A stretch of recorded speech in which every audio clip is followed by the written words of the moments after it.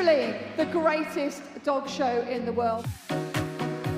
We are off and running, nothing in it at the moment, still probably with the quicker dog on that far side. They're already celebrating. Tight turn at the top there, through the tunnel, hopping over those final two. Well done! Woo! Well, let's give them a big round of applause. Well done. A bit of Mickey taking from the dog. It was a great way to kick off the show, wasn't it? Well, would you like to welcome in the Southern Golden Retriever display team?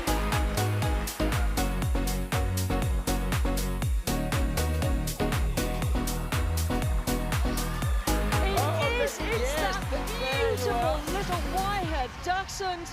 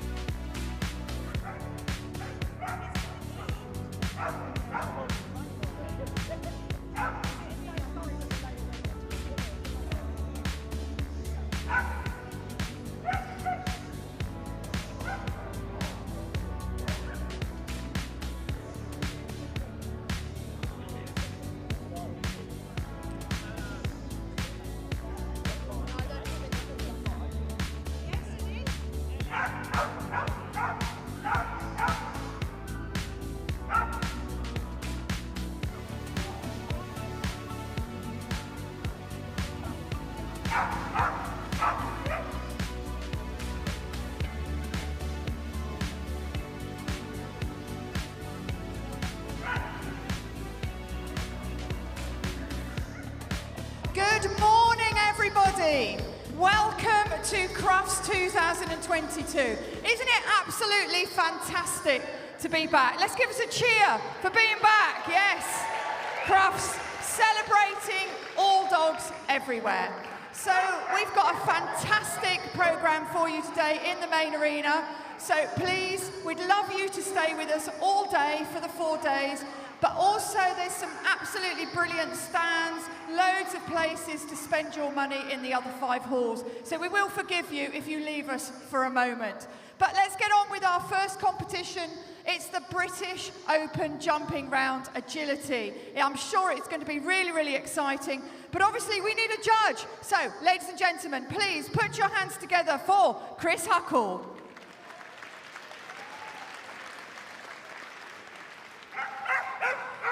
So we're ready to go with our first dog. This is Sian Illingworth, an agent.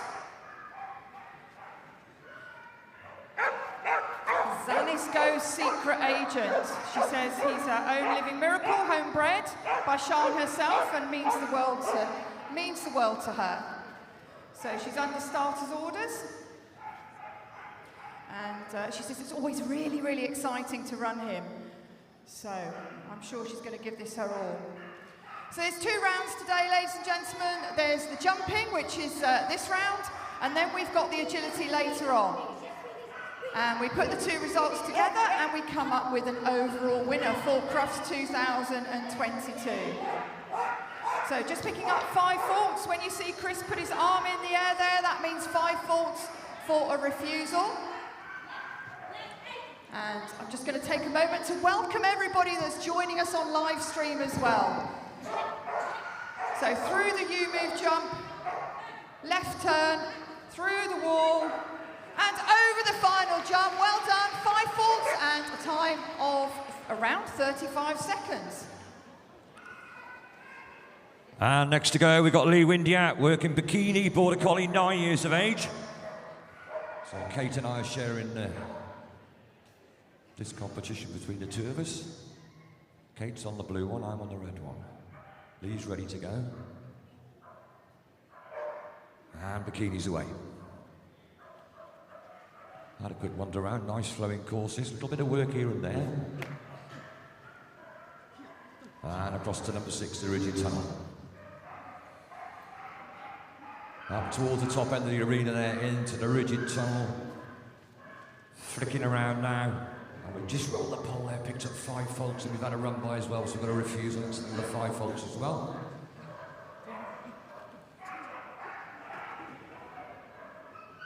Through the tyre, top end, sorry, through the tunnel at the top end, we're in the wheeze. We've just pulled out, we've got elimination, unluckily there. That's a shame there for Lee and Bikini.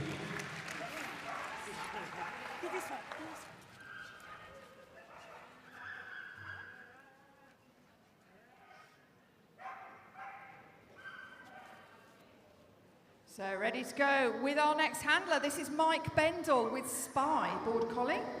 Devon Gem Pure Genius. So leading out, trying to get a really fast start there.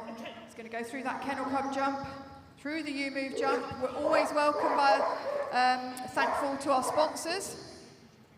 Without them, we couldn't run these competitions.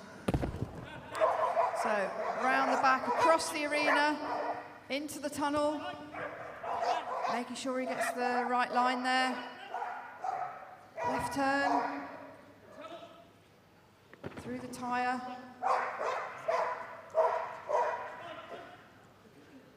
We've got 2 to go, ladies and gentlemen. Well done, it's a clear round, 32.327 on a clear round, well done. So 32.327, the time to beat now. Next in, we've got Tamsin Hulley with Roots, Border Collie, 8 years of age. He says, this is our 2nd time at Crufts since I was here in juniors, and I feel so honoured to compete with my best friend. Roots owes me nothing, and yet I owe him everything.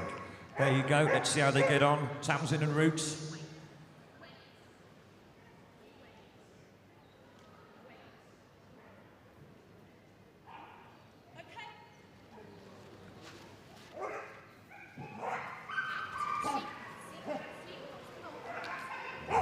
Just stepped out the first lead, unfortunately picked up 5 faults there. So, legs are going now with Tamsin. Roots following behind and now ahead. Nicely handled up that top corner. Nice swap of the sides as well, swinging around to number 12. Through the tyre. Thought we were going to miss that, we were a little bit wide there, coming down towards the finishing area. 17. We've got the 5 faults at the moment, unfortunately. We're over the wall, we want to go, here we go. Yes, well done with 5 faults, Tamsin and Roots. 37.270 into 3rd place at the moment.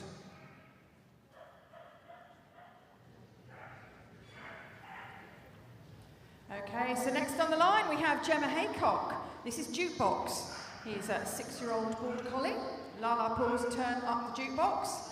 You can see he's pretty keen to get on with the job. So our handlers will be very aware of the fact that they're trying to get, not eliminated in fact, in this round because it makes such a difference to the agility round later on today. So they're trying to get the best possible place to put them in a good position for later on today. So 5 faults there, as the pole just went down. But like I said, still all to play for. So that's another pole. So we're on 10 faults as we come down to the final jump. 30.540, a great time, just with 10 faults there. Nice run. Shame about the faults there, unfortunately. Next in is Andrew Priestley with Peggy, Border Collie, 3 years of age.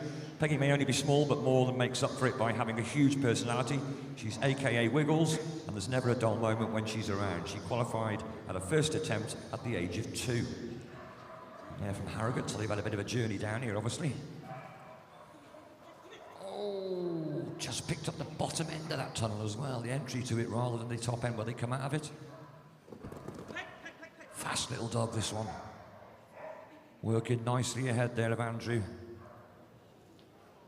And we've got an elimination. Just popped over the wrong one.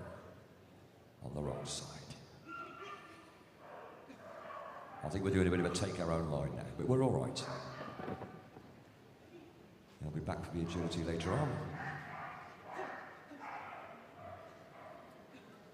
So, unlucky there for Andrew and Peggy.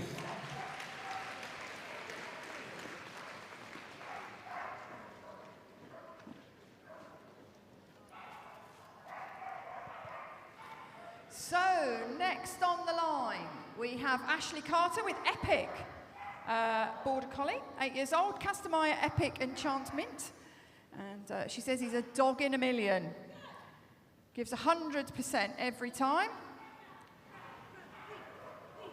Here we go, into the weaves. Wow, look at that. Very nicely done.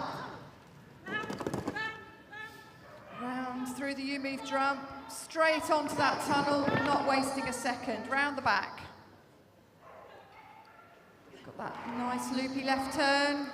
Through the tyre. We've got 3 to go. Go on, Ashley, one more. Oh, quick. She knows she's got to go through the last jump. Well done. Just picks up 5 falls. What a shame right at the beginning there. 35.158. Sorry, at the end, I mean, not at the beginning. So we're going to have a course change now as far as heights go, so you can just see what's going on around the arena, just in case you're wondering what's going on. I'm sure most of you probably are agility people. Anybody here for the flyball this afternoon? Oh, it's too early. Anyone here from Scotland yet? Oh, it's building up, building up. We'll be having some noise later on, I'm sure, with the Scottish team. And they need to do a lot louder than that. Maybe they could amalgamate with England. But I don't think that would work, though, would it?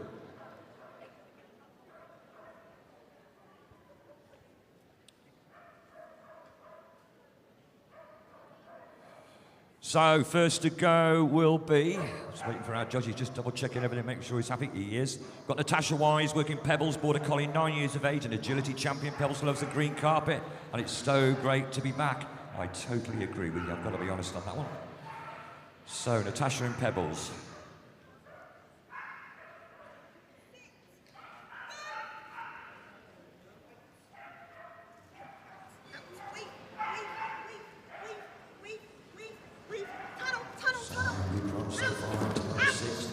No problem. The speed that went to the entry of that tunnel sends the dog on. Pastoral the tyre. We're pulling away nicely. We haven't taken the tyre, which is the main thing. Now we're going to take the tyre. Back in that tunnel. A little bit hesitant there as we went in, but we're okay. Oh, just dipped the pole there, unfortunately, with 3 to go. Come on, Pebbles.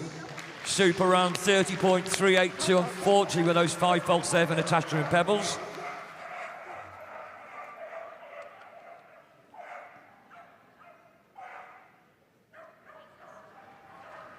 So, next on the line is Stephanie Best with Fate, 5-year-old Border Collie. Agility champion, dare to dream, it must be fate. So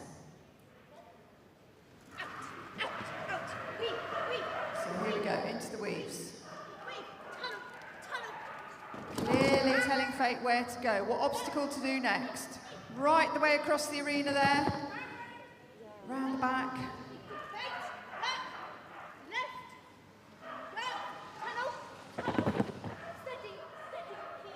Getting in a tight turn there, we're in the final. Oh, she looked at the weaves, well recovered. Oh, well done, Steph, for hanging on. 31.580 on the time on a clear round. Ooh, that was a bit scary at the end there. That was a bit of a weaving on the end there from that wall across to the end there. Fantastic run, well done. So next in we've got Joanne Tristram with Bright, Border Collie, 7 years of age. And they're from Gloucester. So Joanne and Bright. 31.580, the time to beat.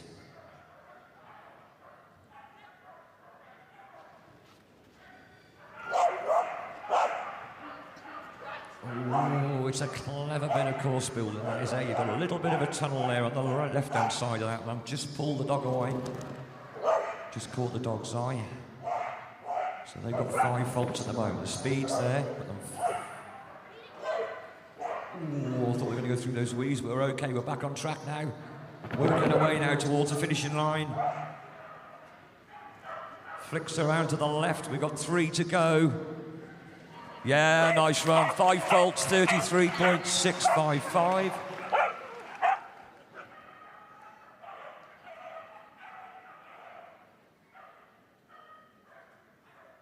Okay, Joe Gleed is next with Scooter. Agility champion, looky, ready or not. So she loves her agility. She likes to be cheered. Right, into those loopholes. Nicely done. Right the way through to the tunnel.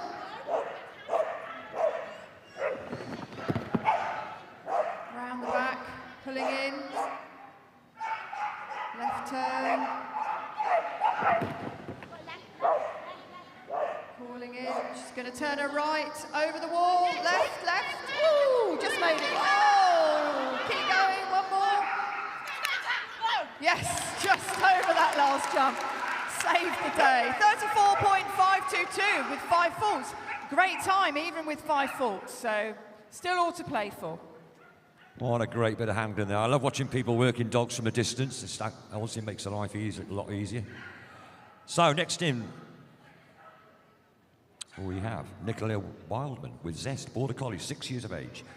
Nicola used to be an architect and now is a full-time agility trainer.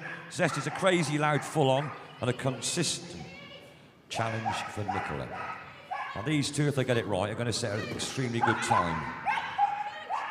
You can obviously hear the vocals, plenty of vocals there coming from Zest. Nicola doing her bit, just unfortunately picked up 5 faults there. So another one on 5 faults. Got 3 to go. And over the finishing line with 5 faults and 30.670 and going to 3rd place.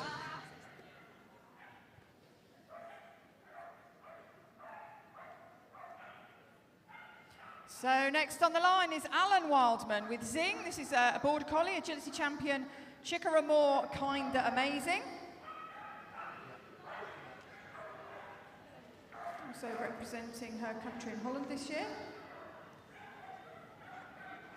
So Alan just going to make sure she's nice and settled on the start line.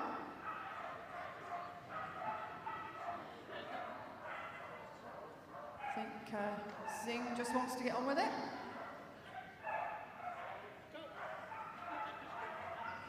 So we're off. Down that lovely long line to the weaves. Through.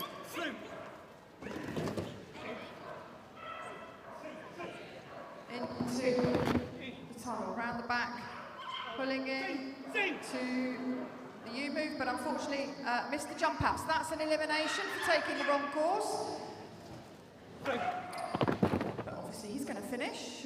Zing has got no idea whatsoever that she got eliminated. And a lovely finish. Well done, Alan. Sorry, guys.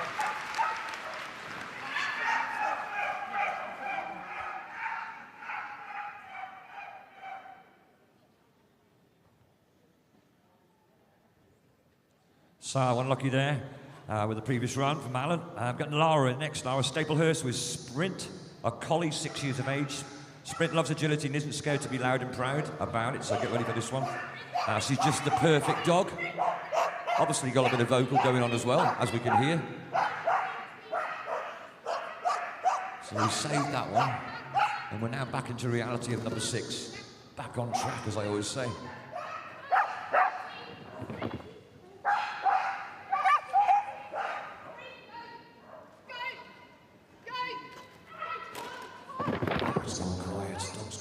with 5 faults and another 5 faults, which is a shame. 3 to go, coming over the spread. And the finishing line is 35.468. 10 faults, going to 6th place.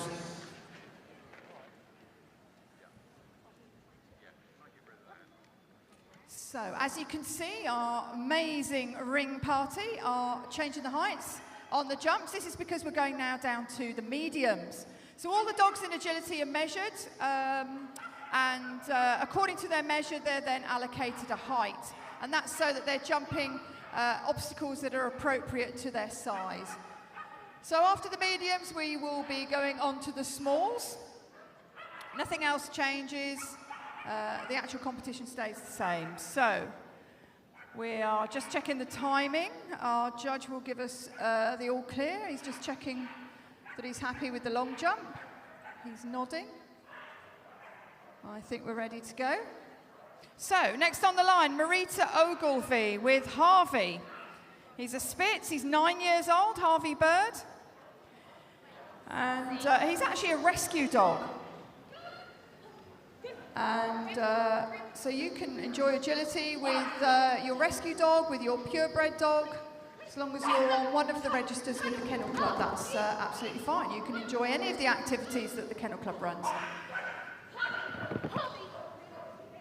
So, round to the U-move jump. Down that long line. These little dogs have got further to run, I think. And these little legs. Here we go, over the wall, come on, 2 to go, yes, well done. Clear round, 34.205, what a fantastic time as well.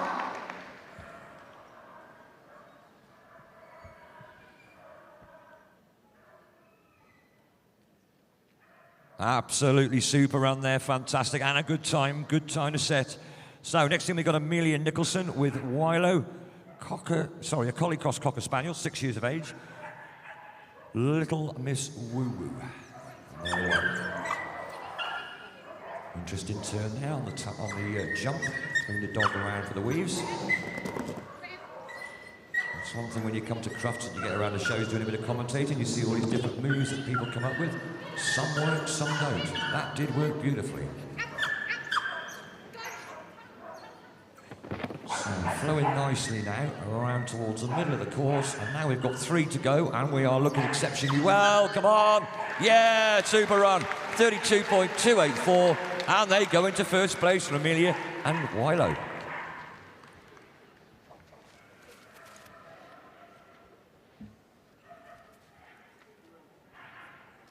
Okay, so next to go is Blythe Fox. This is Rue, the working Cocker Spaniel. Devon Gem, Golden Moment. She's going to bark all her way around the course.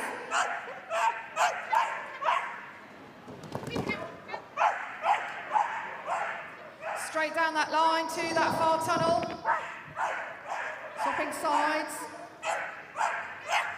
She goes back through the tyre, into the other tunnel. Here we go, 3 to go, let's give them a big cheer, it's a cracker! 31.564, goes into first place, wow, well done, well done. These smaller dogs are really, really setting the bar high here.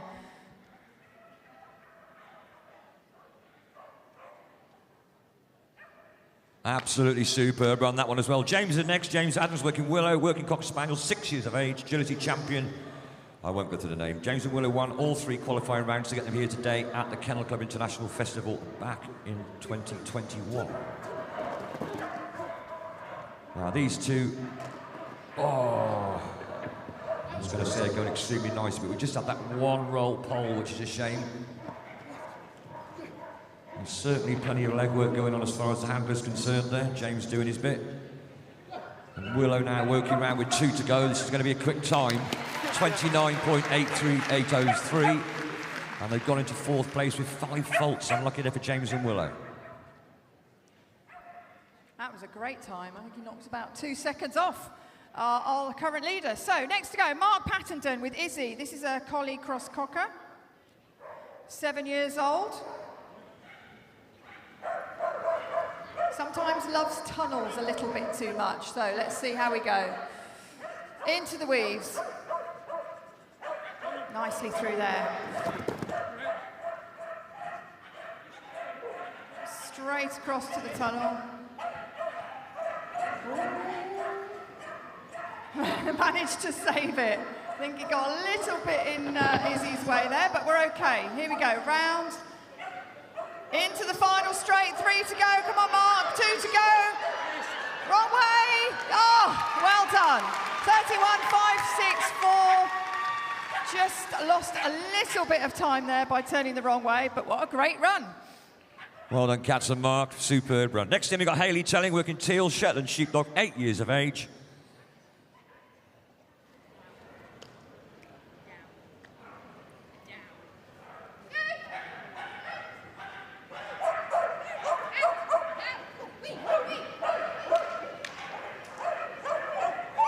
So, great start across now to number 6 in a rigid tunnel.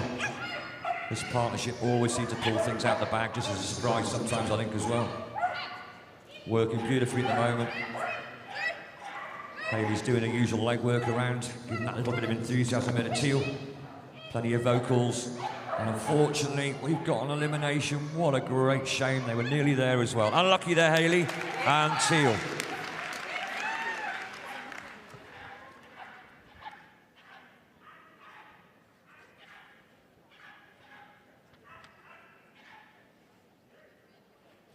Okay, so next on the line is Catherine Sondergaard with Touch of Pink. This is a Shetland sheepdog, I think the first one we've seen today.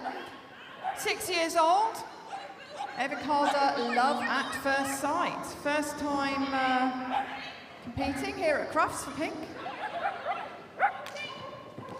They've managed to qualify for the Kennel Club British Open. So here we go, round to the tunnel. We're looking to beat 31.564 on a clear round. We've got 3 to go. Well done, it's a lovely run. 35.900 goes into 5th place.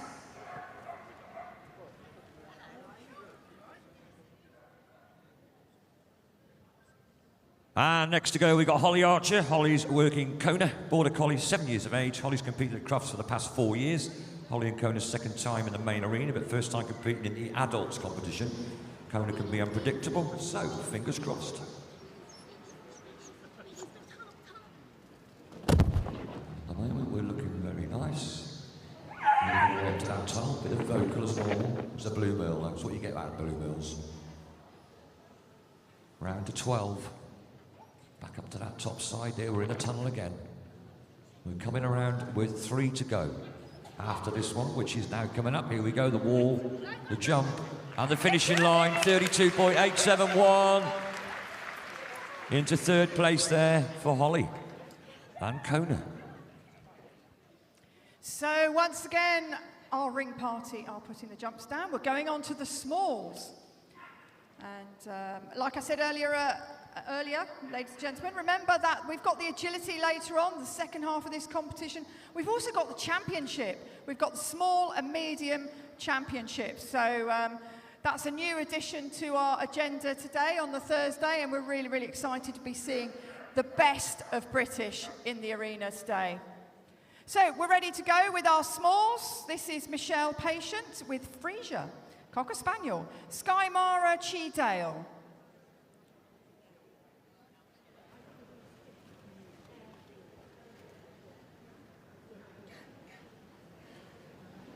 Now, little Frisia here is actually 9 years old, so fantastic.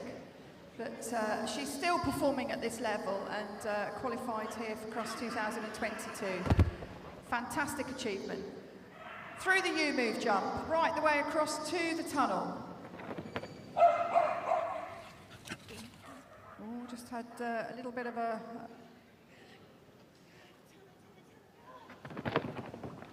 Here we go, through U-move jump. Round right turn, through the wall. Come on, you've got 2 to go. Well done, Frisia. A great run. Clear round, 35.875. Well done.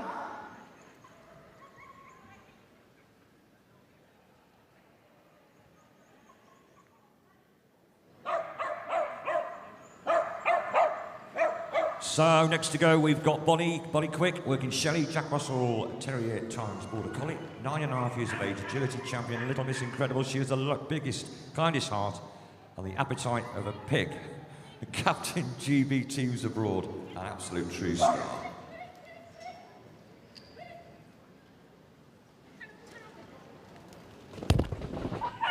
Jump from Shelley into the tunnel. It quite makes me laugh sometimes when you see the dogs actually jumping into the rigid tunnel.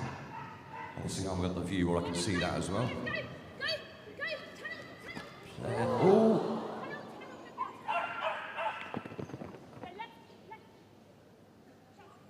Well, we're moving okay. And across the finishing line, nice run, 35.575, including a roly-poly.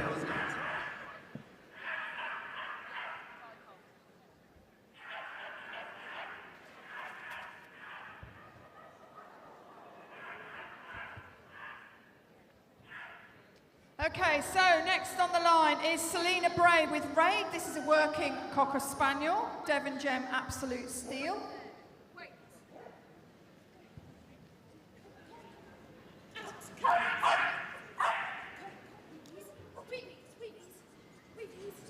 So nicely through the weeds, very quick little dog. Right the way across through the U-move jump, across to the tunnel. Oh, saying I'm not sure which way I'm going.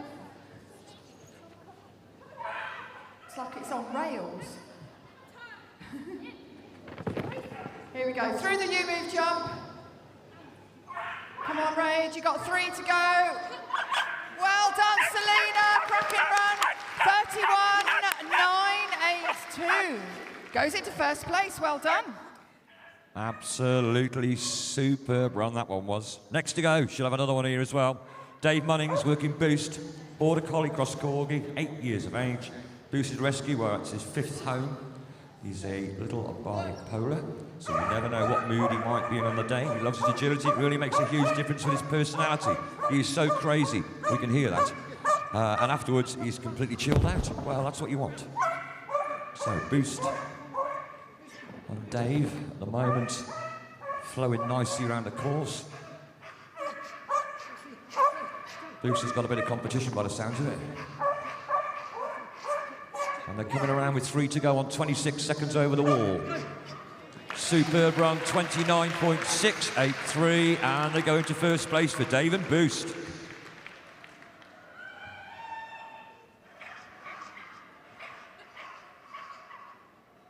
So, next to go, Lucy Norton. I think she's brought her own fan club with her. This is Fling. Agility champion, Radija's Whirlwind Fling. German Spitz, 9 years old. Another 9-year-old dog. He's going to bark all his way around as well.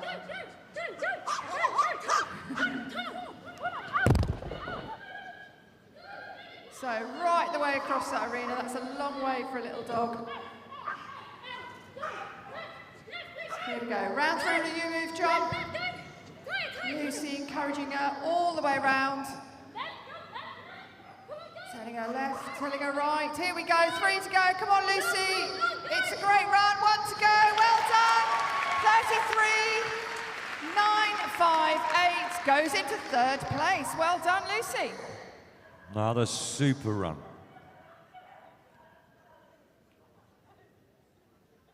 Okay, 2 competitors to go. I've got Avril Moran with Tricks, working Cocker Spaniel. 2nd time competing at Crufts. They participated in Novice Cup in 2020. So Avril and Tricks, leading time 29.683 at the moment.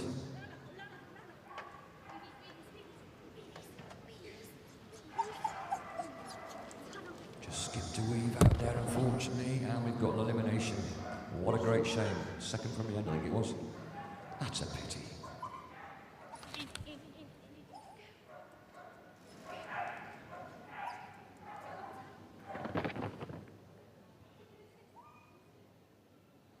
So 3 to go, sweeping around. Unfortunately, they've got the elimination there, and across the finishing line there for Avril and Tricks. I'm sure we will be seeing them again at some point. And our last dog to go, I'll hand you over to Kit.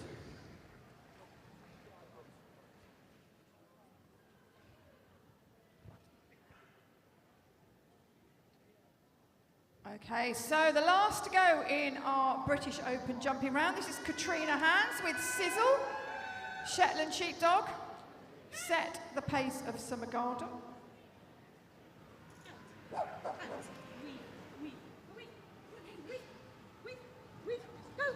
Nicely through the weaves and into the tunnel.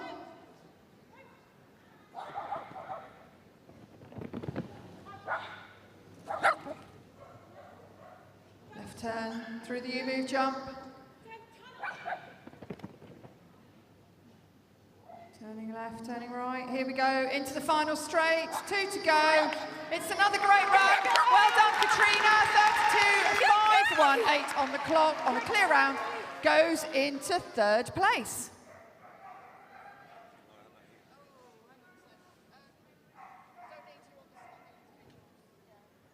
So, ladies and gentlemen, don't go away. We will very shortly be going on to the presentation.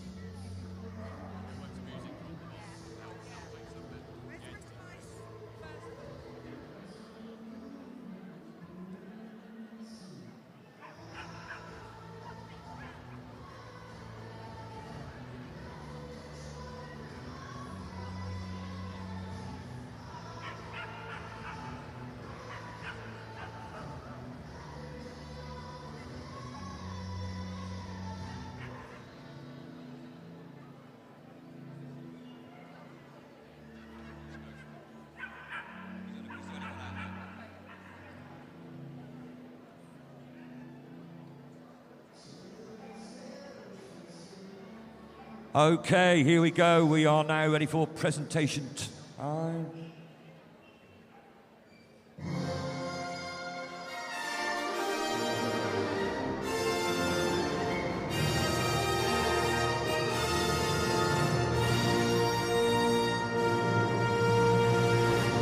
And making the presentation this morning is Chris Huckle, our judge. Lovely course, like that one, Chris.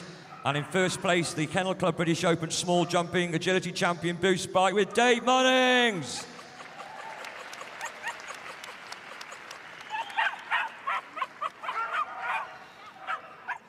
Well done, Dave. That was a lovely run. That was a good boy sometimes. And in second place with Devon Gem Absolute Steel, Selena Bray.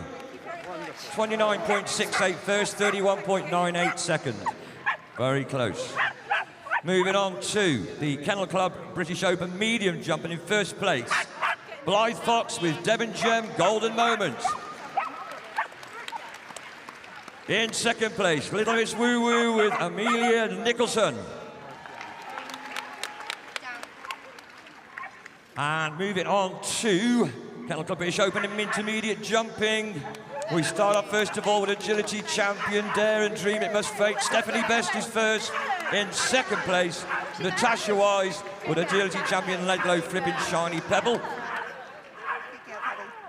And our last one to go, the large open jumping for the Kennel British Open. First place, Devon Jemper Genius with Mike Bendell.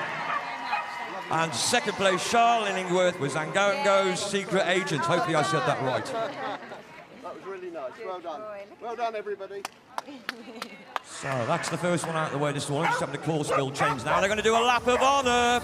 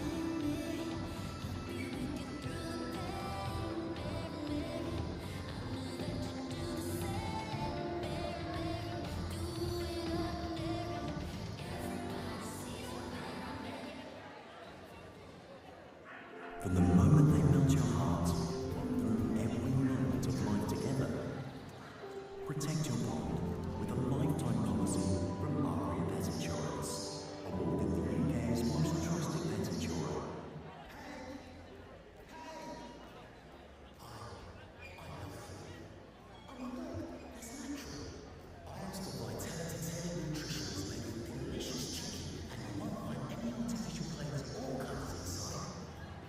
Which is good to know.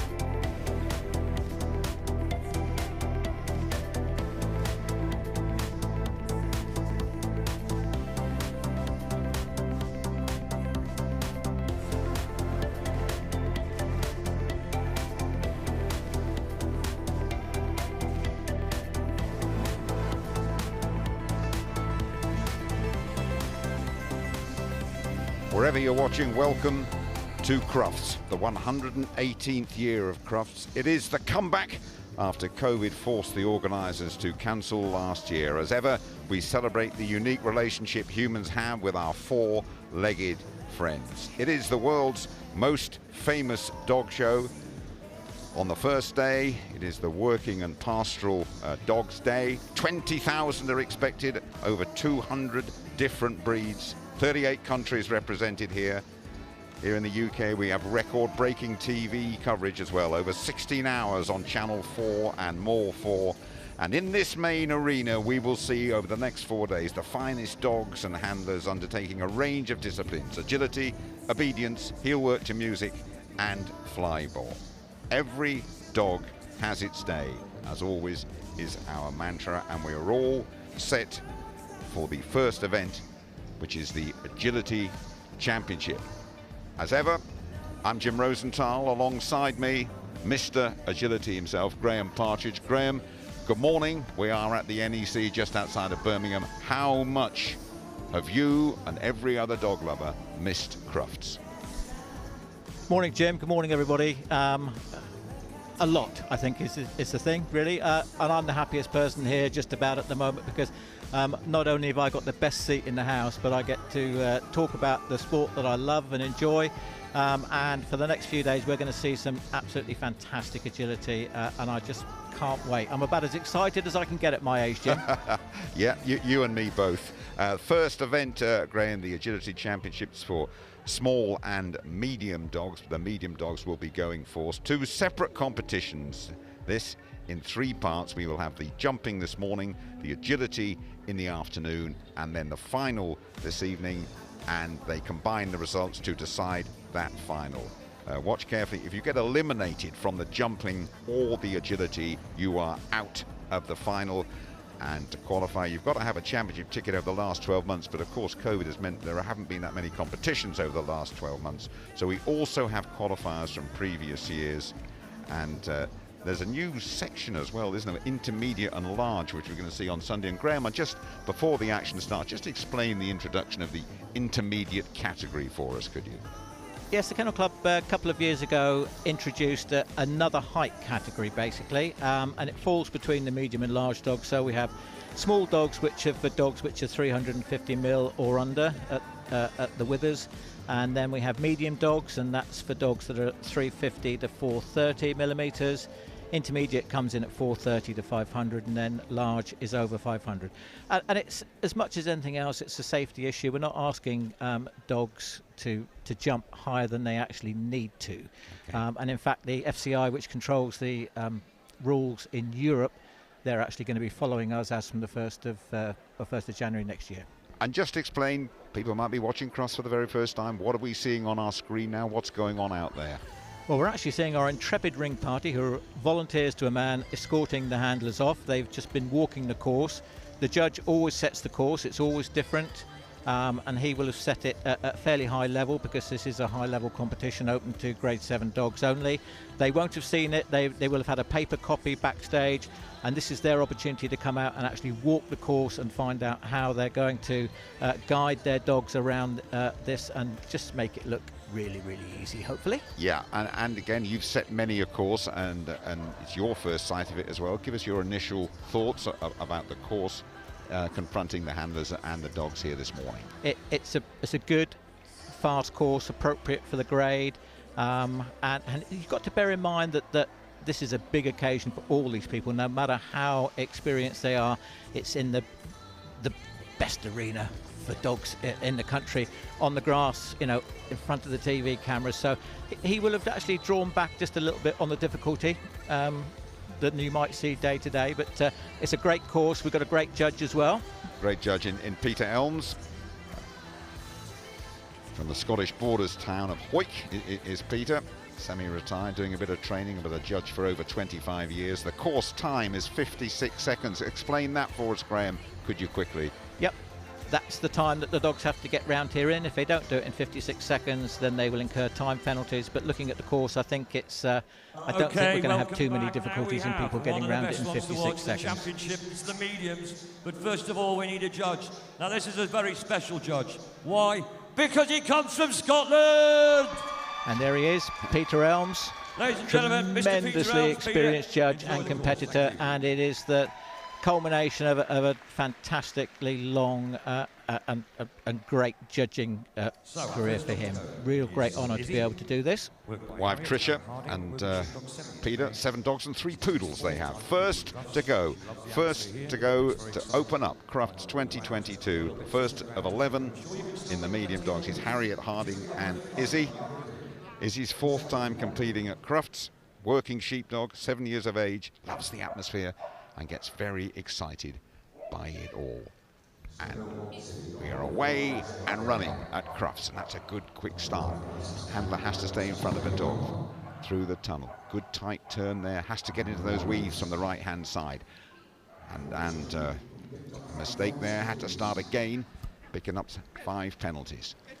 Through the tyre, again through the tunnel.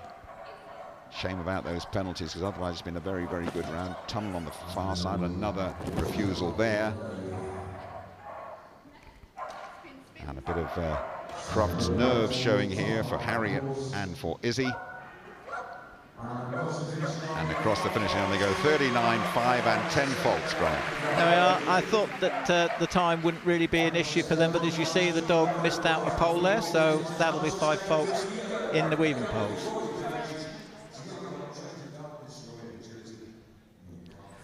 Nigel Staines, champion really for Kelpies in this agility, and there's this beautiful looking Kelpie. Zico, fast, intelligent dogs, these 4 years of age is Zico. Loves seeing these dogs run at Crufts. Looks dainty, but going at his own pace is Zico.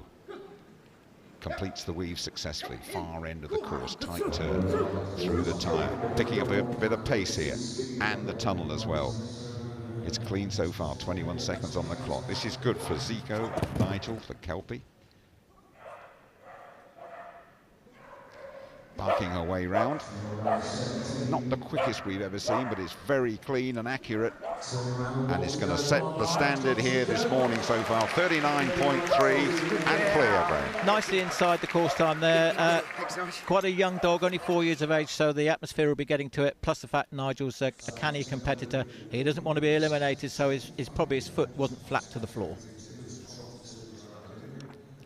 Lily Daking, 5-year-old Sheltie Scout from Andover.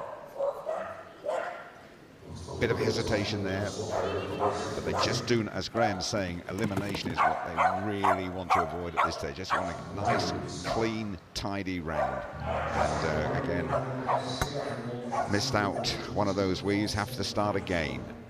Weaves causing a few early problems. I think probably this one at the end as well. Through the tyre, okay. No, that was fine in the weaves. Barking into that tunnel at the far end of the course and picking up a bit of pace in this midsection as well is Sheltie, the 5-year-old. 5-year-old Sheltie, just finishing 42.3 and 5 faults. Yep, nicely done. Into the weaving poles, and you see they're missing a pole, so they have to go back and correct it, either from the beginning or from where they made the mistake. We welcome Ashley Butler, who has joined the TV presentation team here at Crufts. And she's with Eliza, 8-year-old bearded collie, always puts 110% into everything that she does. Achieved a lot of her goals last year, including winning a championship ticket. Ashley Butler and Eliza. Let's see about those. That's quick, and that is very, very clean through the weaves. That's the best we've seen through the weaves so far this morning. Good through the tyre as well. This is a good pace, and it is clear so far. This is looking like the best round we've seen from Ashley and from Eliza. What about the tunnel? Really getting into the stride now is Eliza. Turning so well, picking up plenty of time and looking well inside the time as well, well inside. That's the best so far, 35.3 for Ashley and Eliza, and clear. Very nice round, expect nothing less there from Ashley. She's been in very good form in the last couple of months since we came back from COVID, I think I might have 50p on her in the final, Jim, you know. That's generous for you. Okay, here's Sam Tarr with Frankly. Oh. She's okay as long as she doesn't go through the timing beams. So okay, that was a bit of a full start there. We'll have a word about that later on, but they're off and running. Sam Frankly, 8-year-old Shetland sheepdog, first championship qualification at Crufts. We can forgive a little bit of nervousness at the start. What about the weaves? That's the way to take them. Absolutely faultless, flying through there. Good pace as well, racing through the tyre and the tunnel right in front of our commentary position. This is looking good, and frankly letting us know that how much he is enjoying it. Well up with the clock at the moment, well up with it. Close, 37.0 and clear. That's a great round for Sam and for Frankly. very nice round there. And as I say, if anybody ever tells you that we force our dogs to do this or the dogs don't enjoy it, just look at these dogs going around here. They are having a ball. To them, this is just a big game. Next in the big game, Shannon Springford from Swanley and Gift, 8-year-old Border Collie. Okay, so I'll just talk you through this now. As you say, they go around here now, they'll go into the tunnel, but they have to go in the opposite end of the tunnel, so that's a handling feature there, and then they turn left off the back of another jump there, and then they've got to push out round this one here. Nice, fast, straight here, through the tyre, into the tunnel. The handler peels away to pick them up. She changes side to pick up the dog on the left-hand side because they're going in the right-hand side of the tunnel. Out of there, they've got to watch the start jump. Very nicely done. Shannon's a very experienced handler. Get a nice tight turn. The tighter the turn, the better the time. Very nice there. 32.892, and into the lead she goes, Jim. Very successful partnership. Winners in 2018 and laying down a marker here this morning. Shannon Springford and Gift, top of the pile.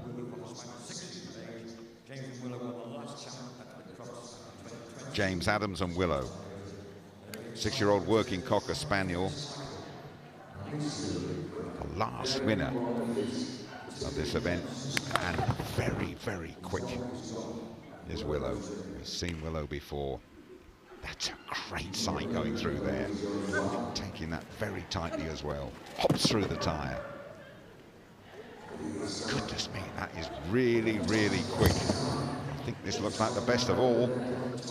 If they can keep it going and keep it clean, that's James and Willow, the Cocker Spaniel.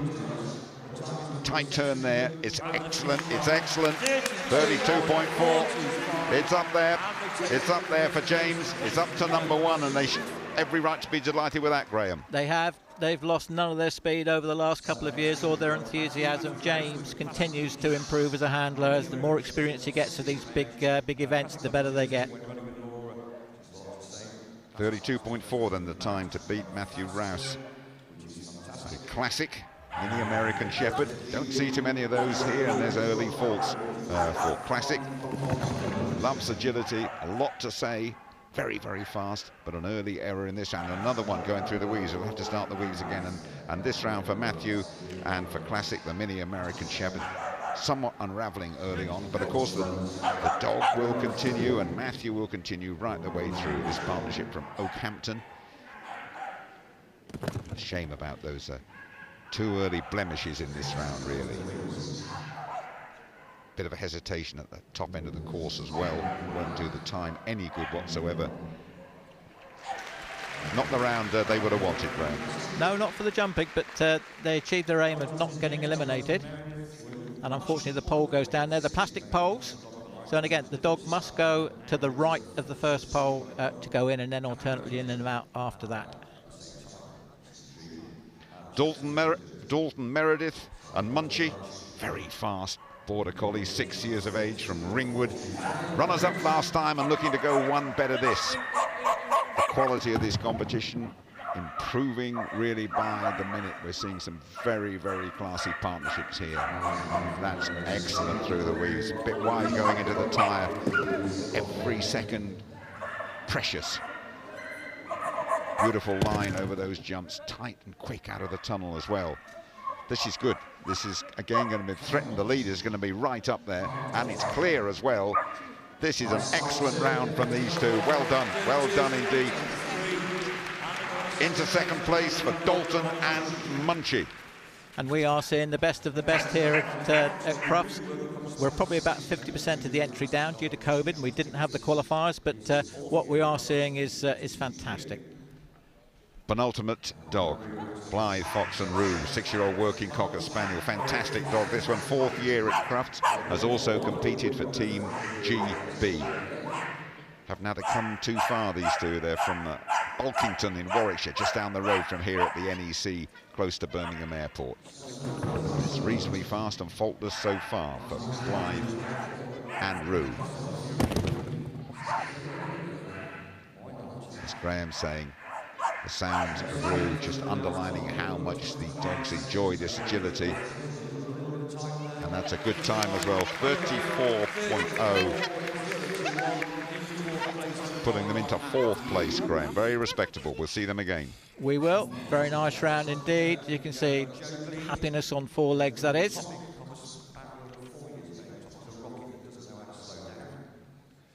Last dog in the medium section.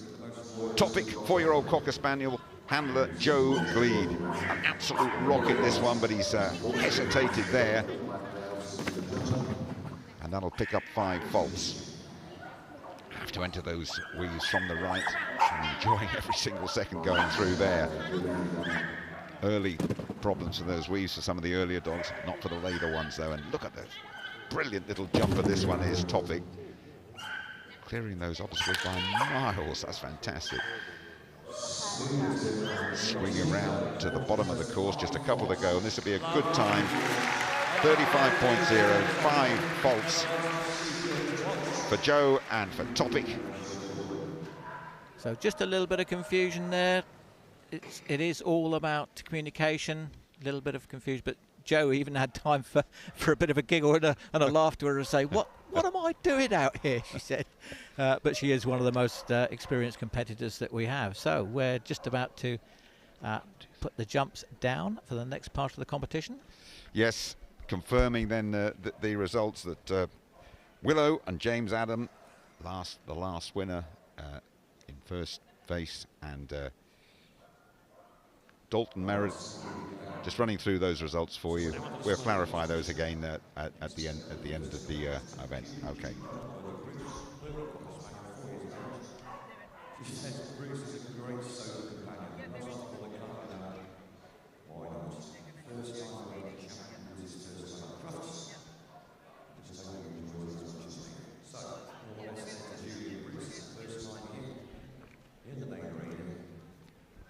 So first to go of the 9 small dogs, Julie Dunlop and Bruce, 4-year-old working Cocker from Banbury, first time running the championships, and Bruce's first time at Crufts. Let's see how this brand new partnership gets on. First of the 9 small dogs. So a very experienced partnership this, but quite a new dog for Julie. Actually, this dog's related to the one that I own, but she's a very experienced handler. She's been on the green carpet before, and you can see what's happening. Very clear cues to the dog. The only thing is that they can't touch the dog. They can say what they want. They can use their body language. But nice round. Unfortunately, just picking up 5 faults for a pole down. Just the 5 faults then, but looking very good going through the weeds. Bruce, the working Cocker. That's where the faults came. This is Bonnie Quick and Shelley from Wellington in Somerset. Jack Russell Terrier, cross border collie. Very keen to get going as well. Very successful dog this over the years, a winner of the British Open in 2019. Shelley with Bonnie Quick. And we're off. Beautiful jumping style as well. Lovely. What about the weaves in from the right? Almost tiptoeing through there, but at great pace as well. It's clear and the time is good. Ooh, look at the height going through the tyre there as well. That's a great jumping style, Graham. It is, and this dog is nearly 10, so it's just a great advert to how fit and healthy, with the proper nutrition and exercise, that you can keep your dog by doing the sport. And that's going to be a really nice round there for Bonnie and Shelley. Puts them into the lead. Indeed it does. clear. 34.4, best so far. All the way from Scotland. This is Katrina Hans and Sizzle, 4-year-old Shetland sheepdog. Quickly away. Best time so far is 34.4 and clear. Well inside the course time, all these dogs, course time of 40 seconds. As Graham said at the start, very generous. Just a bit of hesitation there, Graham, but got it right in the end. Heart was in her mouth then. Still, she's recovered well. Sometimes just a little error like that can put you off, but she's actually collected it up very, very well and finished nicely, 34.503. Yeah, and to second place, good enough for second place for Katrina and for Sizzle, and a very, very good recovery from that hesitation as well.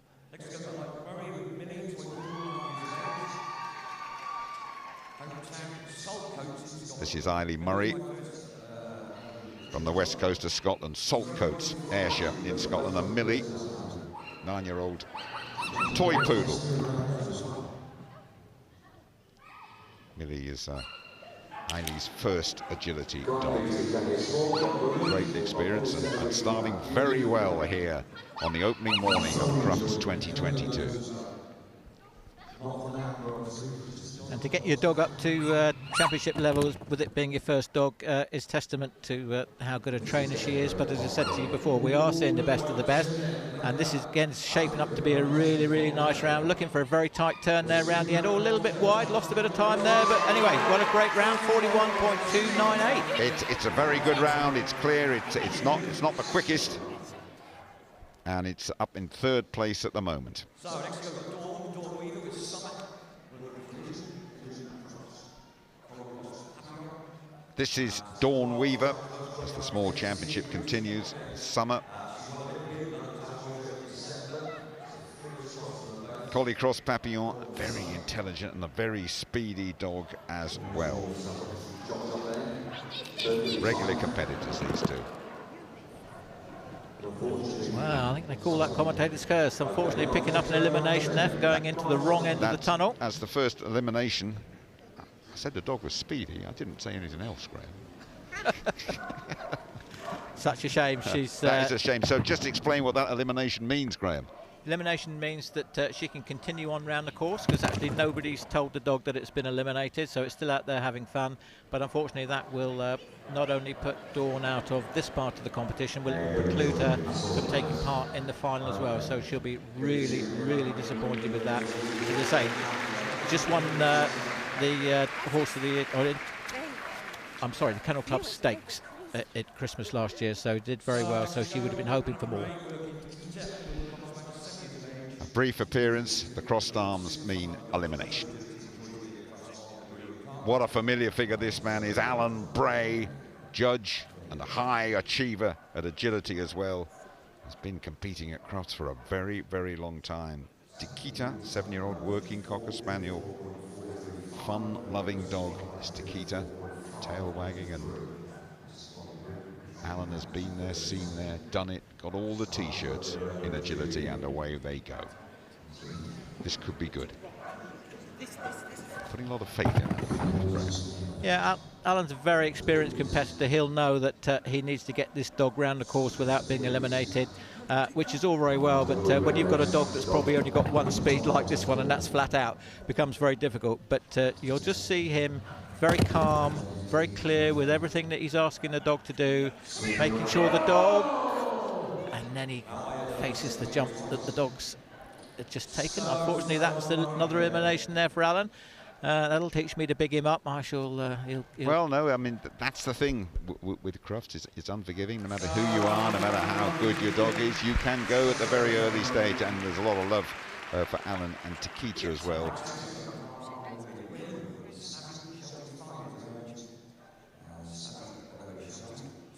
And disappointment from Peter Elms that he had to cross his arms there. Mark Wingate win, and Snazzy, 5-year-old Sheltie from Derby, super talented dog, second time competing in the championship at Crufts. They're on a brand new carpet, by the way. That carpet is remade every year here at Crufts. Clear so far. Decent speed too. Mark Wingate win and Snazzy. Really is a great course this by Peter Elms, just giving the dogs the chance to stretch out, not putting too much pressure on them for the first round of the competition. And you can see again, looking for a turn there, very nice round there, and a very nice round there from Mark. 34.5 puts him into third place. Very, very good. Mark Wingate win and Snazzy the Sheltie. Perfection. One to go after this one. It is Lauren Langman and Blink. We have seen before. One of my personal favourites, 8-year-old working Cocker Spaniel, and Do Not Blink. This dog shifts. Little feet working away. Bit of hesitation there, but went the right way in the end. Blink. Tight turn into the waves, in and out. Super style from Blink. It's lost none of its agility, none of its speed as well. 8 years of age now she is. Crashing through the tunnel. Taking those jumps excellently. Tunnel at the far end as well. Tight turn. This is going to be a very good time, and it is clean as well. Really good round for Blink and for Lauren. Tight, one more tight turn, and then into the finish. And it's very, very good indeed, and takes them into first place. Lauren Langman and Blink. Very nice round there, very tight turns, which is what you want. It's all about the line of the dog. We don't want sharp turns, we want nice, continuous flowing lines, and that's just what we got. 34.3 and clear is the time to beat for our last dog, Dave Munnings and Boost. The Corgi from Bicester, 8 years of age, rescue dog. Had a few problems early in his life, but has settled down well. Depends very much what sort of mood he's in, and he looks in the mood to go well here on the opening morning at Crufts. Really getting into his work. Now, is that Dave Munnings or the dog, Jim? Both. I don't know Dave Munnings well enough to know if he's moody or not, but the dog comes with a moody reputation. But it's done really, really well. It's going to threaten the best here. Tight turn at the end. Look at the clock. Very tight turn. 32.8. It's not going to threaten the best. It's going to beat the best. Dave Munning and Boost, numero uno. Absolutely loves it. Look at this. Flat out down there. See Dave putting his arm out, telling him to get in that tunnel. And look at that. And here then, that last dog, Dave Munnings and Boost, 32.8 and clear. Lauren Langman and Blink in second place, and third, Bonnie Quick and Shelley. Very, very good times all.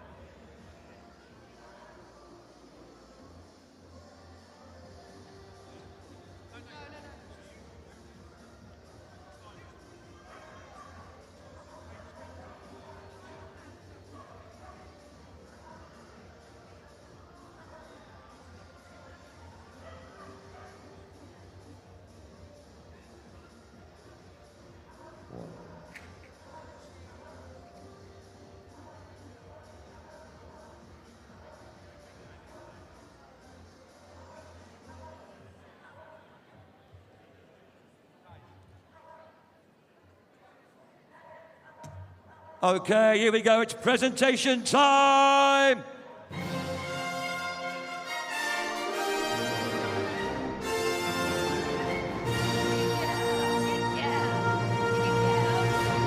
And our presentators. Here we go with the presentations for the small and medium championships.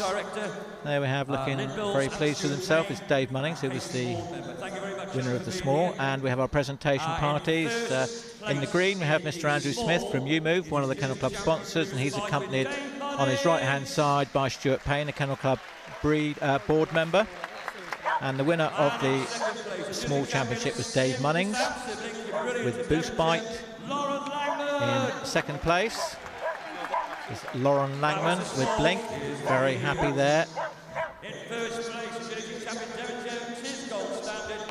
And the winner of the medium championship, James Adams, last year's winner as well, so he's doing very well, keeping up the good record. Dog doesn't want to stay still, don't blame him either. And in second place in the medium championship was Dalton Meredith. So well done to all of those. That's a really great start to Thursday here at Crufts on the magic carpet. Jumping championship round here at Crufts 2022 with Boost. So Dave, tell me, what's it like to be back at Crufts? We love Crufts. It's our favourite event. It's so exciting. Yeah, we love it. And how have you managed to keep Boost fit during we've had 2 years off, haven't we? So how have you managed to keep him fit during that time? A lot of walking, loads of walks, a bit of training. He kind of knows his job, so I don't overtrain him. Mainly walks. Brilliant. Boost is an expert, isn't he? He's an expert at his job. So well done. So ladies and gentlemen, let's please give them a round of applause for their lap of honour. There we go with the customary Crufts lap of honour. Great start to Crufts 2022.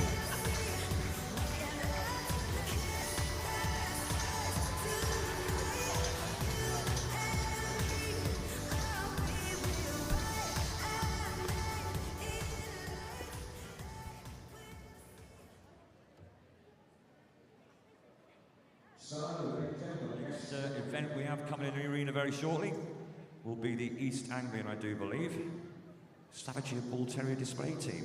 Fingers crossed that's right. Hopefully it is. So they're obviously just setting the course up at the moment. It's great to be back here. I'm sure you all missed it last year. I know everyone loves Simba. He's either bouncing off the walls or he's asleep. He is a very, very friendly dog. He loves people. There's not many dogs like him in the country. We're a very small team that supports all of the London Fire Brigade. Our job is to investigate fires to determine their cause and origin, and we have our dogs to support us. Simba's an English Springer Spaniel. We got him when he was a year old. I picked him up in Birmingham, and the very next day we went to work. He was very much part of the Fire Brigade from that point on. They have a number of qualities that are absolutely vital to what we do. The dogs themselves are known as a hydrocarbon detector dog. They are looking for the presence of ignitable liquids and solids. The dogs, with their keen sense of smell, can identify that rapidly. So we have a wooden stirring stick, so you'll put a little bit of paraffin on the stick and then I'll go and hide it. And Simba's job is to find it. Even if I place it down, he's seen where it's been put, he will still use his nose to look for it. So he trust his nose first. The best part of the search is not finding it, it's the searching for it.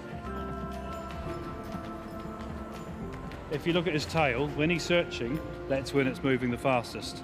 So the rule of a dog's tail never lies always applies. And as soon as he finds it, he gives you the ball back and he wants to go find the next one. He always amazes me still sometimes when I think, oh, it's going to take us a few minutes to do this. And within seconds, Simba's found it. He's a very, very unique dog. What Simba's in now is mainly what he wear in a fire. So these are boots to protect his paws from sharps. They're not fireproof because he doesn't go into a hot fire scene. But it's important that his paws are safe from kind of metal or broken glass. We go absolutely everywhere together. So we genuinely are a team. We're on duty half the time and then are available in case there's an incident.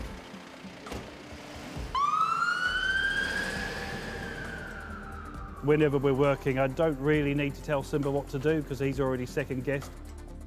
He also works as a bit of an unofficial therapy dog as well. Some of the work we do may not be particularly pleasant, and the one great thing that he does, he actually supports our other fire investigators. He's always there, he's genuinely one of the team. He's emotionally intelligent as well, so I always like telling the story of Simba's first shout, and we were called to investigate an arson. He did indicate a number of areas where an accelerant had been used. The sad thing was the owner of the house, she was pregnant. She was really, really upset. But Simba's mood changed immediately. He went from being really excited to really calm. He went straight over to her, laid his head on her lap, and he allowed her to stroke him for, I think it was nearly 20 minutes. At the most serious of incidents, he does really calm people down. Simba is the perfect dog for the role. You've heard the term, if you find a job you love, you'll never work another day in your life. He's got a job that he loves. Every dog's a hero, but the only difference is that Simba's been given the opportunity to do a really important job, and that's what makes him a hero.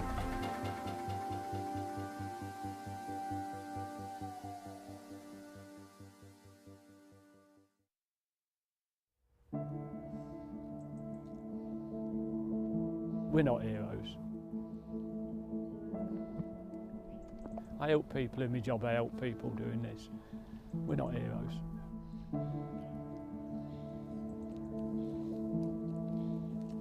My name is Peter Lewin.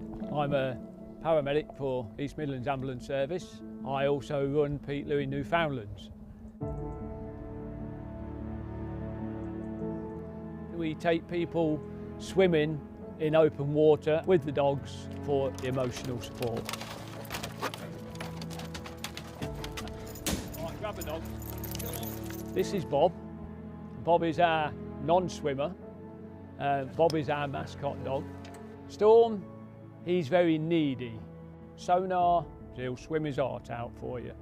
And Walker, he's been given to us by the American Foundation for Prevention of Suicide. We'll have a bit of a swim across, like normal. We get the guys to swim out with us, and I'll call one of the dogs out. Say Sonar, and all you can hear is Sonar blowing out of his nose as he's swimming by. It's just peace and quiet and takes you away from the stress of everything that we go through. We've been doing a lot of work this last summer with the East Midlands Ambulance Service. As you can imagine, it's been quite a tough time for all of us. It's okay not to be okay, and who helps those that are helping the others? Not just paramedics and ambulance staff, but the nurses, everybody else who's there to help them. I did a staff wellbeing day here. When I did the quiet swim, I got extremely emotional. When I finished it, I cried. And then Sonar just sat with me for the whole day then. Just give me a little nudge every now and again. When you're in the water, you just get that element of, it makes you just feel great.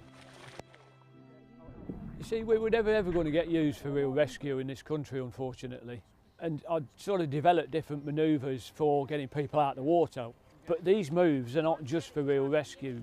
These are great for emotional support, because as I've got that person in that hold, it's giving that confidence that somebody's there for them. We are physically rescuing them, but it's more so mentally rescuing them. There's 3 people around that would tell you that they're here today because of swimming with ease, which is an amazing thing to do. I go into schools and I do water safety workshops. The girl who helped me with that from the start, she absolutely loved it. We're having a discussion around at her house about what we're going to do. She says to me, "Do you remember I was late coming to give you a hand with your training session?" I says, "Yeah, I do." And she says, "Well, I was going to take an overdose that day, but I decided I'd go and help you out because of the dogs and that." And she said, "It was his eyes, the way they look at you. He wasn't there to judge, he wasn't there to criticise, condemn or anything. All he wanted to do was come out and take me back to shore." She said that was it. And she's still here today because of that swim. And I just thought, yeah, that's pretty powerful. It makes me feel proud. passionate about what we're doing, proud of the team, proud of these boys. To have that ability to help people, it's just amazing. My pets are helping these people. It's amazing.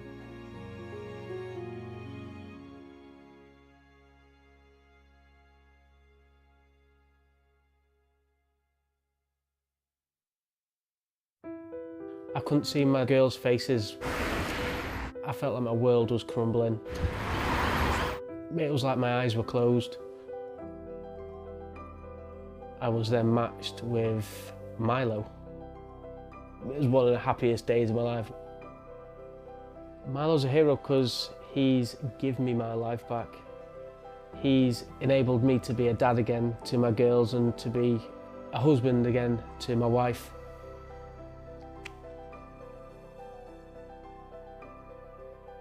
I first lost my sight 3 years ago. It happened when I was at work. I used to work on a farm. I've got a condition called diabetic retinopathy, which is when blood vessels grow into the back of the eye and then they can leak into your eye, obscuring the vision. I had a bleed in my eye. My wife Amanda picked me up and I never went back to the farm. I went into a very dark place which I never want to go in again. Being trapped in 4 walls, not being able to go out, I was petrified.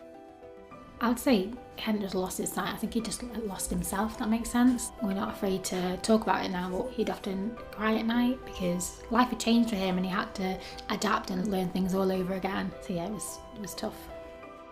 Now in my left eye, I can't see nothing at all.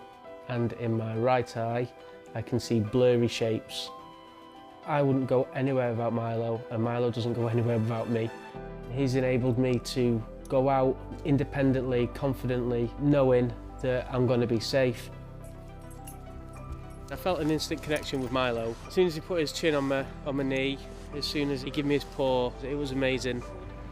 Milo's looking out for dangers, he's looking out for curbs, cars, anything ahead of me that I can't see. Milo will find a bench as well, so if I asked him to find a bench, he will take me straight to a bench and put his chin on it. It's like I've got my eyes when I've got Milo. I just feel so safe with him. There's a few moments Milo has actually saved my life. We were at a crossing and I'd pushed a button and the beepers had just gone off, so I asked Milo to go forward. And Milo didn't move. He was like he was concrete to the ground. 2 cars sped past through the crossing as the beepers were going. A couple of seconds later, while we were walking up the street, a police car sped past after these 2 cars. If we'd have walked forward, me and Milo would have both been hit by these cars, and it was that fast. And Milo didn't move, he kept me safe. He used his eyes, his instincts, and he saved my life. Every day, I put my life in Milo's paws. He's everything, not just to me, to my whole family. And people see Scott or other people walking with a guide dog and they just think, oh, that's just their aid. But no, he's far much more than that. He really is. I feel like Milo is my hero as well. He's given me my husband back, you know. He's given the children that dad figure back. He helps my dad, and not just my dad, everyone, and he makes them all happy. He's like become a lot happier because he's got a lot more freedom now. He helps him when he's like crossing the roads. He's soft, he's cuddly, perfect playmate. I can be happy again now, and it gives me a real sense of purpose. I'm now at college, studying counselling. I would never have had the confidence to go to college if it wasn't for Milo. He helps me with my anxiety if I do start to panic slightly. I really want to use the skills that I'm going to learn because of Milo to help other people that are in my position. Milo's given me my sight back. He's given me a vision. He's given me everything, and I can't thank him enough.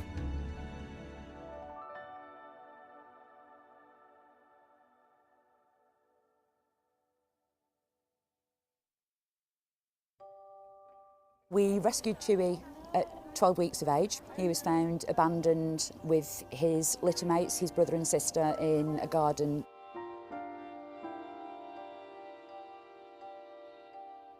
They were tied in a bag. They'd got duct tape around their paws, their mouths. Never really identified who'd abandoned the pups. The lady whose garden it was found them, thank goodness, took them to her vet. They put a post on their Facebook page with like, oh my goodness, look at these little puppies, they'll be looking for their homes. So I went down on the train and met him, brought him back first class.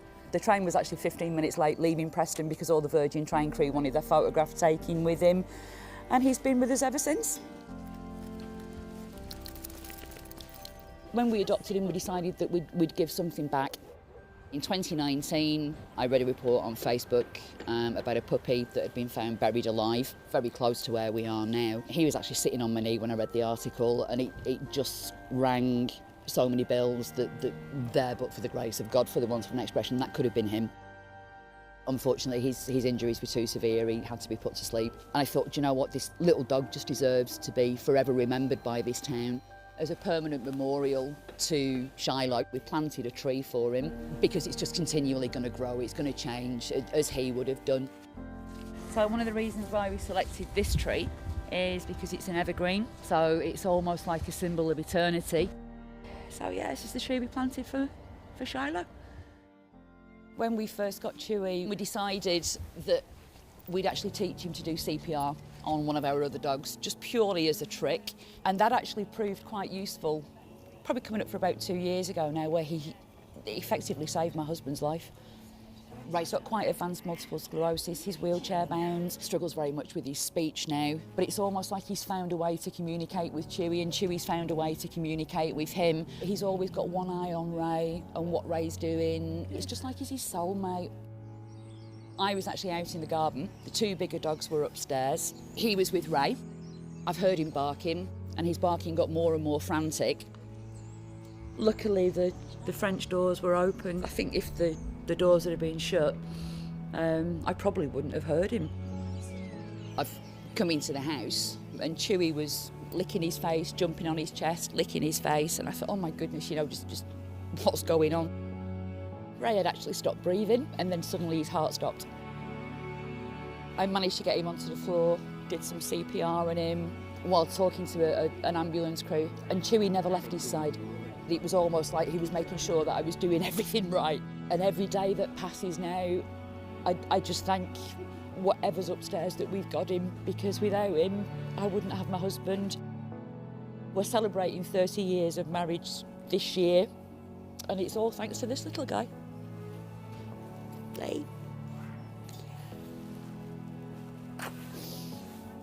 Sorry.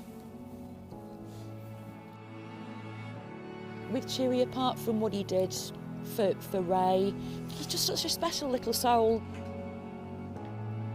You know, his life could have been so much different. His life could have been so tragic. He's just had such a huge impact on both our lives. It's just amazing.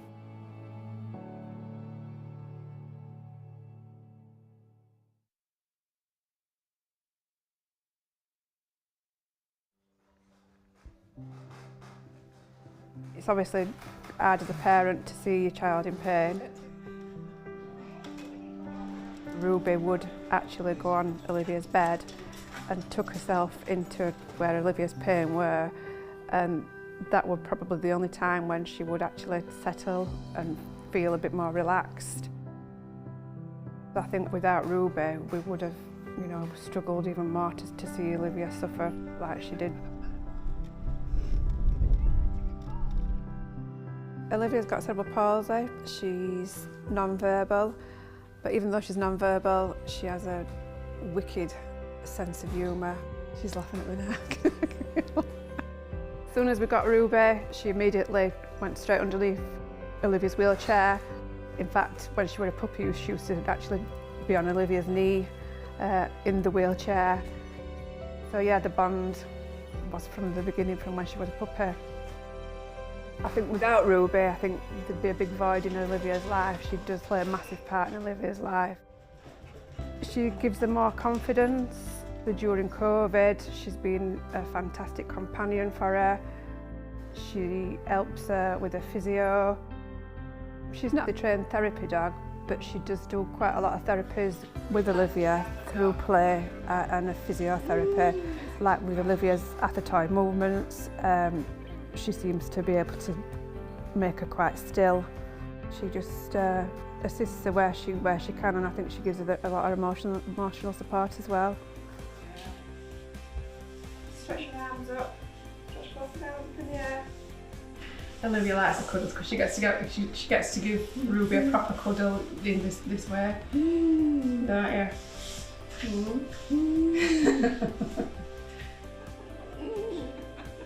Olivia just loves it. She just loves the affection. I think with Ruby, she's just got a bond that just can't be broken, really.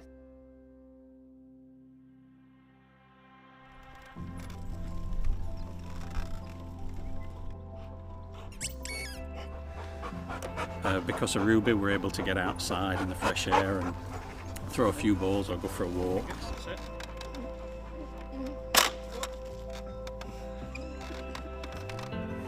It's difficult for her to interact in some ways, but just finding little ways that you can get her involved and playing with Ruby is a great way of doing that. So it's been really good for Olivia's sort of health and well-being, really, just having Ruby around and being able to get out of the house. Which you enjoy, don't you? Yeah.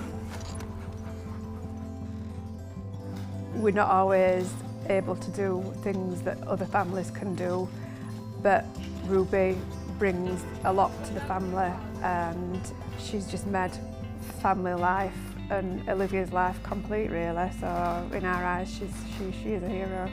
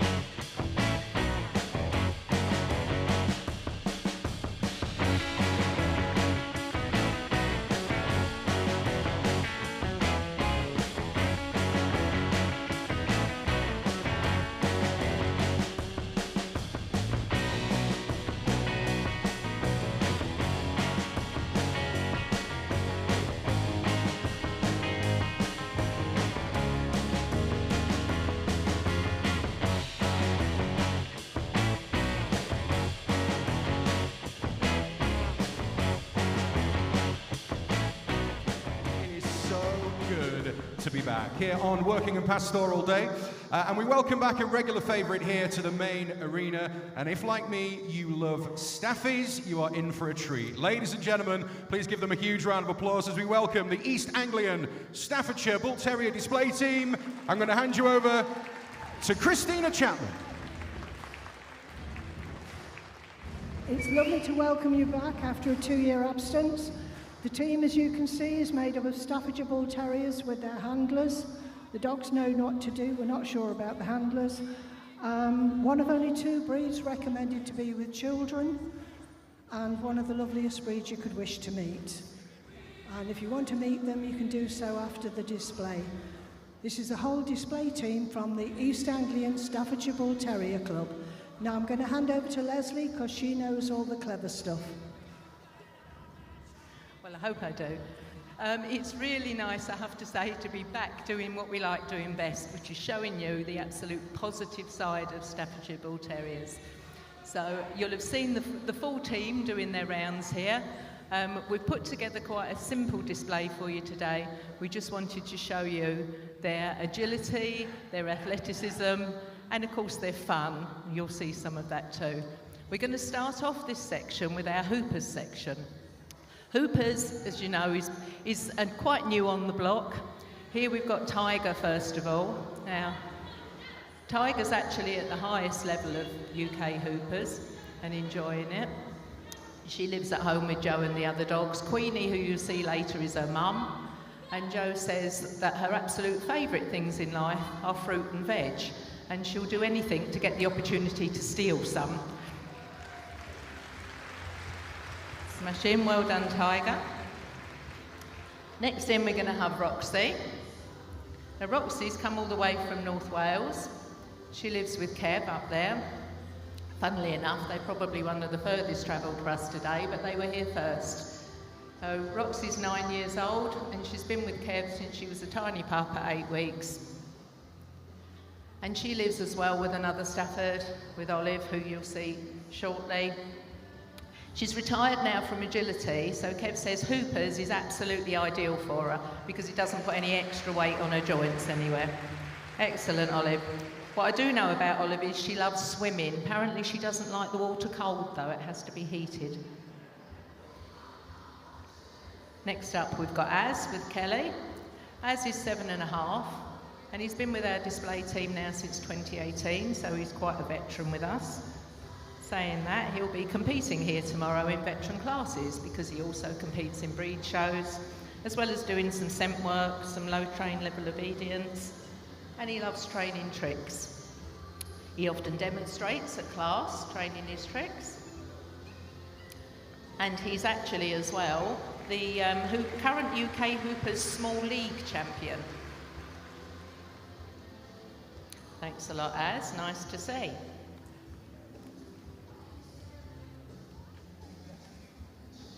Now we've got Marnie and Bodkin. Now Bodkin you'll see later doing what he does best, which is very good obedience, but he's discovered Hoopers recently and decided he absolutely loves it. Now Bodkin's 8.5, he's been with Marnie since he was a 7-week-old puppy. He's placed several times in puppy and junior breed shows before he took up his main career of obedience, and in that he's won up through all the classes and now works top class. He's successful in rally and has his level 6 excellent title. And in a tracking dog, he's qualified as intermediate. I think that makes him a pretty much all-round dog. And Kev's done a quick whiz around the back and come back with Olive now. Now Olive's one of the family members you're going to see here today. She's 3 years old and she's a litter mate to Hattie, who you'll see at the end, and a daughter of Jersey. Now when she's not running at 100 miles an hour like she is now, or eating, Kev says you can normally find her on the settee cuddled up to Roxy. She loves her trick training. You might remember her double act in the car with Roxy before. And she loves scent work, parkour, agility and Hoopers. Lewis Hamilton, eat your heart out. Never leave the toys out. Next up's Molly with Sarah. Now Molly's age 7, she was rescued from 3 Counties Dog Rescue when she was 6 months old. Molly actually never wanted a Stafford, but she went to the rescue centre and it was the only dog that was suitable for their family. They had a couple of children with a Weimaraner already. And Molly's now their second one. Sarah says it's not a breed she ever thought she'd own, but now said she'd never be without one. I think there's a few of us that will probably say the same. And to finish off the Hoopers part, I'm sure a lot of you will remember the very viral Pocket Rocket video from Crufts 2020 of Queenie whizzing around the Hooper stuff. Now she'll be 10 in May. She's a show dog, she's done film, she's grade 7 agility, she's highest grade UK Hoopers, and she will do absolutely anything for her favourite green and purple balls. All Joe's dogs are colour coded. Queenie's colours are purple and green. Great stuff. So that's the end of our Hoopers bit. We're just going to give our helpers a minute to get rid of the equipment out of the way. And the next section that we're going to do is just some very basic obedience we're going to work on and then build up to a little bit more. So we're going to show you first of all just some of the things that happen with the KC Good Citizen stuff. As a club, we're really proud because we've competed with Good Citizen Dog Scheme a few times and we've been fortunate enough to be placed and awarded. We like to show that Staffordshire Bull Terriers can be obedient, they can also be disobedient, but they can do what they're asked when they're asked. So they're going to show some very basic centre bed exercises, recall and stop the dog. As you saw earlier doing Hoopers, and the other dog in the ring at the moment is Keeper with Tracy. The Keeper's 5 years old. She's done all the foundation work from puppy foundation through to gold in Kennel Club Good Citizen Scheme, as has Az. She's decided she wants to go on Az's bed rather than her own. It's very exciting to be a puppy in here. Now she also does a lot of man trailing in the countryside and also in suburban terrain. She had a litter of puppies that were born during the first lockdown in COVID, but luckily everything went according to plan. Now Keeper's previously been shown at Crufts and her daughter's showing here tomorrow in breed class. But probably one of the best facts about Keeper is that her owner Tracy is a type 1 diabetic. Keeper is actually brilliant at alerting Tracy when her blood sugars drop. It's a real asset, if not a lifesaver. I think that just shows the intuition you get between these dogs and their owners. Big round of applause, please, for our two basic obedience guys. And then the next we're going to welcome into the ring, we've actually got an international member with us today. Now, Crystal here has come all the way from Belgium. She's going to be competing tomorrow in the breed classes with Rumour in veteran class. But also, because she does a lot of basic obedience and other stuff in Belgium, we just asked her if she'd like to spend some time and be a star guest for us today. So here we have Crystal and Rumour. His kennel club name is Indian Staff, only a rumour away. He was born on the 28th of February 2015. He was born in Belgium, but both his sire and dam are not only from the UK, but also from the East Anglian area. He's got a whole range of titles under his belt. Some of his titles are Belgium Junior Champion, Junior Luxembourg Champion, Benelux Junior Winner, Top Junior Terrier Club Belgium, Belgian Champion, Dutch Champion, Luxembourg Champion, Benelux Champion, Top Stafford in Holland and Best in Show winner at the Luxembourg Terrier Show. He's also passed the official Belgian Kennel Club socialisation test and obedience test. But beside the show scene, he's also acted in agility and in Belgian obedience competitions. The big thing that Crystal says about Rumour is he can often be a clown. He absolutely loves fruit, he loves the couch, and he's a very happy dog. I think you can see all of that with what he's doing here. They've obviously got a great connection.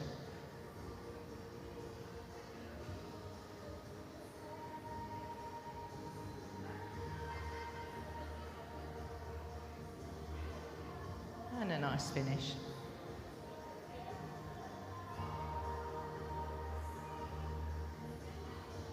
We're going to do some distance work with him here too.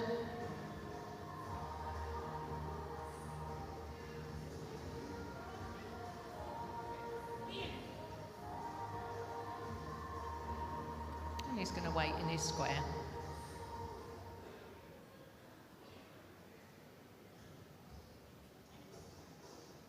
And a nice finish. Excellent, well done. Big round of applause, please, for our international guests, Crystal and Ruma. Really lovely to have you with us on the scene. And we'll clear away our stuff there. And then for the next part, we're going to have Marnie and Bodkin. Now, you remember that we saw them before, and I said to you that Marnie is extremely excellent with all her obedience. Everybody knows Marnie in the dog world. And I'm not going to speak through this. I'm just going to let Marnie and Bodkin speak for themselves. Enjoy.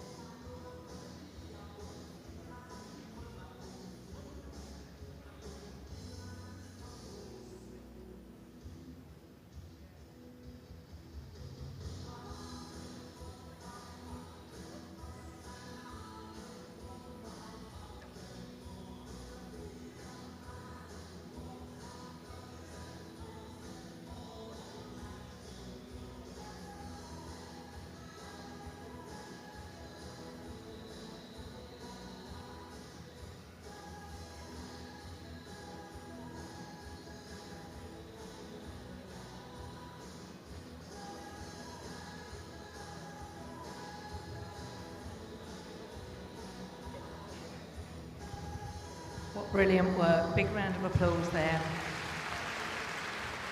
And now Marnie's going to do a little bit on the rally course.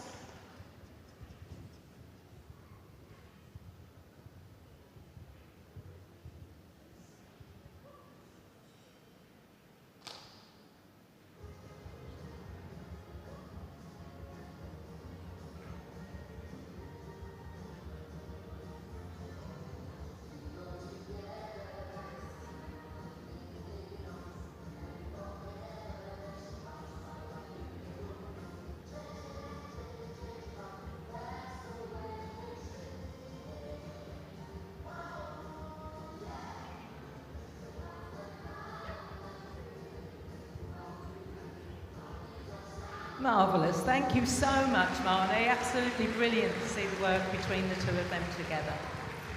So, as going together works, who remembers Avril? And who remembers Izzy? It's going to be difficult to tell them apart shortly. Izzy's growing so tall. Yeah, but this is obviously our best team member. Izzy is one of our very best team members. So here we've got Izzy and Jersey, who are going to show you just a little few tricks together. Izzy's already been busy this morning competing with Young Kennel Club. And he's just going to show off just the wonderful bond that we get with children and dogs. We are just so proud of the fact that Staffordshire Bull Terriers are one of only 2 breeds where it actually mentions their suitability with children.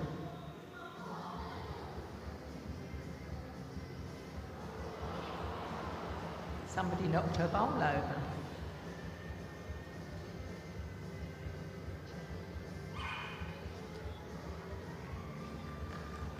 Always useful to get the children to tidy up, but if it means they can get the dog to do it as well, even better. And of course, there's always a reward for doing what you do. It depends if someone's got their favourite ball.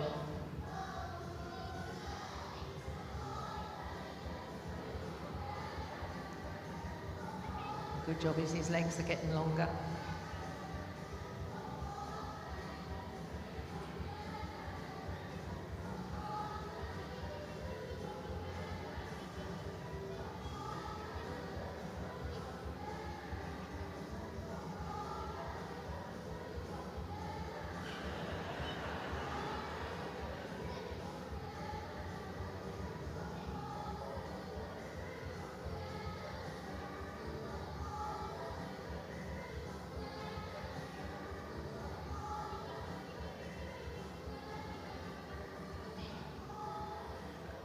And a lovely bow. Absolutely brilliant, well done. And you'll see them back in the ring shortly. Who says dogs and children don't mix? Well, I think our dogs and children mix. So to finish off this section and to finish off our display, we're going to go and do some agility now. As you know, Staffordshire Bull Terriers breed standard asks them to be active and agile, so hopefully that's what you're going to see now. So first of all, into the ring is going to be Queenie. Now, she was called Queenie because she was born in the Queen's Golden Jubilee year. This year, obviously, is the Queen's Platinum Jubilee year, which is why the dogs have all got their wonderful Union Jack bandanas. So that must mean that she's 10 years old. I think she's pretty much still fairly active and agile for a 10-year-old. And a reward. Marvellous, thank you, Joe. Don't blink, you'll miss it. Whizzing around, absolutely whizzing. So here Molly, who you remember seeing before doing hoopers. Molly's back in to do a little bit more. And Molly's 7 too, so she's not a young one. Now Sarah actually says Molly's favourite toy is a honking pig. And apparently her favourite trick is to be shot. But when she's not doing agility and when she's not doing hoopers, like all Stafford, she loves cuddling on the sofa. Now what we'd also like to have the opportunity to say is, Molly's a rescue dog. A lot of our other dogs are bred by reputable breeders. There's room for both. Unfortunately, there always will be a lot of bull breed mixes and Staffords in rescue because a lot are bred by the wrong breeders. If you're looking for a puppy, please go to a reputable breeder. Please contact your breeder club. Thank you, Molly and Sarah. So remember we said there would be some competition. Well, we've got a special competition at the end to finish off. We have mother and daughter competition.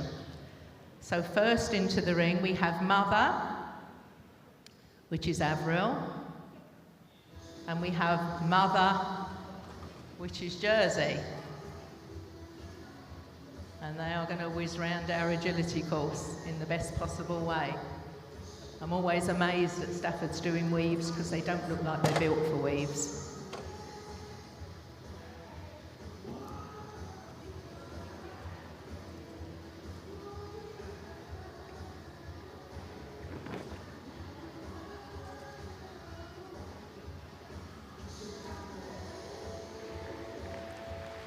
Now that looked pretty fast and a good round, but we're just hoping that our second competitor is going to top that one. So let's see how we get on. We're going to welcome Izzy back into the ring with Hattie. So we have Izzy, who's the daughter, and Hattie, who's Jersey's daughter.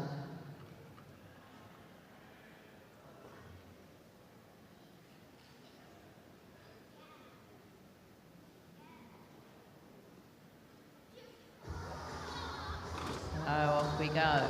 Now the race is on. And let's see how we get on. Bearing in mind, as I said earlier, Izzy was competing in Young Kennel Club Agility already this morning, and I think she's back again tomorrow. And she looks like she's going a pretty good rate now. That's it, through the tunnel. Round, round. I think, wow, excellent round. 2 clear rounds, but we need to know who was the fastest. Who do you think was the fastest, Becky? Becky says Izzy's won. Massive round of applause to Izzy and Hattie. And we'd like to thank you very much for watching us today. Well done, Izzy. Well, ladies and gentlemen, that concludes our display for today. Lovely to be back after a 2-year absence and to see so many of you here watching these wonderful dogs.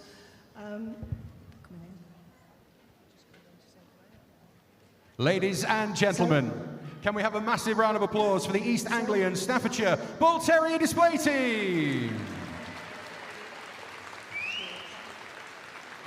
Okay, do stay with us, ladies and gentlemen. Our Heelwork to music is coming up in just a moment.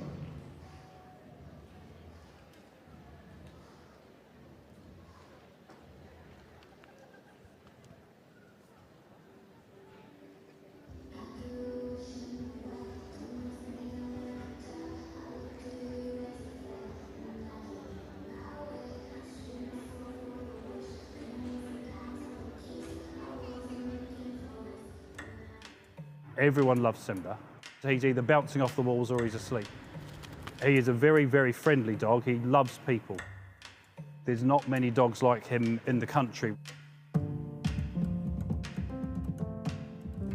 We're a very small team that supports all of the London Fire Brigade. Our job is to investigate fires to determine their cause and origin, and we have our dogs to support us. Simba's an English Springer Spaniel. We got him when he was a year old. I picked him up in Birmingham, and the very next day we went to work. He was very much part of the fire brigade from that point on. They have a number of qualities that are absolutely vital to what we do. The dogs themselves are known as a hydrocarbon detector dog. They are looking for the presence of ignitable liquids and solids. The dogs, with their keen sense of smell, can identify that rapidly. So we have a wooden stirring stick, so you'll put a little bit of paraffin on the stick and then I'll go and hide it. And Simba's job is to find it. Even if I place it down, he's seen where it's been put, he will still use his nose to look for it. So he trust his nose first. The best part of the search is not finding it, it's the searching for it. If you look at his tail, when he's searching, that's when it's moving the fastest. So the rule of a dog's tail never lies always applies. And as soon as he finds it, he gives you the ball back and he wants to go find the next one. He always amazes me still sometimes when I think, oh, it's going to take us a few minutes to do this. And within seconds, Simba's found it. He's a very, very unique dog. What Simba's in now is mainly what he wear in a fire. So these are boots to protect his paws from sharps. They're not fireproof because he doesn't go into a hot fire scene, but it's important that his paws are safe from kind of metal or broken glass. We go absolutely everywhere together, so we genuinely are a team.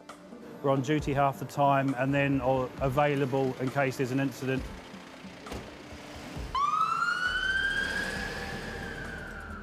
Whenever we're working, I don't really need to tell Simba what to do because he's already second guessed. He also works as a bit of an unofficial therapy dog as well. Some of the work we do may not be particularly pleasant, and the one great thing that he does, he actually supports our other fire investigators. He's always there, he's genuinely one of the team. He's emotionally intelligent as well, so I always like telling the story of Simba's first shout, and we were called to investigate an arson. He did indicate a number of areas where an accelerant had been used. The sad thing was the owner of the house, she was pregnant. She was really, really upset. But Simba's mood changed immediately. He went from being really excited to really calm. He went straight over to her, laid his head on her lap, and he allowed her to stroke him for, I think it was nearly 20 minutes. At the most serious of incidents, he does really calm people down. Simba is the perfect dog for the role. You've heard the term, if you find a job you love, you'll never work another day in your life. He's got a job that he loves. Every dog's a hero, but the only difference is that Simba's been given the opportunity to do a really important job, and that's what makes him a hero.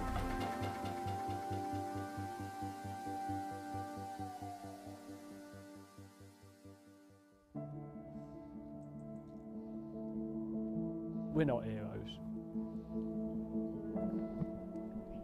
I help people in my job, I help people doing this. We're not heroes.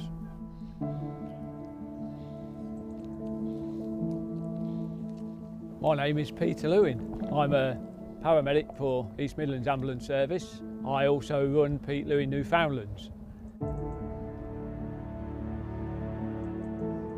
We take people swimming in open water with the dogs for emotional support. Right, grab a dog. This is Bob. Bob is our non-swimmer. Bob is our mascot dog. Storm, he's very needy. Sonar, he'll swim his heart out for you.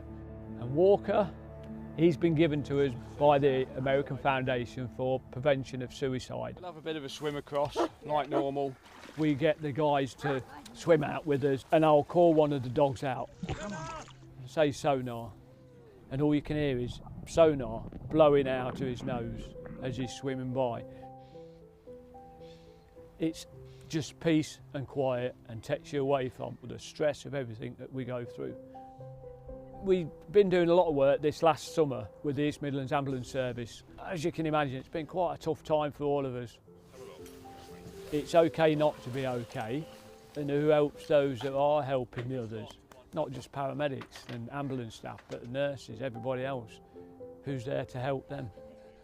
I did a staff wellbeing day here. When I did the quiet swim, I got extremely emotional. When I finished it, I cried. And then Sonar just sat with me for the whole day then.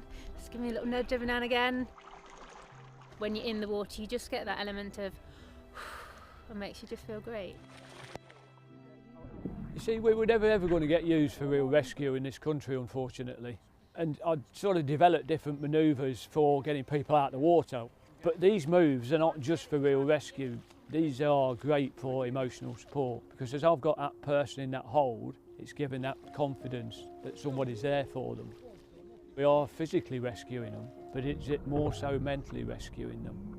There's 3 people around that would tell you that they're here today because of swimming with ease, which is an amazing thing to do.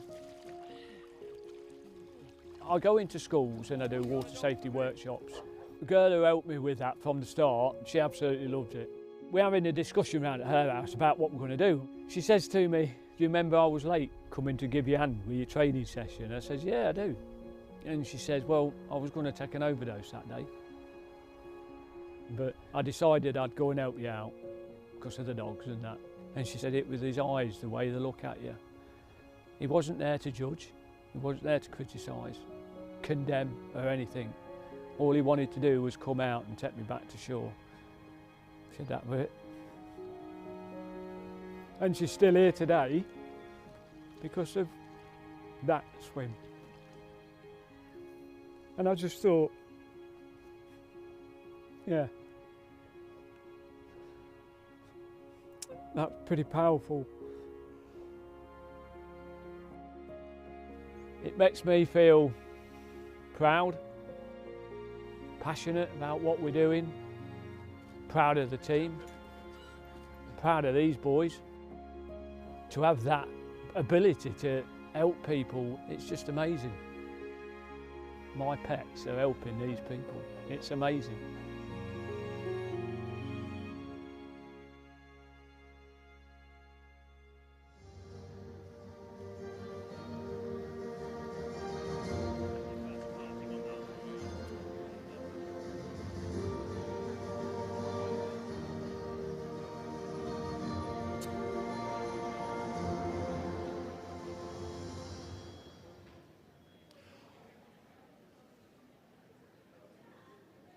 Welcome back, ladies and gentlemen. Okay, we next move on to our Nature's Menu Freestyle Heelwork to Music Finals. This is such a highlight here of the main arena at Crufts. First of all, we need to welcome our judges. Please give a huge round of applause to our three judges. First up, Kim Liddon.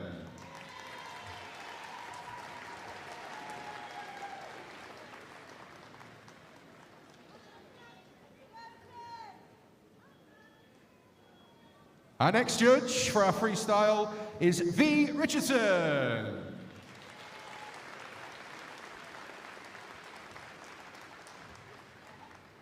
And last but not least, please welcome Kath Hardman.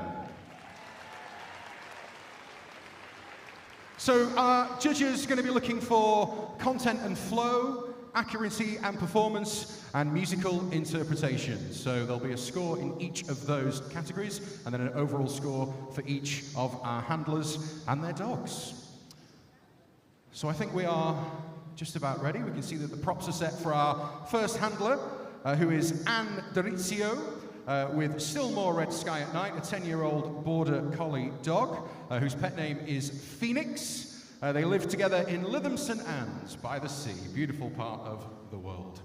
They're going to be performing to an absolute classic, Judy Garland's Be a Clown, and also Smile, and I'm delighted to see this. I'm looking forward to seeing our first freestyle Heelwork to Music at Crufts 2022. So our judges are just getting themselves ready and in position. And Anne got Phoenix when she was going through a very rough patch, so the bond between them is very special. Let's see what they can do. Ladies and gentlemen, a round of applause for Anne Dorizio with Phoenix. Okay, so here is our first competitor in the freestyle competition. This is Anne Dorizio with her dog Still More Red Sky at Night, whose pet name is Phoenix. Now they're going to be performing to Be a Clown / Smile.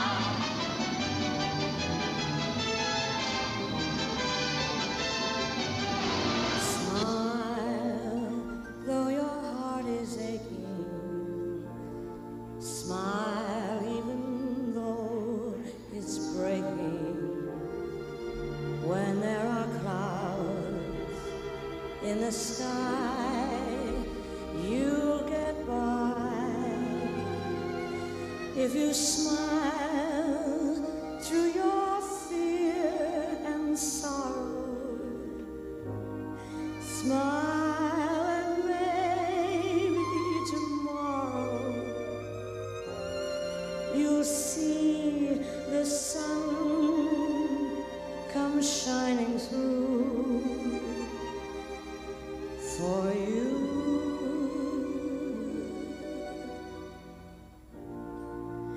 Light up your face with gladness, hide every trace of sadness, although a tear may be ever so near.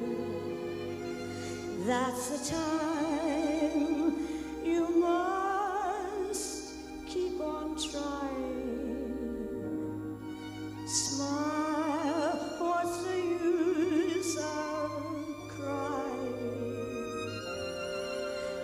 you'll find that life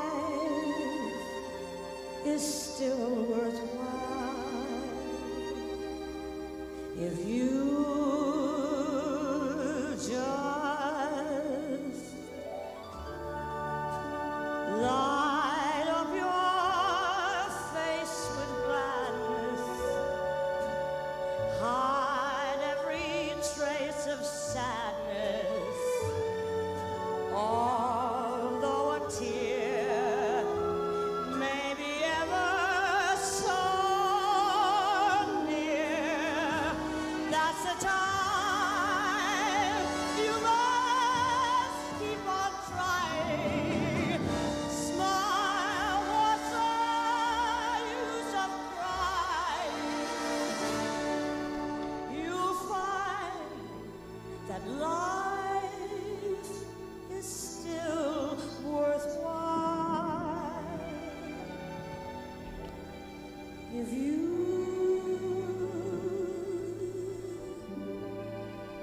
just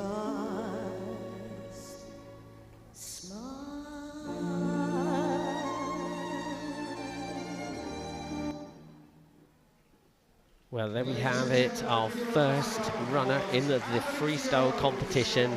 And actually, Anne and Phoenix there didn't have a lot of time to prepare because they were only called up as the reserve on Monday, replacing Anne and Cara. Unfortunately, Cara wasn't able to compete. And there you can see basically what the sport of freestyle is about. It's a dog and handler interpreting a track of music using various moves. And those moves, or tricks as you might call them, are really trying to convey the music. So there Anne was trying to convey sort of a little bit of sadness, so the dog was picking up the tissues, etc. And that's something that the judges are going to be looking for. And our three judges are now quickly trying to look at their score sheets and decipher whether what area of marks they're going to be awarding.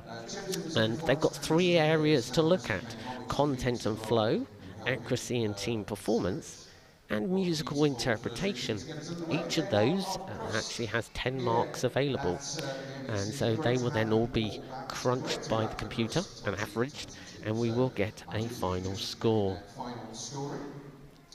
Now, this competition this year is an invitational competition. These dogs were actually part of the semi-finals in 2020, but due to there not being any qualifiers last year, we didn't have any events to make this into what we would call a normal final. So this is an invitational competition. So these dogs, some of them, it's their very first time coming out here in front of the audience, and I'm sure they're all going to put on a great performance today.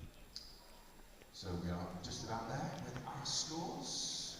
So here comes the scores, and we have some reasonable scores there: 6.9, 7.3, 6.2, and so you can see the judges are going down to 1 decimal place. And what you've got to look at is not perhaps what the score is. You know, we might not get 10s here. It's really where the judges go with their scoring. You'll see perhaps some go up to 9s if it's really stunning, but often there's not that much difference between the scores, and so we may not get up into 9s today, but it's not sort of relevant because sometimes the judges start off judging a little bit lower, and that's where they sort of say. So 20.60 is a good start for Anne and Phoenix.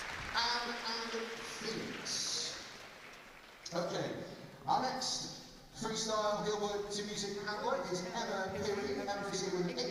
So our next competitor who will be running is Emma Peary, and she's got a lovely working sheepdog called Yola. Now Yola is actually 8 years old, and not only is she a top freestyle dog, but she's also competes at championship level in agility, so a really talented pairing. And for a first dog, this is Emma's first dog, I mean, they've really done well.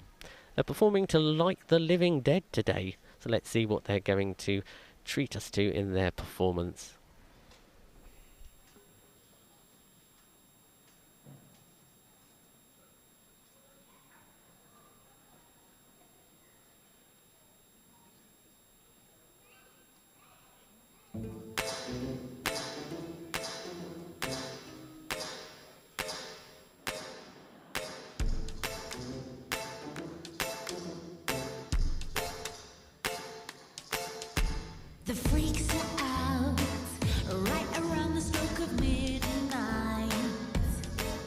It's a full moon now. We're getting ready for a big fright. The creeps are crawling, the boogeyman's bawling, following the sounds of the werewolves calling. Bring your own blood, 'cause we'll be getting thrown up tonight. The monster's ball is the place to be, clacking bones with the R.I.Ps. They'll be dancing, grooving, howling at the moon. This beat will rattle your bones. They'll be rolling, rocking, get up out your coffin. Ain't nobody going home. DJ Boogeyman spins a spooky jam, then we lose our heads. No one parties like the living dead. La la la la la la la la. It's rattling, mommy's unraveling. La la la la la la la la la. Shuffling, vampires gathering. The crypt is hot, selectors causing a commotion. Don't ask what they're putting in the magic potion. Oh, no, mate, that's weird. The monster's ball is the place to be, clacking bones with the R.I.P. They'll be dancing, grooving, howling at the moon. This beat will rattle your bones. They'll be rolling, rocking, get up out your coffin. Ain't nobody going home. DJ Boogeyman spins a spooky jam, then we lose our heads. No one parties like the living dead. Skeletons rattling, mummies unraveling. Zombies shuffling, vampires gathering. Put your claws in the air, let me know you're out there. And if you're feeling alright, if you're feeling okay, say ha ha ha ha ha ha ha. I can't hear you. Put your claws in the air, let me know you're out there. If you're feeling alright, if you're feeling okay, say ha ha ha ha ha ha. Oh yes. They'll be dancing, grooving, howling at the moon. This beat will rattle your bones. They'll be rolling, rocking, get up out your coffin. Ain't nobody going home.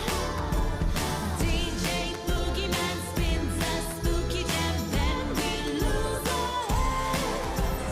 No one parties like the living dead. La la la la la la la la.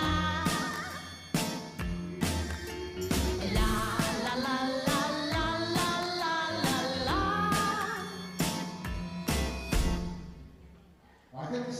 Well, what a lovely little routine that was from Emma and her lovely working sheepdog Yola. Some nice flowing elements there. The weave into the round flowed really nice back into the weave again. And if you were thinking, well, how do they interpret this music? You might have heard in the lyrics it said something about roll, and it said it a couple of times. And Emma used that to show off Yola's roll over. And that's something that the judges are going to pick up on for the 10 marks in musical interpretation. But they'll also be looking at when the music changed. It went from perhaps slow to fast. Did the handler reflect that with perhaps a faster move when the music changed like that? But Emma there used Yola's jumping ability well in the jump through the arms. And it was a nice start with the little hide your eyes on the prop there. So the judges are now trying to decide where they're going to score that. And they've always got to remember that there might be something better coming in, so they've got to sort of leave themselves enough sort of leeway. But that could be the winning routine, so they've got to remember that as well. The time period that the handlers are in the ring for today is up to 4 minutes, and that's really quite a long time for the dogs to be in there. They're not being rewarded with food or toys during that time, and so this really needs to be built up over time. And so when you start in this sport, you have to do about 2.5 minutes, or you don't even have to do 2.5 minutes, you could do a little bit less. and so that builds up the dog's duration in performing. And everything you do with the dog is using positive reinforcement, so that's using toys and treats. So that's why there Yola was wagging her tail and so enthusiastic. You can already see the scores are coming in. We're into the 8s here. They obviously like that one quite nicely. And the deductions there, that's only if there is a little bit of noise from the dog, but nothing there. So 24.20. So that's going into the lead there. And lovely little routine, and also something nice there was the costume. It sort of reflected the story, but it's not too bright. It didn't distract from that dog. And that's another important element in a routine, because the dog should always be the focus. So next we have one of our tiniest dogs. It's our third to run, and it's Jenny with a little Chihuahua cross called Sophie. Sophie's 7 years old, and it is Sophie's first, Jenny's first dog.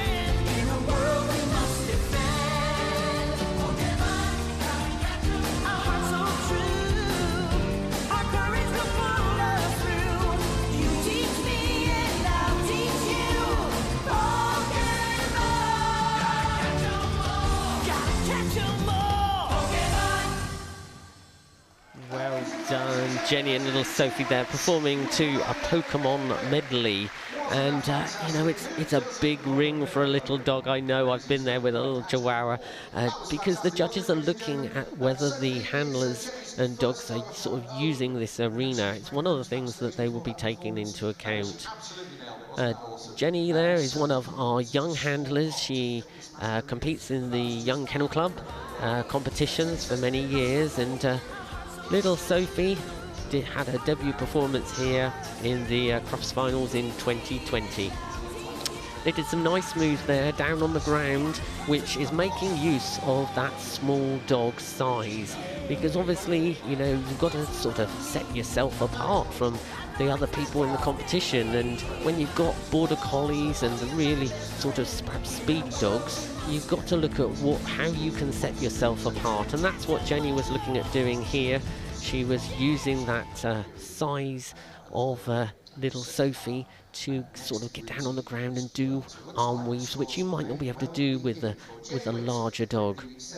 And the music there was nice, sort of lighter music, because you know the handlers have a wide choice that they can choose, and it's a bit like finding a needle in a haystack to find the right track of music for your dog. But that was a nice light track for the dog, so it suited it there. So we've got some 8s there in the scorings, and some 7s, and I don't think I heard any noise there, so I don't believe there'll be any deductions. So it's 22.63 into second place there. And we have another small dog going next as well. So if you're a favourite of small dogs, you will have little Trip Hazard is his actual name. His name's Trip, and with Lucy Heath, who's an experienced handler, been here many times before. They're going to be performing to This Is Halloween from the Nightmare Before Christmas.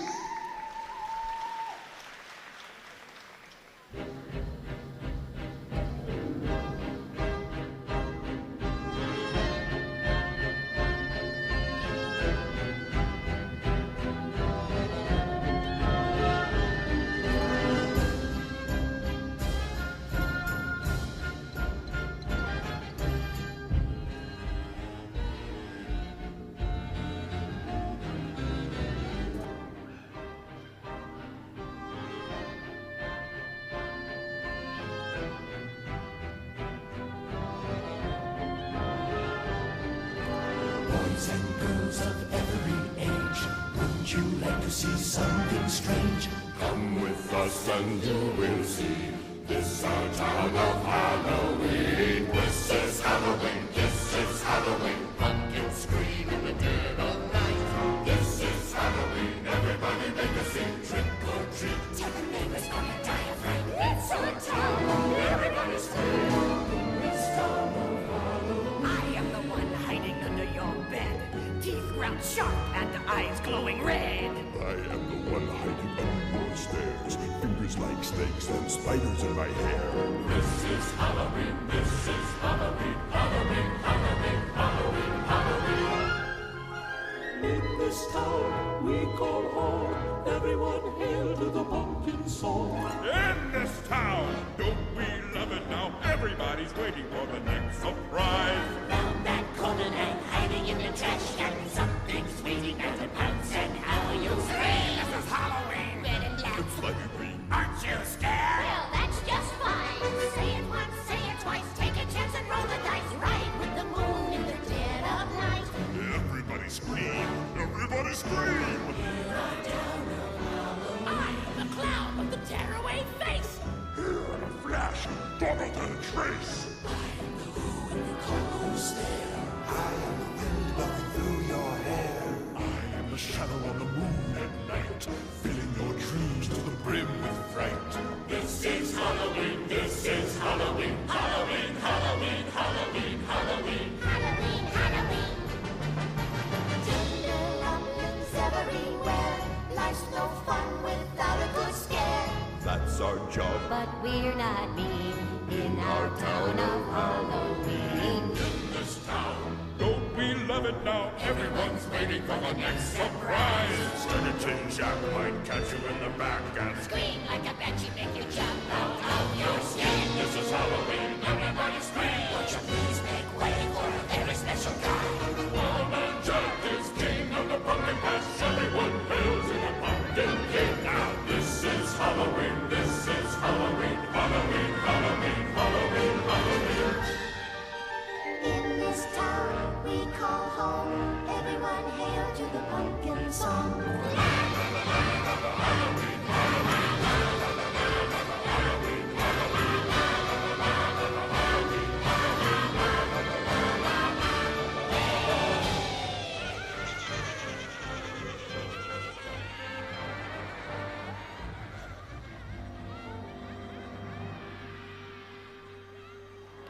what a lovely little dog that little Trip is.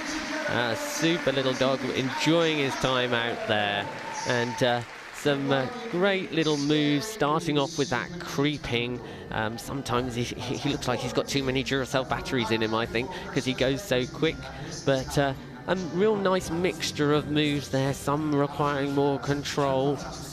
He did have a little bit of a woof now and again, but hey, you know, he's enjoying himself. We'll have to see whether the judges heard that or not. But some, again, nice interpretation.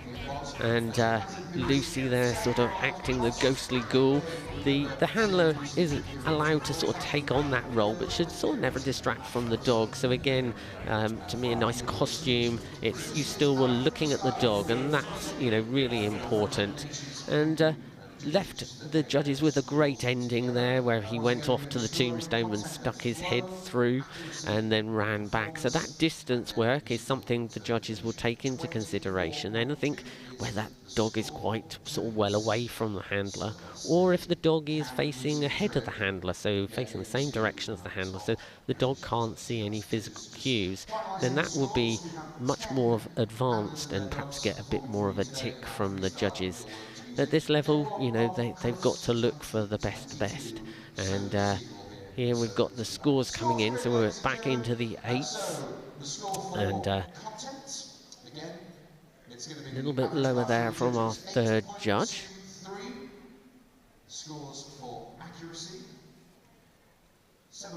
But they covered the ring quite well there in their little moves. Again, little dog, quite hard to get round that ring. It's not like a big collie you can send off round in a big outrun.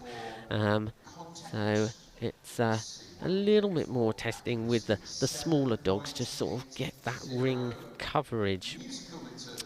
And some of the reason, you know, little Trip may have started barking is because he actually recognised the music. I often get asked, do they know the music? And sometimes they do, because of course they associate it with positive reinforcement, that's toys and treats, and so they hear the music and it's like, oh, it's dinner time, and so they get excited. And so yes, he's had a little bit of a deduction there, but 24.2 still takes him into second place. Okay, let's move on. Up next, Freestyle Heelwork to music handlers. So next we have a Springer Spaniel. It's possibly the first or second one we've ever had in the freestyle competition. And this is Susan with her dog Gilly, Exmoor Dark Sky.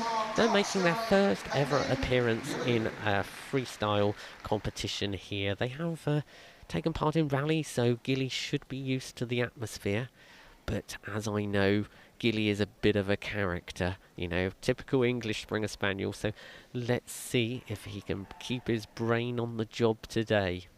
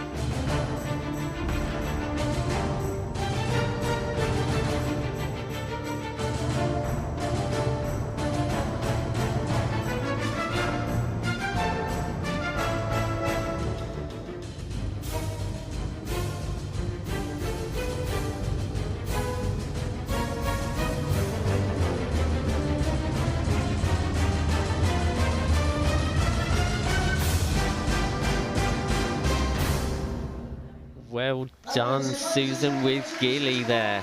Showing a really nice advanced move there at the end. Dog standing up on its hind legs with something in its mouth. And that's quite hard to teach the dog, to hold something and do a move. And there was another lovely advanced move there where the dog hopped forwards on 3 legs away from the handler.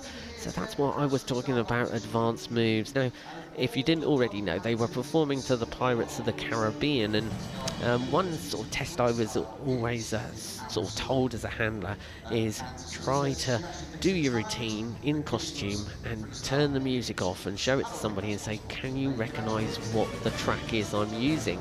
Because you should be able to tell without the music playing, and I think there we would have easily have got the music just through the props and the staging and the movements that we were seeing from this team. We would probably have got Pirates of the Caribbean.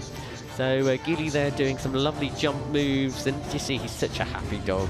I'm so pleased he got through to the end and concentrated throughout. So we have Trip Hazard in first place at the moment with 24.20. And then we have Yolanda the Panda with Emma Perry. She's in second place on 23.53. So let's have a look where we are with the scores. Remember, this is out of 30 points. So,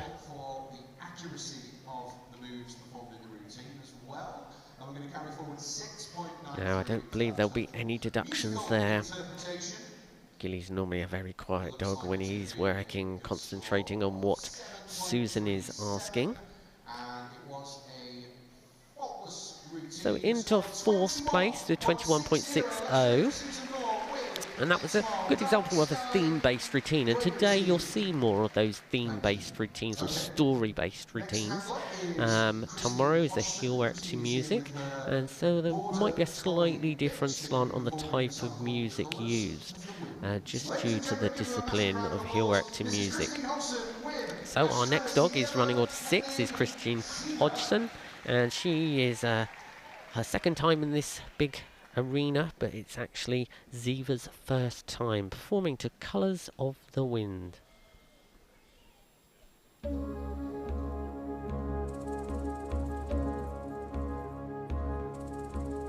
think I'm an ignorant savage, and you've been so many places, I guess it must be so, but still I cannot see if the savage one is me. How can there be so much that you don't know? You don't know.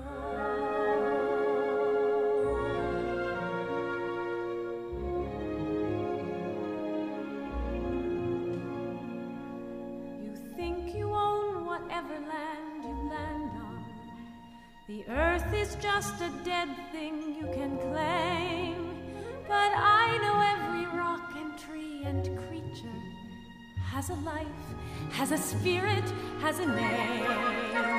You think the only people who are the people who look and think like you. But if you walk the footsteps of a stranger, you'll learn things you never knew, you never knew. Have you ever heard the wolf cry to the blue corn moon, or ask the grinning bobcat why he grinned? Can you sing with all the voices of the mountain? Can you paint with all the colors of the wind? Can you paint with all the colors of the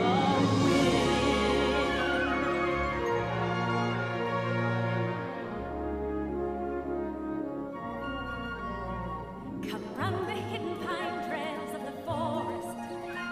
Come taste the sun-sweet berries of the earth. Come roll in all the riches all around you, and for once never wonder what they're worth. The rainstorm and the river are my brothers.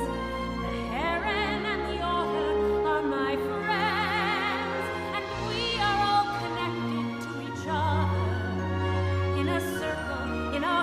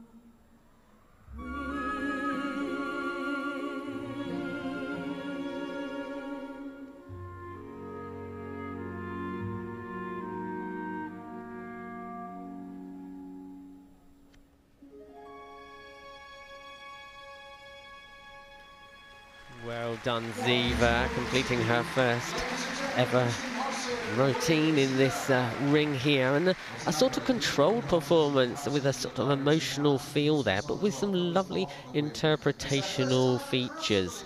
When the dog was sort of howling up to the moon, I think it was, and there was another rollover and the handler and dog was rolling over. So when you've got music like this, you can't hide. It's not fast and furious, and so the dog has to hold things sort of that little bit longer. And so that's the beauty about this sport, is you haven't got elements you have to do in freestyle. You can really make that routine the best it can be for your dog. So if your dog doesn't like doing something, it doesn't really matter, because there's so many other things you can do. And as I always say, your dog will be good at one thing that somebody else's dog isn't, so you can make that move that the dog really loves, you can make that look harder than somebody else's dog who doesn't perhaps do the move quite so well. So a nice sort of flowing routine there, and use of the music from Christine and Ziva. So our first place dog at the moment is still Trip Hazard on 24.20. The judges have done their scoring.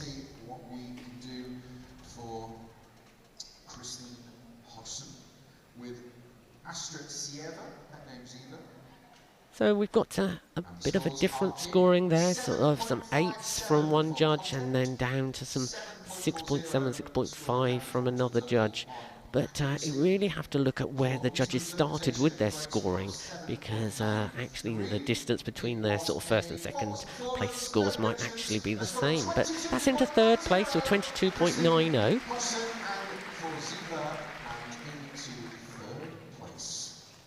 So again, a nice happy little dog running around there with his tail up, and it's just so nice to see these dogs enjoying their time out there in the arena.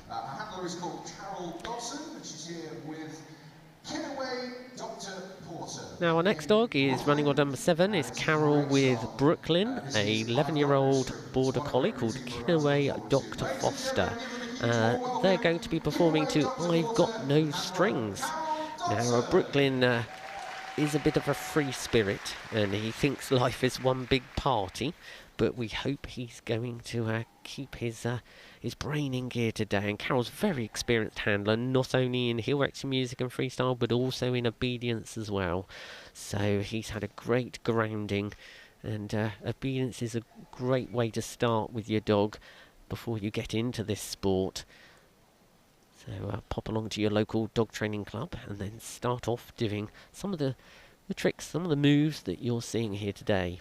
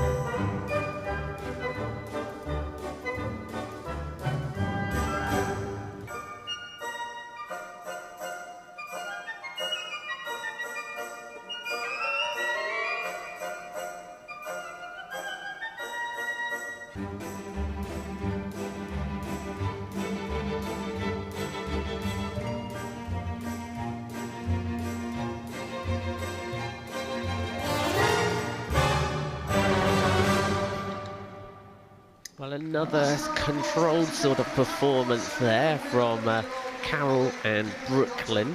And so it's not all about running around, you see. You can make it just to suit your dog. And at 11 years old, you know, Brooklyn has got a series of moves there in the toolbox, and we were talking about obedience earlier, and one of the features of obedience is the dog holding things in its mouth during a retrieve, and you saw that during that routine. Carol made use of the fact the dog could pick something up in its mouth, and so the dog shut the book, and it helped her saw as well, and held a little prop at the end there. And the judges will be looking at how they used those props, because the props should always be sort of part of the routine, and you try to use those props, you know, a few times in the routine to get sort of maximum marks, because if you only used it once, it's perhaps not quite as good as if somebody uses a prop many times.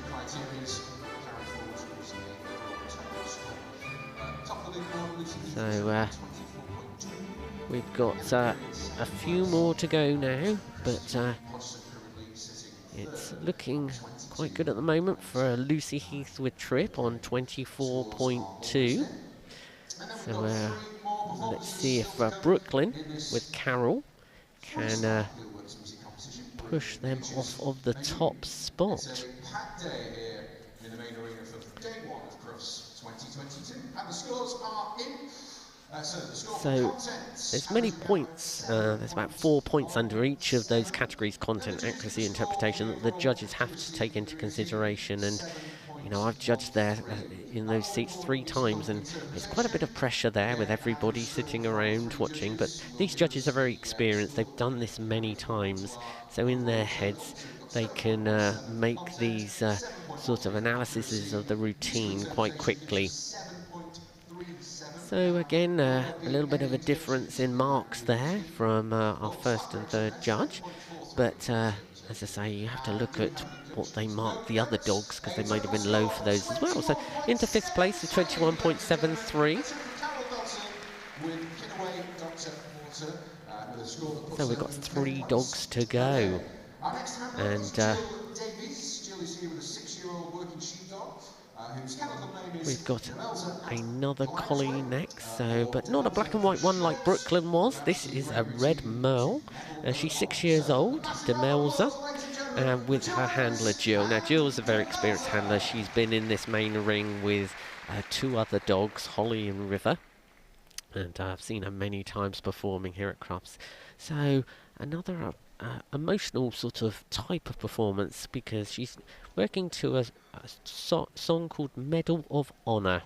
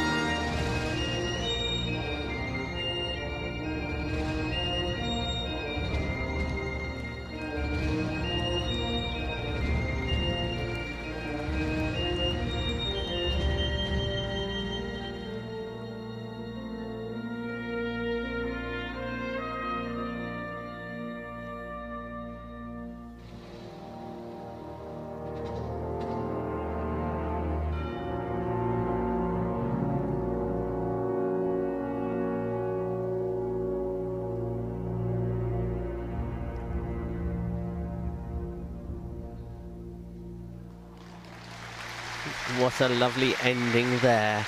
And as the title of the song said, Medal of Honour, with Jill giving Demelza a medal at the end. And that's an important part of this storytelling in freestyle. You've got to sort of have a start, middle and end. And the start is going to grip the audience and grip the judges. And then the middle's got to sort of take the audience somewhere. And then you've got to build up to this ending. And you really want the crowd to go wild, don't you, at the end and clap. And you want the judges to give you a high score. So you want to come up with some ending which really epitomises the track of music that you're using. And another sort of controlled performance from Demelza there, and some nice moves from her with the different types of weave as she went through and into the forward and reverse weave, which I often think is one of Jill's trademark moves. I've seen her do it many times with her dogs. Demelza 6 years old. I'm sure we're going to see her back in this arena over the next few years. There's competitions up and down the country. We have qualifiers as far as sort of Scotland, right down on the south coast.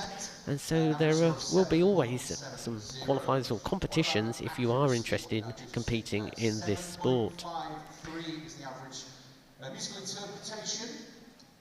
So some reasonable scores there from all the judges, and no deductions by the look of it. So into third place with 23.07. So that's a nice bit of holding the object and performing another move, because the dog could have just held that object and just walked along with it, and that wouldn't have been as advanced as placing its feet on the drum and then pivoting around. So that obviously impressed those judges, and they gave some reasonable marks there for Demelza.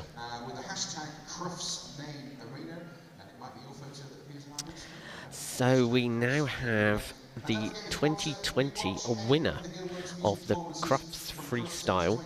So we're hoping to really see something now, because this is Nikki with her dog Elsa, a lovely 5-year-old border collie. And I know Elsa is, well, she is a speed demon. She does everything very fast, and they're a great team, lovely bond that they have. And Elsa's one of those rare dogs that really does it for the love of working with Nikki, and not always because of the food or the toys at the end. So we are going to watch a routine to Hard Knock Life, which, as you're probably aware, is from the film and musical of Annie.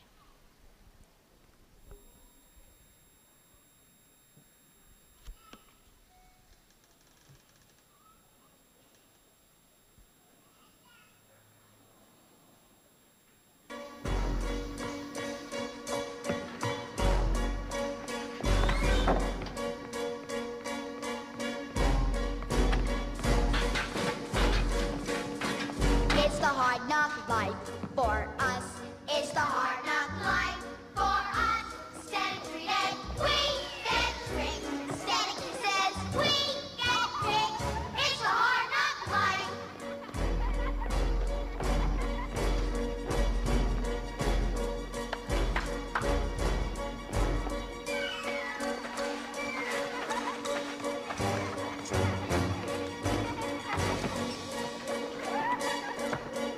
It's the hard knock life. For us, it's the hard knock life. For us, static treated, we get tricked. Static says we get tricked. It's the hard knock life. Got a folks to speak of, so it's a hard knock row. We hold cotton blankets. Stand up, full empty bellies. Stand up, full, it's the hard knock life.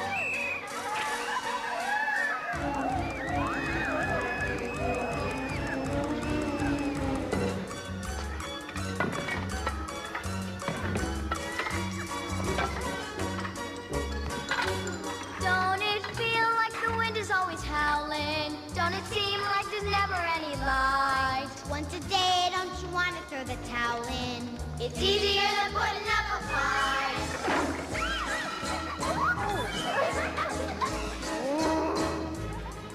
No one's there when your dreams are naked creepy. No one cares if you grow or if you shrink.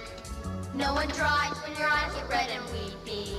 From the crying you would think you couldn't sing.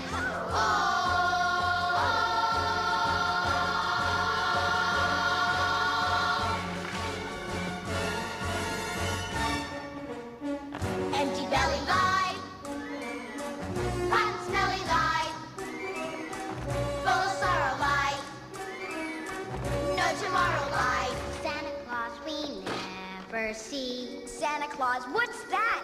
Who's he? No one cares for you, a smidge.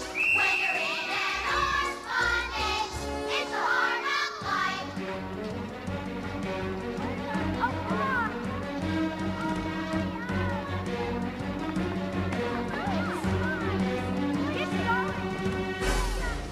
You'll stay up. To this bell shines like the top of the Chrysler building.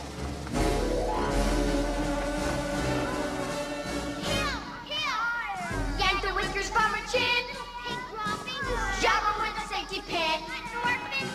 Make her drink a Mickey Finn. Nobody loves I love you, Miss Hannigan. Yes, we were.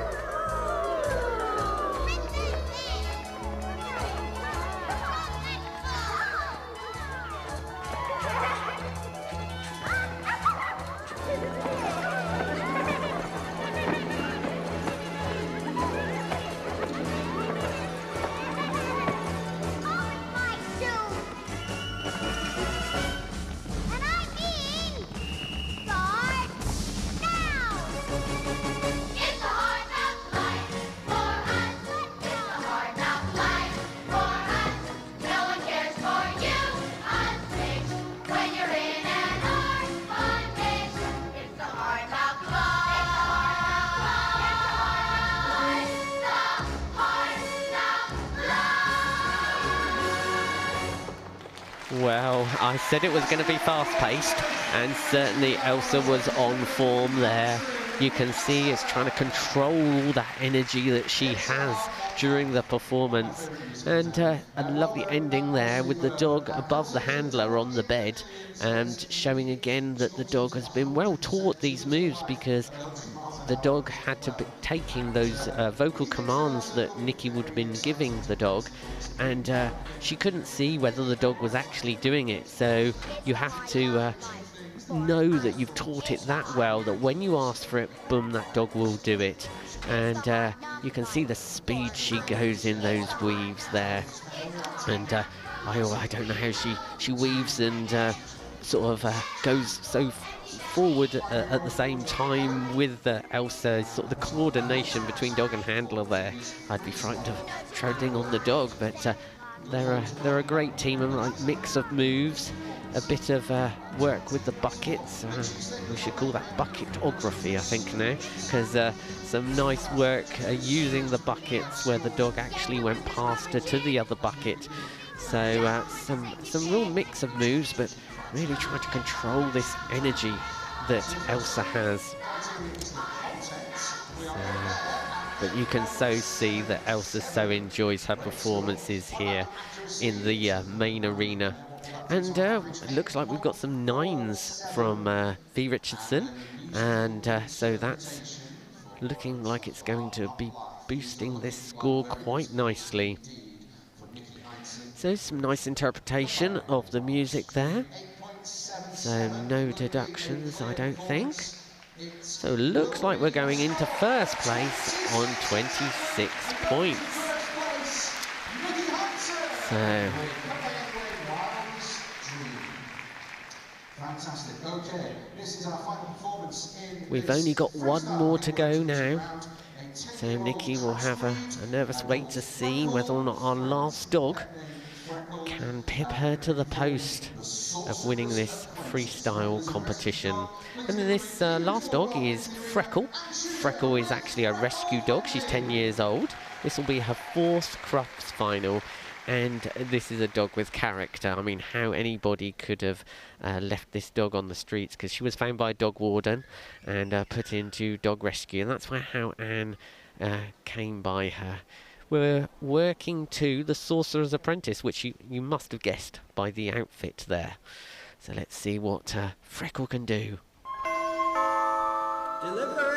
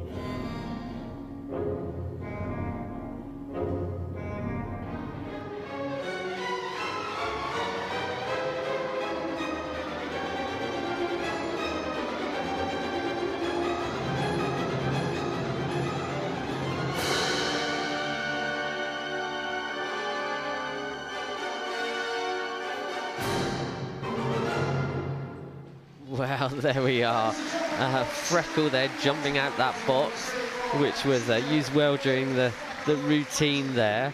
And as you can see, she's a real character, is that dog.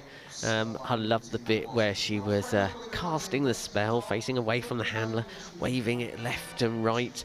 You know, quite a hard move for the dog to be holding something and turning its head left, right. And so some nice little moves there. from Anne and Freckle. Freckle at 10 years old, still enjoying her time there. A lovely distance reverse, showing great control, keeping the dog reversing backwards in a straight line. And then, of course, the hat moment where she actually put her head in the hat and I think got hold of something in the hat, but actually not seeing the handler, having that hat on her head, holding it, and then performing moves. Again, she couldn't take any physical cues from the handler. The handler had to know that when she asked for it, the dog knew which direction, and it's amazing how she sort of could keep moving around with the hat on her head and not seeing where she was going. So the judges have made their final decision on her marks, and we're starting with some high eights there. So we've got at the moment Nikki with Elsa on 26. So will we be getting above that? So no deductions, I don't think. And into second place were the lovely Freckle there, our rescue dog. Look, there's our little sort of casting a spell move where the dog was holding the wand, turning its head left and right, and then sort of doing the same as the dog jumped onto her back. So if you've enjoyed today, make sure you're back tomorrow for the Heelwork music competition, and then on Saturday we have the international freestyle, which is always exciting because you never quite know what the international handlers are going to do. And we can see there the final result is Combine Away Wildest Dream. That's Elsa with Nikki on 26. So for a second year running, really, they've won the freestyle competition here. Freckle Frenzy with Anne doing our lovely little Sorcerer's Apprentice routine on 25.2. The little Trip Hazard with Lucy Heath, 24.20 with our scary little routine. And then Yolanda the Panda with Emma. She's into fourth. Fifth is Demelza. Sixth is Ziva. Seventh is Jenny with a lovely little Chihuahua. Eighth, we've got Carol and Kinaway. Dr. Porter. Susan Wolf with Exmoor Dark Sky, our English Springer Spaniel, into ninth. And Antarizio with the lovely Stillmore Red Sky at Night in 10th. So they've made their way into the presentation. And this is always a relief that it's over, and the dogs have all enjoyed themselves in the arena. And if you're interested, if you're coming along to Crufts over the next few days, do take a look at the Dogs Day Out ring and the Good Citizens Canine ring, because there's demonstrations on how to get started in this sport there, and plenty of people that will give you advice. So a very welcome win there for Nikki with the lovely Elsa. Combine Away affix, the Kennel Border Collies, often seen in agility, but also Nikki has been taking that kennel into Heelwork to music and freestyle, and she will be back tomorrow in the Heelwork to music competition, and she will now represent the UK in the international on Saturday. You look very, very shocked and very surprised. Tell us, what does it mean to you to be our winner today? God, it just means the absolute world. I mean, we won here in 2020, then we had the horrendous pandemic, and to come back and see everyone in the audience and perform and to win again is just amazing. What are the nerves like backstage? Because you were quite towards the end of the running order. How were you feeling before you came out? Yeah, it's a long wait being at the end. It is really nerve-wracking. Lots of pacing up and down and jumping up and down, and but yeah, get the adrenaline pumping, definitely. It was a fantastic routine. How many hours go into the rehearsal and to the training to get to this high standard? I dread to think, hours and hours and hours. Amazing stuff. Ladies and gentlemen, let's hear it for our winner, Nikki Heinsohn. Lovely to hear there from Nikki, and gives you a little bit of an insight to these routines. It's not overnight that these are put together. It takes days, weeks, even sometimes a year to put these routines together. And Nikki is very diligent with her training and practicing regularly, working things out, changing things, making things better. And all the handlers will have gone through this, and this year unfortunately they haven't had a semi-final to practice their routines at, so they were going in and you know, into this rig ring you cannot recreate it. So they've done so well after a 2-year break. Many of these dogs not been in the ring since last Crufts, so a well-deserved round of applause as they leave the arena.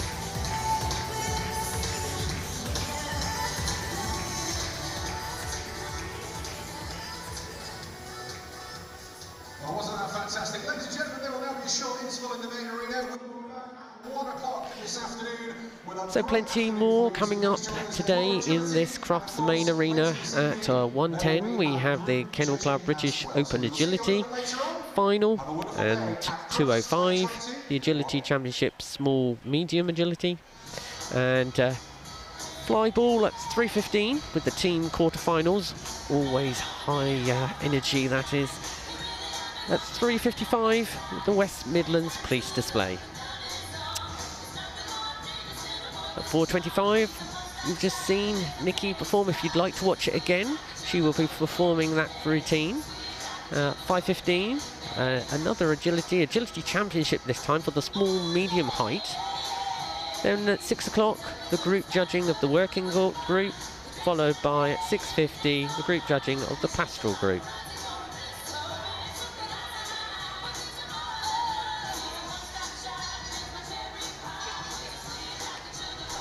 So then, now there'll be a short break before the next event in this arena.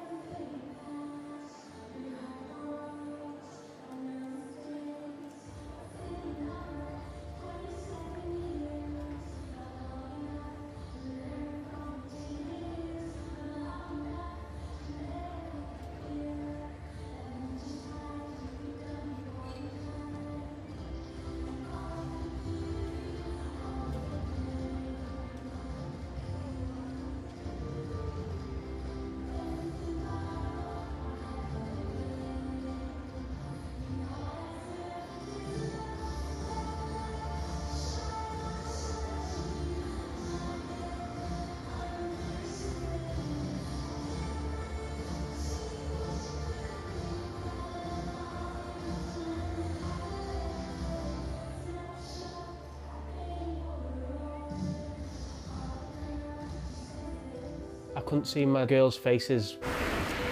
I felt like my world was crumbling. It was like my eyes were closed. I was then matched with Milo. It was one of the happiest days of my life. Milo's a hero because he's given me my life back. He's enabled me to be a dad again to my girls and to be a husband again to my wife.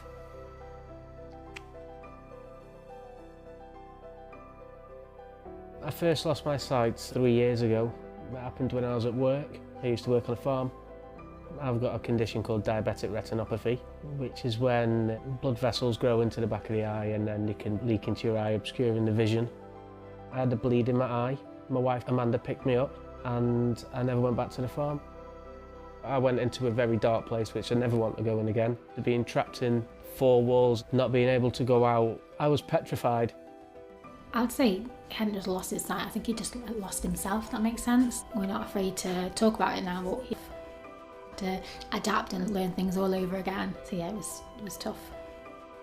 Now in my left eye, I can't see nothing at all. And in my right eye, I can see blurry shapes. I wouldn't go anywhere without Milo, and Milo doesn't go anywhere without me. He's enabled me to go out independently, confidently, knowing that I'm going to be safe. I felt an instant connection with Milo. As soon as he put his chin on my knee, as soon as he gave me his paw, it was amazing. Milo's looking out for dangers. He's looking out for curbs, cars, anything ahead of me that I can't see. Milo will find a bench as well, so if I asked him to find a bench, he will take me straight to a bench and put his chin on it. It's like I've got my eyes when I've got Milo. I just feel so safe with him. There's a few moments Milo has actually saved my life. We were at a crossing and I'd pushed a button and the beepers had just gone off, so I asked Milo to go forward and Milo didn't move. He was like he was concrete to the ground. 2 cars sped past through the crossing as the beepers were going. A couple of seconds later, while we were walking up the street, a police car sped past after these 2 cars. If we'd have walked forward, me and Milo would have both been hit by these cars, and it was that fast. And Milo didn't move, he kept me safe. He used his eyes, his instincts, and he saved my life. Every day, I put my life in Milo's paws. He's everything, not just to me, to my whole family. And people see Scott or other people walking with a guide dog and they just think, oh, that's just their aid. But no, he's far much more than that. He really is. I feel like Milo is my hero as well. He's given me my husband back, you know. He's given the children that dad figure back. He helps my dad, and not just my dad, everyone, and he makes them all happy. He's like become a lot happier, and because he's got a lot more freedom now. He helps him when he's like crossing the roads. He's soft, he's cuddly, perfect playmate. I can be happy again now, and it gives me a real sense of purpose. I'm now at college, studying counselling. I would never have had the confidence to go to college if it wasn't for Milo. He helps me with my anxiety if I do start to panic slightly. I really want to use the skills that I'm going to learn because of Milo to help other people that are in my position. Milo's given me my sight back. He's given me a vision. He's given me everything, and I can't thank him enough.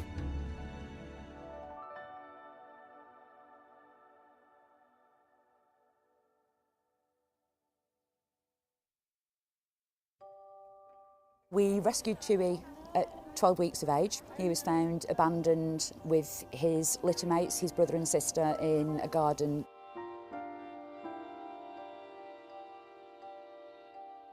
They were tied in a bag.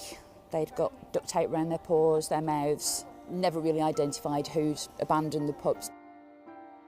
The lady whose garden it was found them, thank goodness, took them to her vet. They put a post on their Facebook page with like, oh my goodness, look at these little puppies, they'll be looking for their homes. So I went down on the train and met him, brought him back first class. The train was actually 15 minutes late leaving Preston because all the Virgin train crew wanted their photograph taken with him, and he's been with us ever since.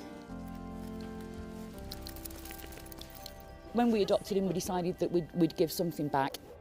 In 2019, I read a report on Facebook about a puppy that had been found buried alive, very close to where we are now. He was actually sitting on my knee when I read the article, and it just rang so many bells that there, but for the grace of God, for the want of an expression, that could have been him. Unfortunately, his injuries were too severe, he had to be put to sleep. And I thought, do you know what, this little dog just deserves to be forever remembered by this town. As a permanent memorial to Shiloh, we planted a tree for him because it's just continually going to grow, it's going to change, as he would have done. So one of the reasons why we selected this tree is because it's an evergreen, so it's almost like a symbol of eternity. So yeah, this is the tree we planted for Shiloh. When we first got Chewy, we decided that we'd actually teach him to do CPR on one of our other dogs, just purely as a trick. And that actually proved quite useful, probably coming up for about 2 years ago now, where he effectively saved my husband's life. Ray's got quite advanced multiple sclerosis, he's wheelchair bound, struggles very much with his speech now, but it's almost like he's found a way to communicate with Chewy and Chewy's found a way to communicate with him. He's always got one eye on Ray and what Ray's doing. It's just like he's his soulmate. I was actually out in the garden. The two bigger dogs were upstairs. He was with Ray. I've heard him barking, and his barking got more and more frantic. Luckily, the French doors were open. I think if the doors had been shut, I probably wouldn't have heard him. I've come into the house, and Chewy was licking his face, jumping on his chest, licking his face, and I thought, oh my goodness, you know, just what's going on? Ray had actually stopped breathing, and then suddenly his heart stopped. I managed to get him onto the floor, did some CPR on him while talking to an ambulance crew, and Chewy never left his side. It was almost like he was making sure that I was doing everything right. And every day that passes now, I just thank whatever's upstairs that we've got him, because without him, I wouldn't have my husband. We're celebrating 30 years of marriage this year, and it's all thanks to this little guy. Hey. Sorry. With Chewy, apart from what he did for Ray, he's just such a special little soul. You know, his life could have been so much different. His life could have been so tragic. He's just had such a huge impact on both our lives. It's just amazing.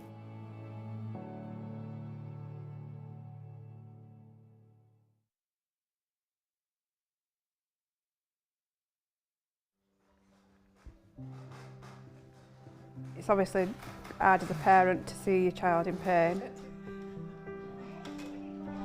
Ruby would actually go on Olivia's bed and took herself into where Olivia's pain were, and that was probably the only time when she would actually settle and feel a bit more relaxed. I think without Ruby, we would have, you know, struggled even more to see Olivia suffer like she did. Olivia's got cerebral palsy. She's non-verbal, but even though she's non-verbal, she has a wicked sense of humour. She's laughing at me now. As soon as we got Ruby, she immediately went straight underneath Olivia's wheelchair. In fact, when she was a puppy, she used to actually be on Olivia's knee in the wheelchair. So yeah, the bond was from the beginning, from when she was a puppy. I think without Ruby, I think there'd be a big void in Olivia's life. She does play a massive part in Olivia's life. She gives her more confidence. During COVID, she's been a fantastic companion for her. She helps her with her physio. She's not a trained therapy dog, but she does do quite a lot of therapies with Olivia through play and a physiotherapy, like with Olivia's athetoid movements. She seems to be able to make her quite still. She just assists her where she can, and I think she gives her a lot of emotional support as well. Stretch your arms up. Stretch both arms up in the air. Olivia likes the cuddles because she gets to give Ruby a proper cuddle in this way. Don't you? Olivia just loves it. She just loves the affection. I think with Ruby, she's just got a bond that just can't be broken, really.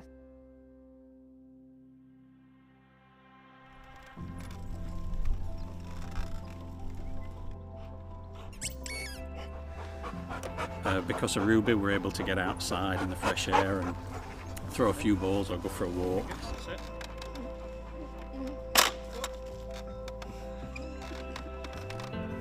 It's difficult for her to interact in some ways, but just finding little ways that you can get her involved and playing with Ruby is a great way of doing that. So yeah, so it's been really good for Olivia's sort of health and well-being, really, just having Ruby around and being able to get out of the house. Which you enjoy, don't you? Yeah. We're not always able to do things that other families can do, but Ruby brings a lot to the family, and she's just made family life and Olivia's life complete, really. So in our eyes, she is a hero.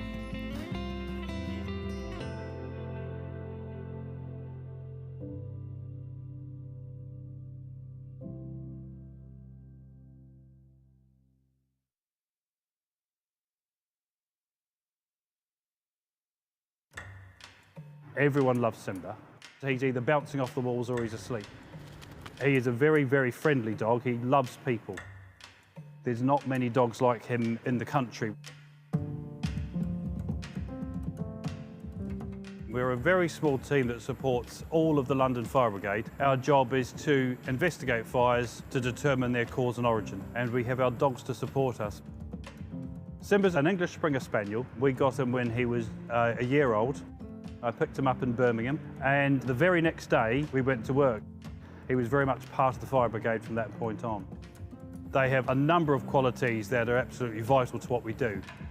The dogs themselves are known as a hydrocarbon detector dog.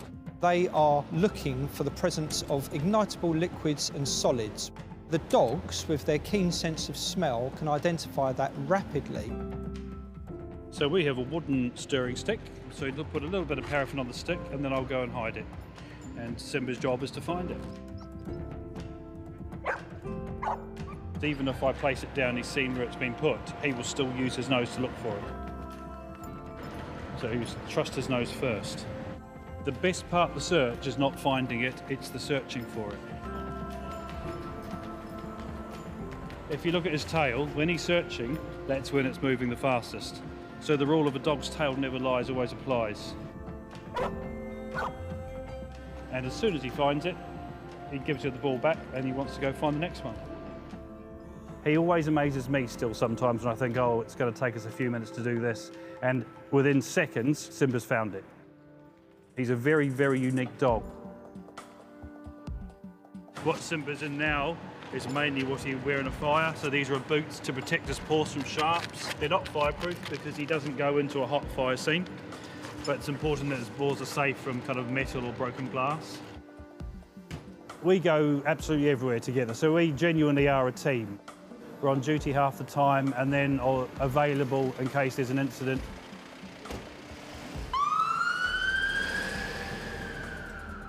Whenever we're working, I don't really need to tell Simba what to do because he's already second guessed. He also works as a bit of an unofficial therapy dog as well. Some of the work we do may not be particularly pleasant, and the one great thing that he does, he actually supports our other fire investigators. He's always there, he's genuinely one of the team.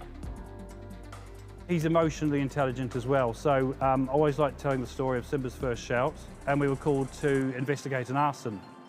He did indicate a number of areas where an accelerant had been used. The sad thing was the owner of the house, she was pregnant. She was really, really upset. But Simba's mood changed immediately.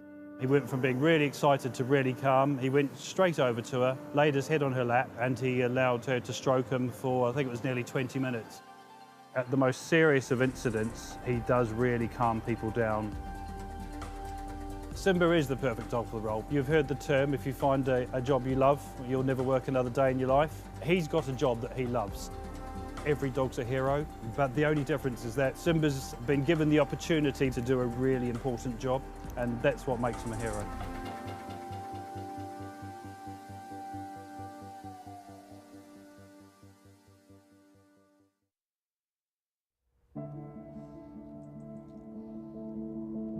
We're not heroes. I help people in my job, I help people doing this. We're not heroes.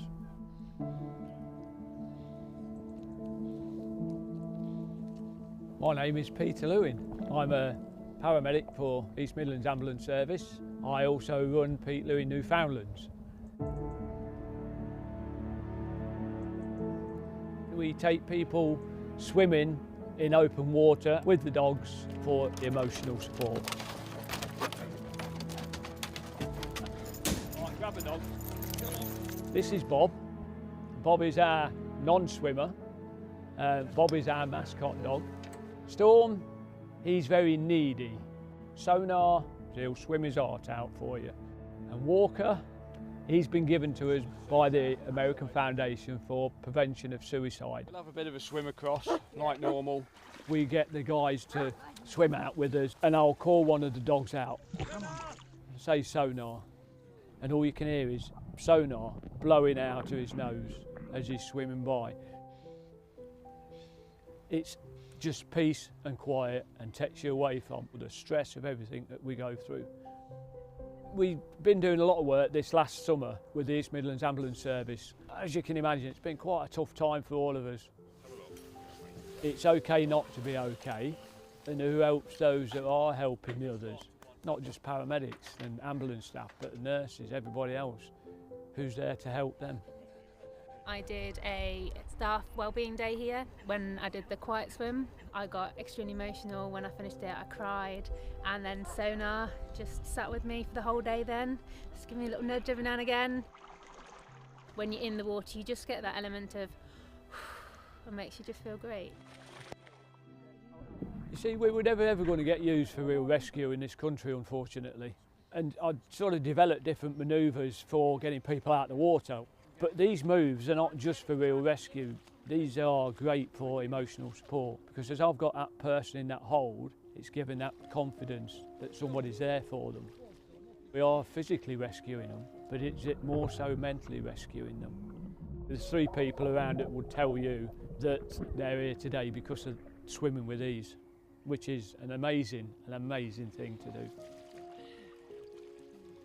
I go into schools and I do water safety workshops. The girl who helped me with that from the start, she absolutely loved it.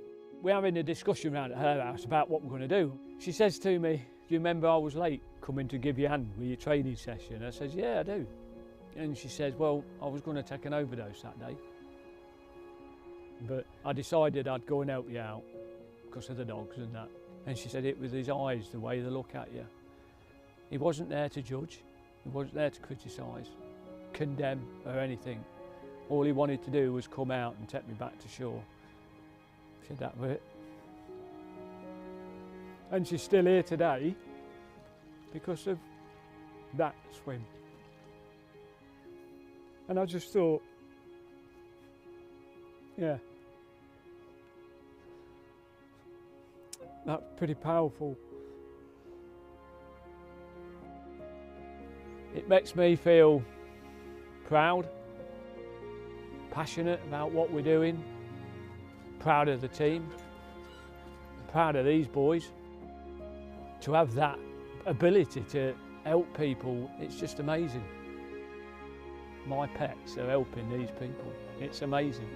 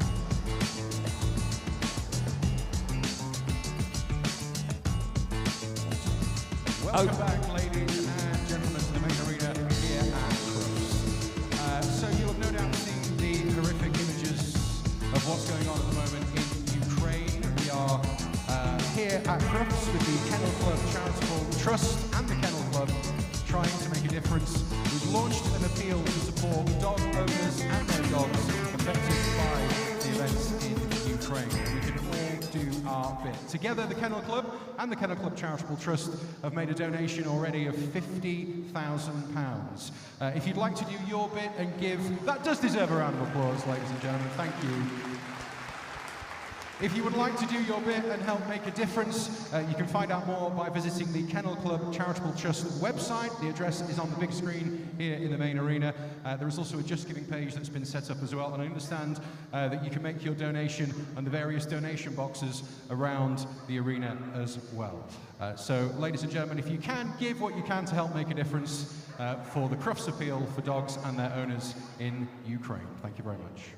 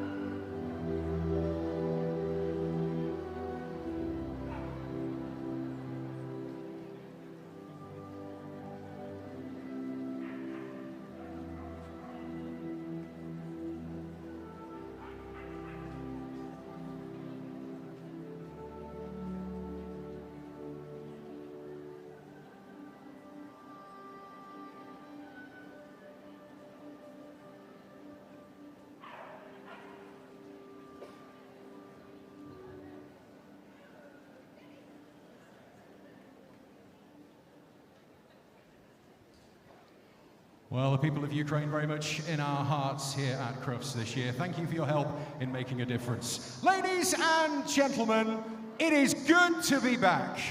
A warm welcome to the world's greatest dog show, Crufts 2022.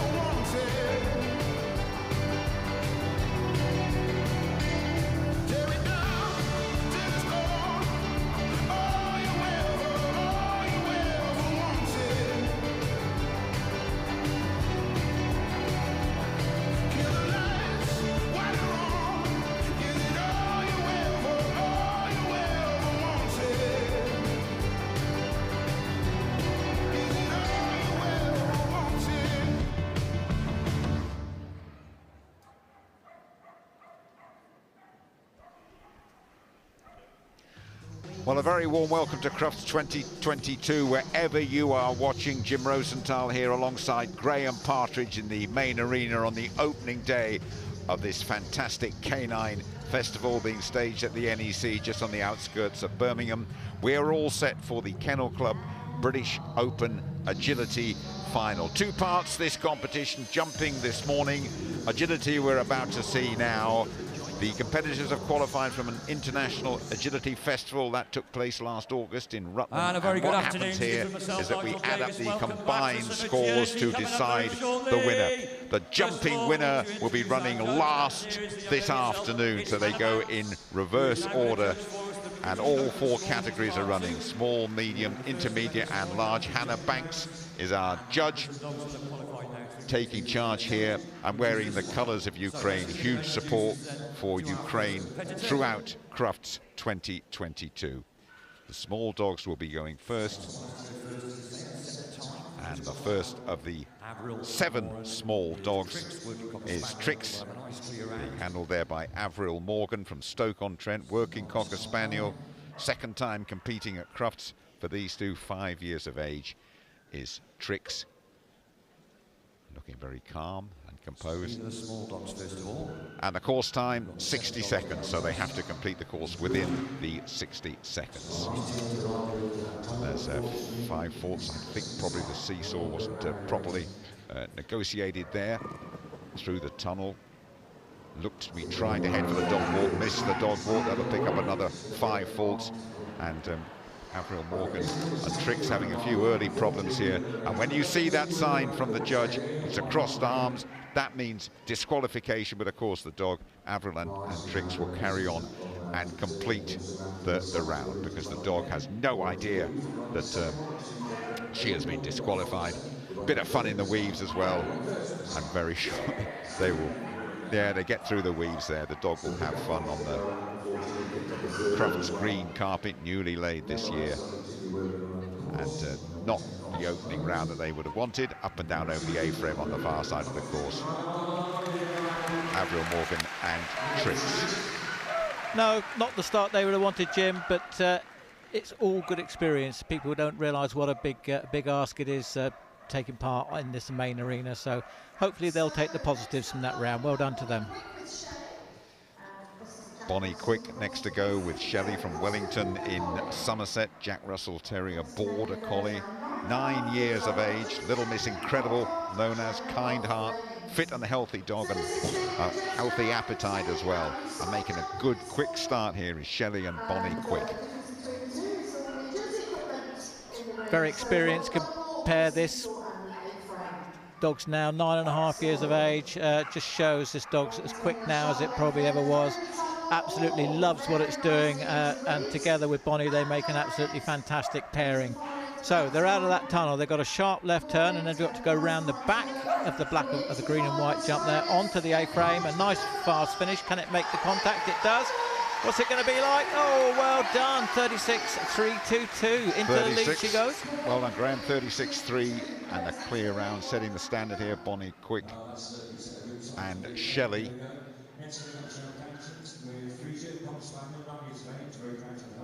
Next to go, and I'll ask you on this one to talk us around the whole course, if you would. It's Michelle Patient with the 5-year-old Cocker Spaniel Frisia.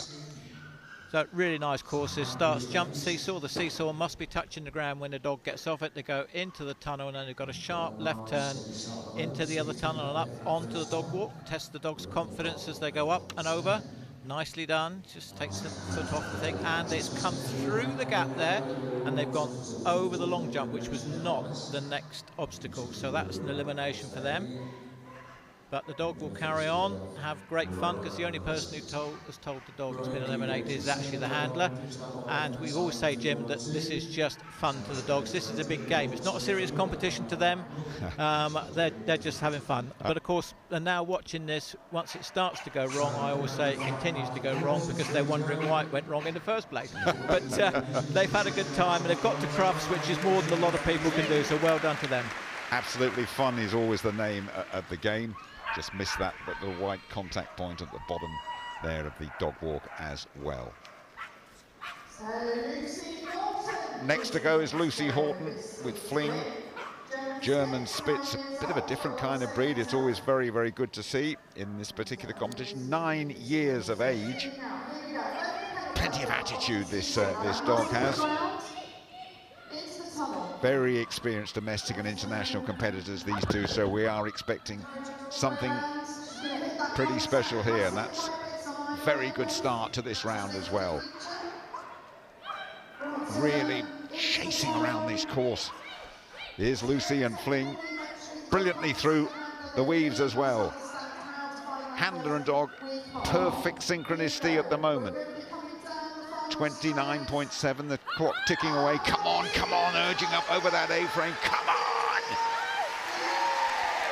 37.7 and clear, good enough for second place. Impressive, Graham.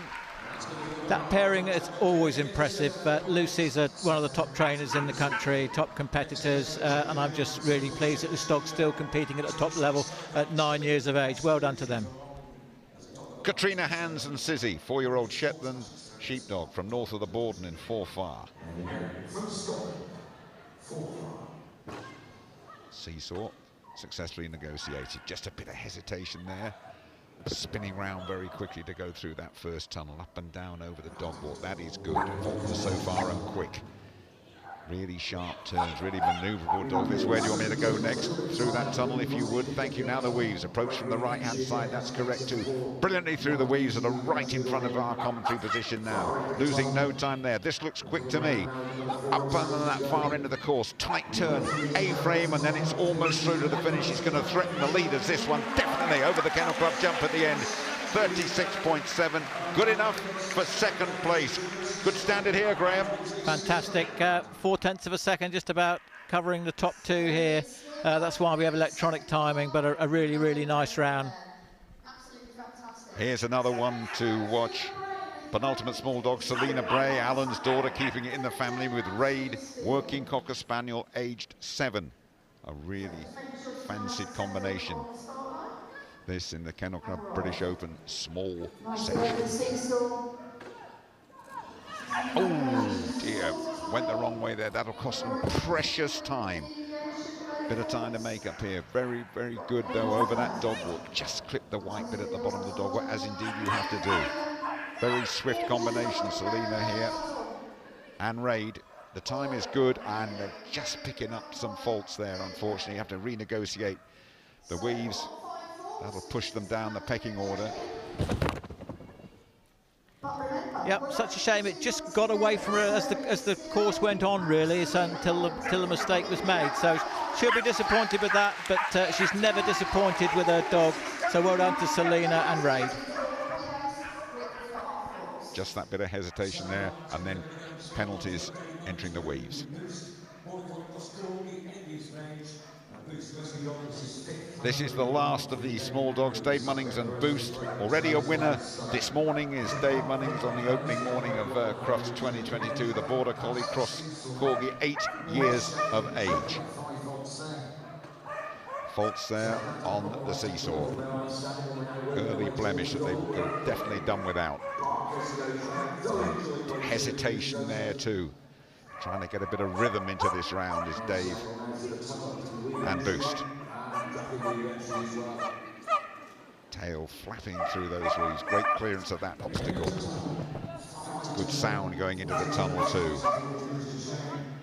5 faults will infuriate both of them. It's a very, very good time indeed.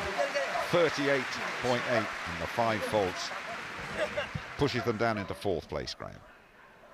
Yeah, very strange that. As you say, that counted there as a refusal, so they've got to go back and do it again. As I say, Dave just looks and say, why? What happened there? Why did you jump off it? But dogs are dogs, but fantastic dog, great handler. Confirmation then of the result. Bonnie Quick and followed by Katrina Hans and Sizzle, and rounding out the top 3, Lucy Norton and Fling.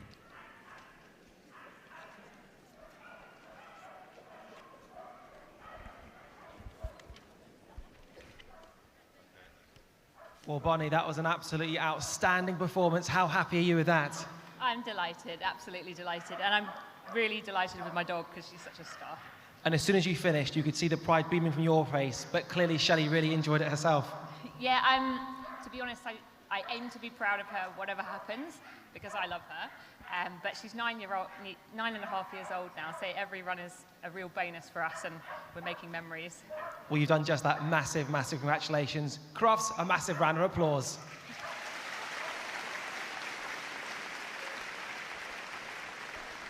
Bonnie Quick making memories there. And well done, Shelley. Little Miss, incredible, kind heart, huge appetite, fit and healthy dog, and winning the small section. First to go in the medium section, Hayley Telling, experienced Team GB competitor from Newport in Wales with Teal, 8-year-old Shetland sheepdog. Beautiful looking dog is Teal. One thing with Hayley is that you're never going to get anything less than 100% from her and the dog on the course. And you can see what you have to bear in mind is that the handlers can't touch the dog at all.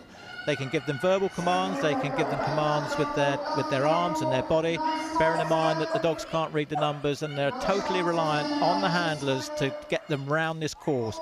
And unfortunately, she went to the left of the first weaving pole, and you have to go to the right without incurring a fault. So that's 5 faults that she's carrying on now into the tunnel. Now we come to a nice fast bit now. She'll need to be ahead of the dog to push it round the back of the green and white jump there before they turn and head for home, up and over that A-frame.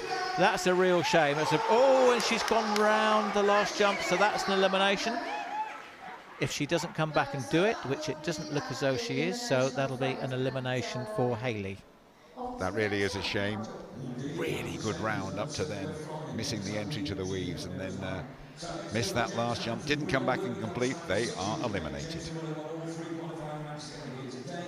James Adams and Willow, working Cocker Spaniel from nearby Ettington in Warwickshire, 6 years of age. James and Willow won all 3 qualifying rounds to get here today, and they've already won this morning.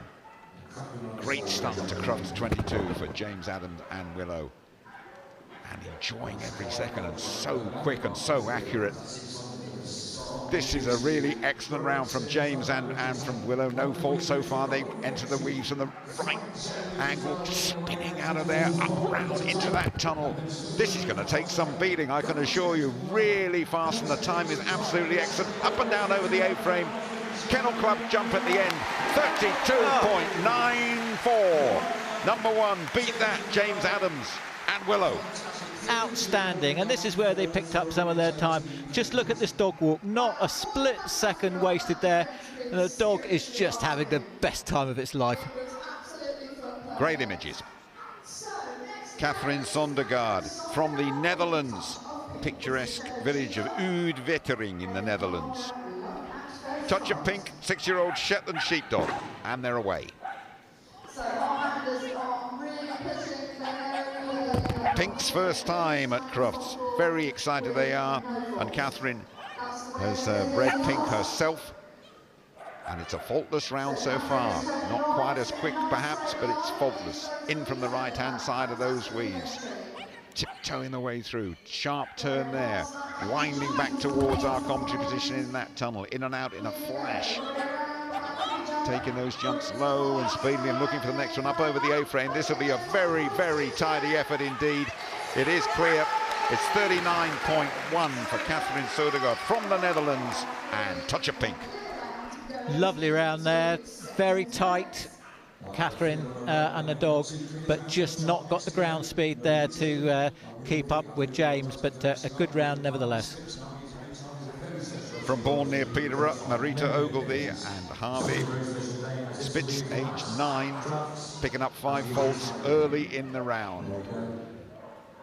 Back through the tunnel again, a slight bit of hesitation, sharp turn there, and more faults, and a bit whiff of despair really from Marita there. Tossed her head back in the air. What are you doing here? And they're 10 faults down as they go over that dog walk. And there is an elimination here as well. So the round will be completed as ever. Very special day, and this is going to be the last day at Crufts for Harvey. Not the way that either of them would have wanted their Crufts career to end up and down over the A-frame and finish over that Kennel Club jump. Graham. So such a shame they're running past the entrance to the tunnel, which is a refusal. And 3 refusals anywhere on the course. There we are. You see the clenched fist raised by the judge means that it's a refusal. 3 refusals anywhere on the course is an elimination. Mark Pattenden and Izzy, Collie Cross Cocker, 7 years of age, quickly into the round.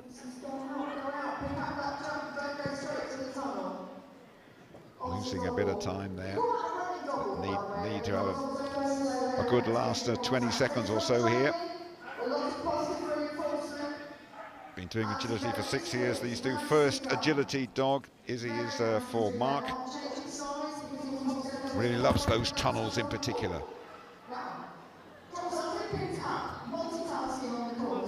It's a clean round so far, but it's untidy as well. And 40.5 for Mark Pattenden and Izzy into 3rd place, Graham. He did. No, I'm not quite sure what happened here, so let's just take a look at it again. I'm not sure whether he dropped something or he was just tidying up after the dog in front, but and then he picks up 5 faults for refusal there, but a good effort.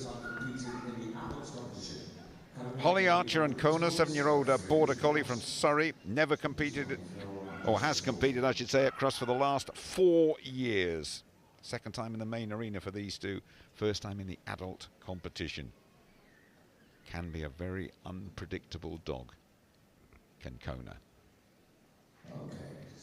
Our judge Hannah Banks sorting something out. The last contestant might just have been eliminated. We'll confirm that for you.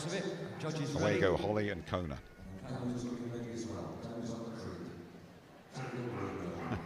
There we go. On we go, Kona. Seesaw is good. So's that tunnel. Didn't obey that one and has picked up 5 faults there.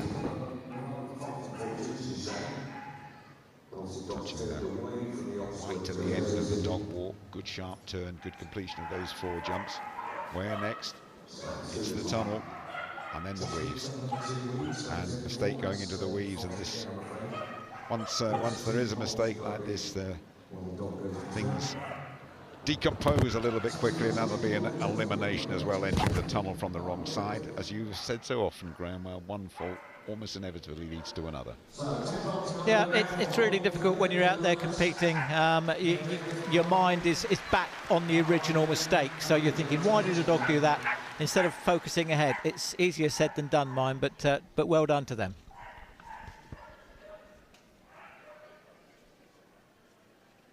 One more to go after this one. Amelia Nicholson from Stoke-on-Trent and Willow Collie Cross Cocker Spaniel, 6 years of age. Winner last year of the medium agility stakes at the London International Horse Show. These two have proper pedigree. And Willow does not hang about, letting us know she is there as well, Willow. This looks really good early on. First 20 seconds, excellent. Into those weaves from the correct right-hand side as well. All tight turns, all speed, all noise as well is Willow. Up on the far end of the course. Where next? Round here, and sharp turn up and down over the A-frame. Very good time indeed as well. Very good from Willow and for Amelia. 35.5 into 2nd place, Graham. That was a really great round, very, very tidy, but it just shows you the class act that James Adams was. I mean, to put in a time of 32.943 just shows how good it was. Last one to go, Blythe Fox and Roo, working Cocker Spaniel from close by Bulkington in Warwickshire, picking up early faults. And has to go back on that seesaw again. Fantastic little dog, this one. But unfortunately, an early elimination within the first 15 seconds for Roo, the working Cocker Spaniel. And very happy for Roo to carry on the last dog, this one, in the medium section. Yeah, such a shame. They've worked so hard to get here. They qualified from literally hundreds of other dogs at the International Agility Festival. So they've got here, and a lot of other people haven't. But I think she just wants to get out now. But what a great effort. So well done to them. Yeah, tough competition. That one, only 3 completed rounds, in fact, and 1 or 2 errors along the way. Just the 3 completed rounds, and top of the pile, James Adams and Willow. Absolutely terrific, 32.9. And look at the time difference between James and Amelia Nicholson, and Willow in 2nd place. And Catherine Sodergaard from the Netherlands making the top 3. Well, James, our commentator Kate described that as being on an almost foot-perfect performance. You must be delighted with that. Yeah, she was a really good girl, bless her. She ran really well. I was pleased with that one. And in terms of training that you've done, I mean, she's already training there. Yeah. How much training do you do for that? Because it was a real physical performance from yourself as well. Yeah, I try to keep as fit as we can. Do 4 or 5 days in the gym a week. But yeah, she's the main star. Thank you. And in terms of Willow, does she ever tire? Sometimes. It will take a lot. Well, it was a massive congratulations to that performance, and I think we should all put our hands together for a real masterclass right there. Thanks a lot. Thank you, Ramsey. Tremendous from James and from Willow. A winner this morning and repeating that this afternoon. Great stuff.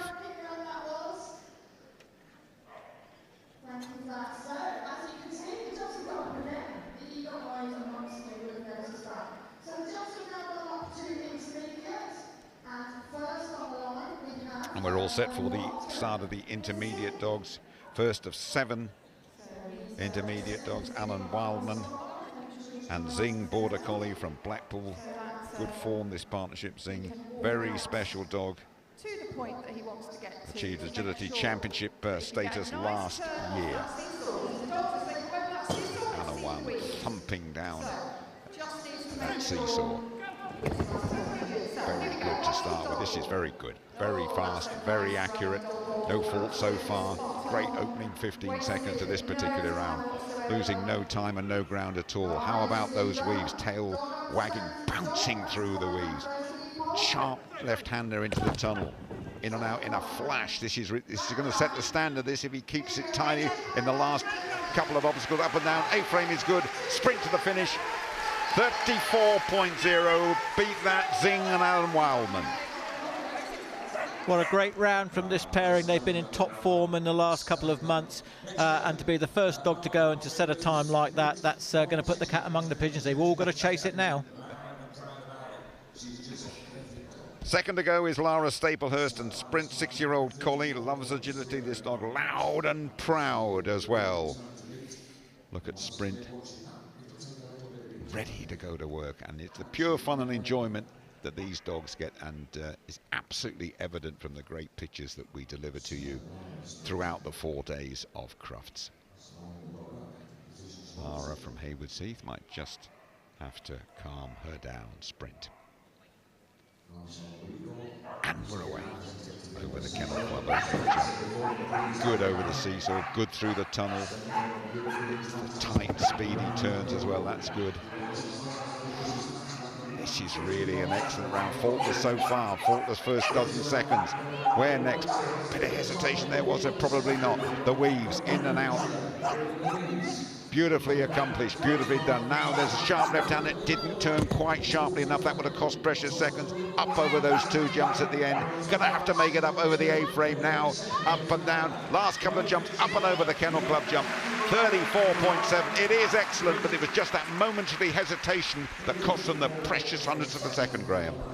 And it was a super round, and it was just a really wide turn that's cost them that half a second or so that's put them into second place, but really great effort. Joe Gleed and Scooter, Border Collie, 8 years of age, from nearby Coventry. Apparently Scooter loves watching television. You never know, might be able to watch herself a little bit later on. Record hours of entertainment on Channel 4 and E4 here in the UK throughout Crufts. Probably won't want to see those early falls though. Bit of sort of hesitation at the end of the dog walk again.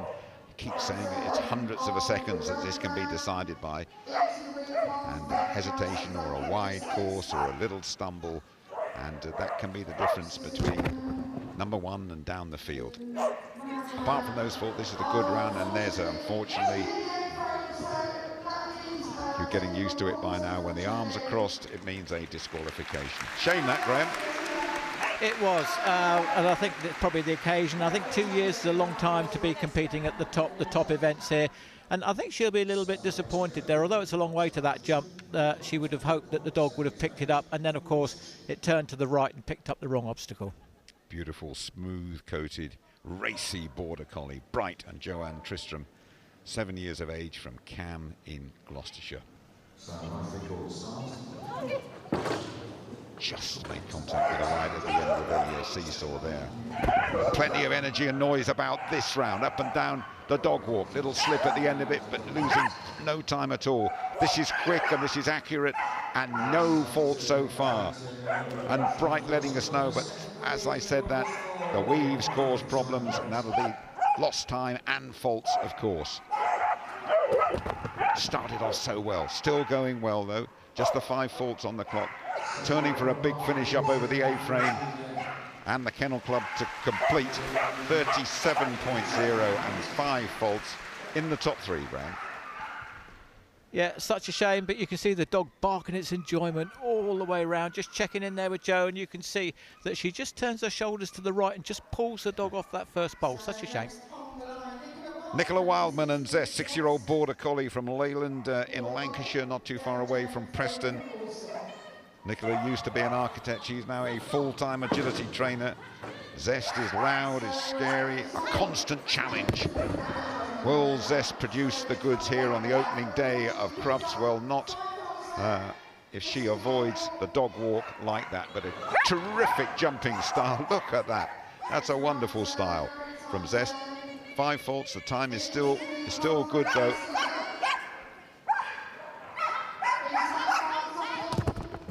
Good sounds coming in and out of the tunnel, and we complete the course around that top end, up and down over the A-frame. It'll be a good time. Just those 5 faults for Nicola and Zest, the border collie. Yes, good time. You always get, as I say, 100% from this pairing at all. And as you say, she'll be a little bit annoyed with herself that she wasn't watching the dog just a touch more closely. But it's easy for me to say that side up here, Jim. So. One to go after this. You're looking at Natasha Wise, 3-time world champion with another dog, the fabulous Dizzy. This is Pebbles, 9-year-old border collie. 1 to go after this. Natasha and Pebbles from Watford. Great concentration.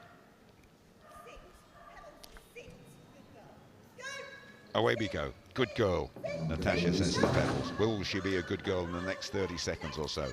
Pretty good so far. A lot of verbal encouragement going on there. The dog walk is good. Tight left-hand turn there. Over the spread.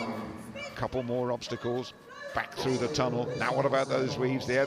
Incorrectly. This is good. Oh, and just as you thought it was all going fine. Hesitation. Very unusual that in the weaves. You'll get Graham on that very shortly.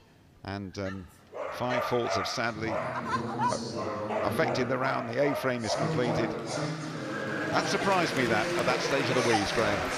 It surprised me as well. Very unusual for this dog to have a fault in the weaving poles.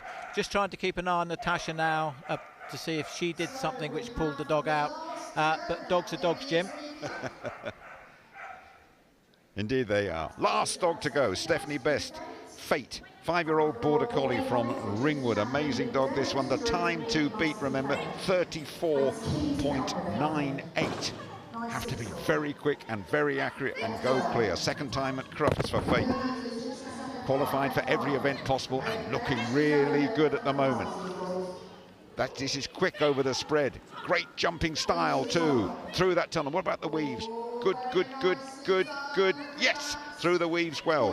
21, it's threatening the best time this, if she can keep it going, if the pair can keep it going. Up against that far end of the course, over the A-frame. It's going to be very close. It's going to be unbelievably close. And I think she's 33.7. They've done it. What a finale. Stephanie Best and Fate, the 5-year-old border collie. A remarkable time, a stunning time, and what a performance. fantastic. This is the best of Crufts. This is the best of dog agility. Absolutely great stuff here. Almost slipped as he went into the weaves. 2 foot in there, 1 foot to the other, and now over to the finish. Great, great stuff. Well done, Stephanie. What a fantastic finale to that competition. Stephanie Best and Fate 33, the only one in the 33s. Second to Alan Wildman and Zing, and Lara Staplehurst and Sprint in the top 3 there.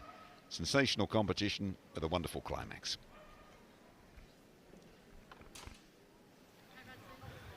Stephanie, while you're still out of breath, I'm going to try and speak to you. That was an impressive performance. You look absolutely pumped with that. Oh, I'm so happy. She is, yeah, she's amazing, and I'm really proud.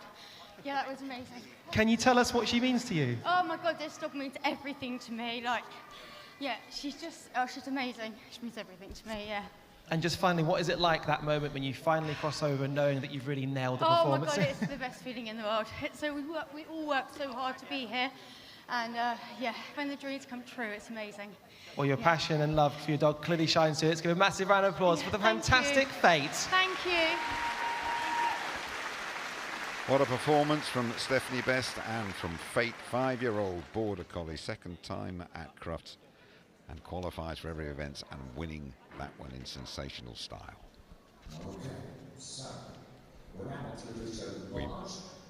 Graham, I think you've got a point to make about the judges. I do. There we are. You just saw Hannah, our main judge, talking to the assistant judge. That's Chris Huckle. There he goes. He's actually judging some of the other events. He's in the ring to just assist Hannah, and he's marking the up on the dog walk. And then as soon as the dog's completed the dog walk, he will actually disappear, but still be watching the dog. Thank you, Graham. We're away then with the first of the 7 large dogs. And we're looking at Andrew Priestley and Peggy, nicknamed Wiggles, 3-year-old Border Collie. Qualified at her first attempt at the age of 2, so a young dog, this one. Huge future in front of her.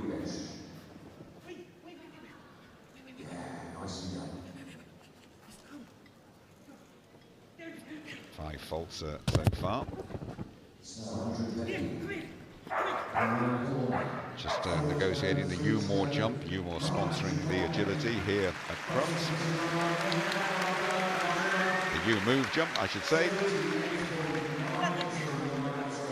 And well done, Andrew.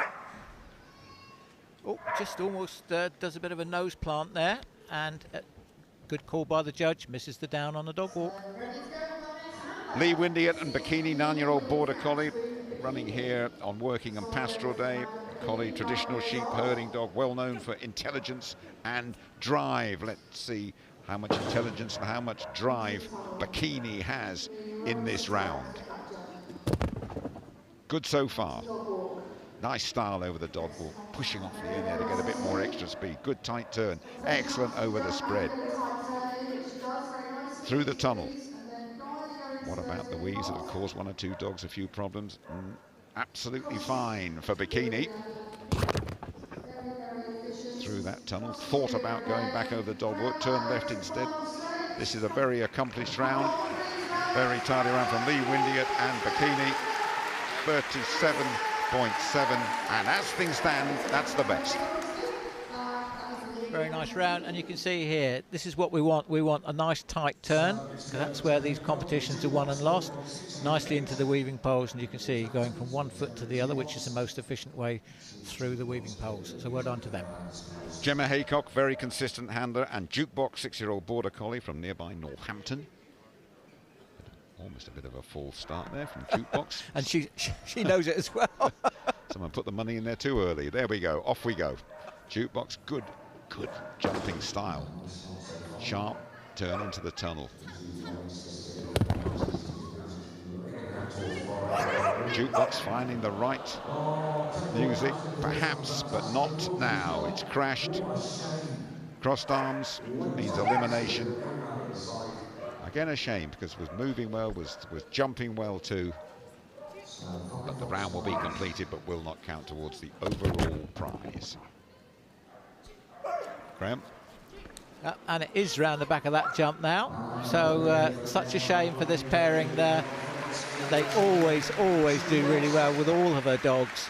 And I think the dog on the on this particular thing here just second guessed her and thought it was a push round the back when in fact it wasn't. But is she upset? Not outwardly, and certainly not with the dog. Roots and Tamsin Hulley from Amesbury in Wiltshire, second time at Crufts. And Tamsin saying, Roots owes me absolutely nothing. I know I owe him everything. You're watching the British Open, the large section. And okay, says Tamsin. Okay, off we go. Roots doesn't look the quickest mover, just a bit of hesitation there. And missing the dog walk, picking up faults there. Back again, got to get back over the dog walk. Again, dogs can only go as fast as they can. And it's not the fastest, but it's a lovely, accurate, enthusiastic, willing dog is Roots. And more faults going in the midsection of the weaves, and even more, and we could be heading for an elimination here, possibly. No, keeping going. 20 faults, and the time the clock remorselessly ticking on. It's a fine effort, and fair play to Tamsin for keeping Roots going right the way through to the finish.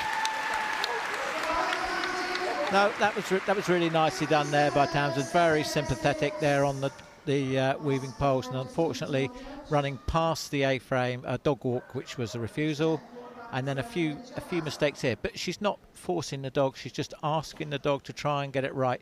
So well done to her.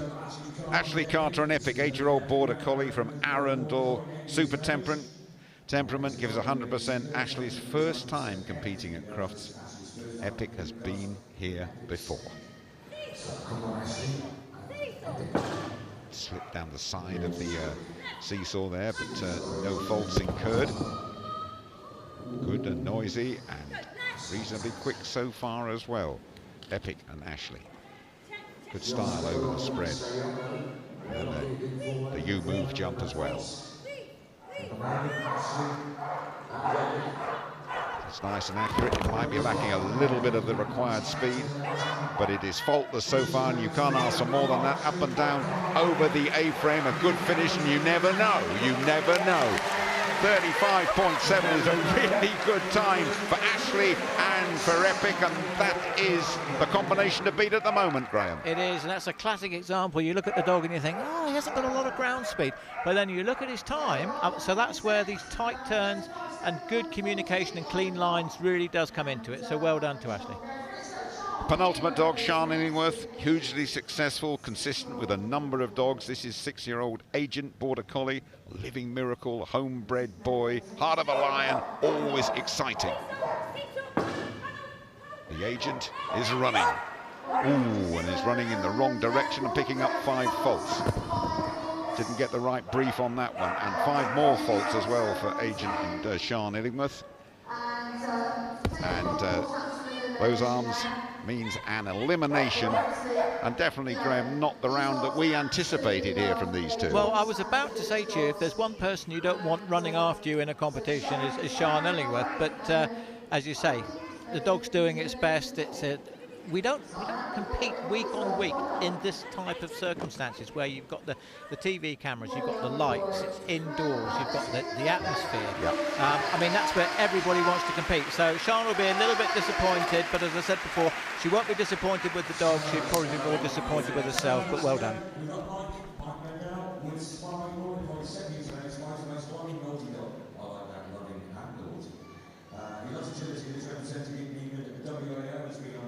Last dog to go, Mike Bendel and Spy, 7-year-old border collie from the West Country, and the time to beat 35.7 and clear. Let me remind you, a loving dog who can be naughty.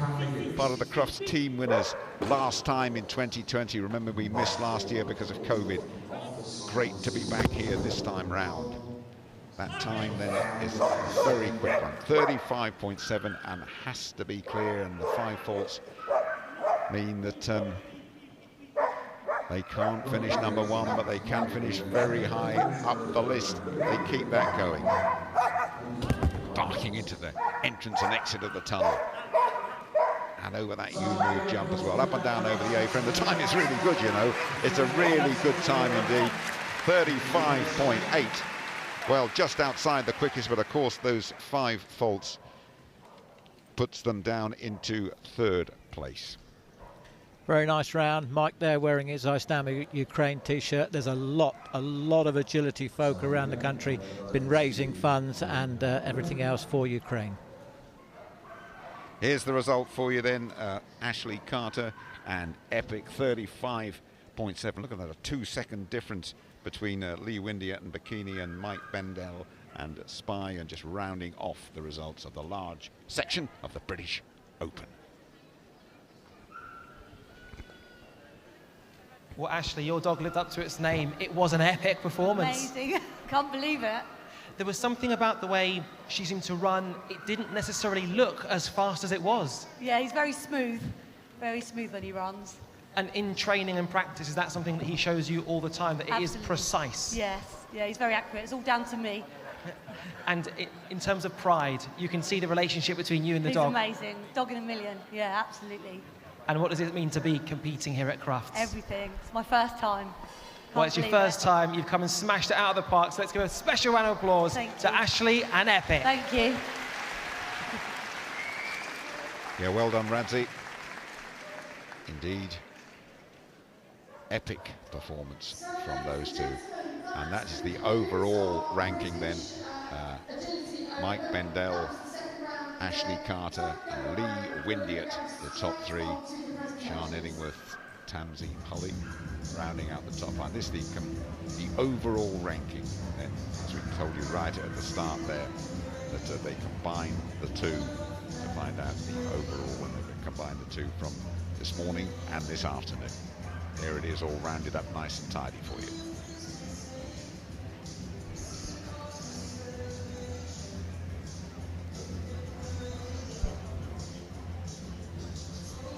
And in the medium section, Amelia Nicholson, Catherine Sondergaard from the Netherlands. Great to see her coming over here and doing so well.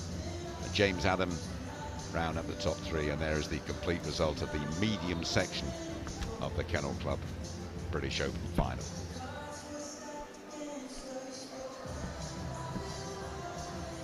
And the intermediates, Stephanie Best. Look at that combined time, excellent.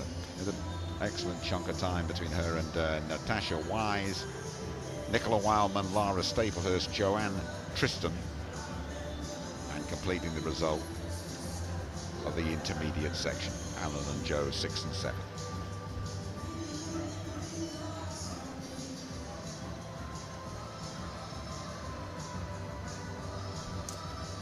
And the small section, Katrina Hans, only one with a 69 in the 6 in front of it.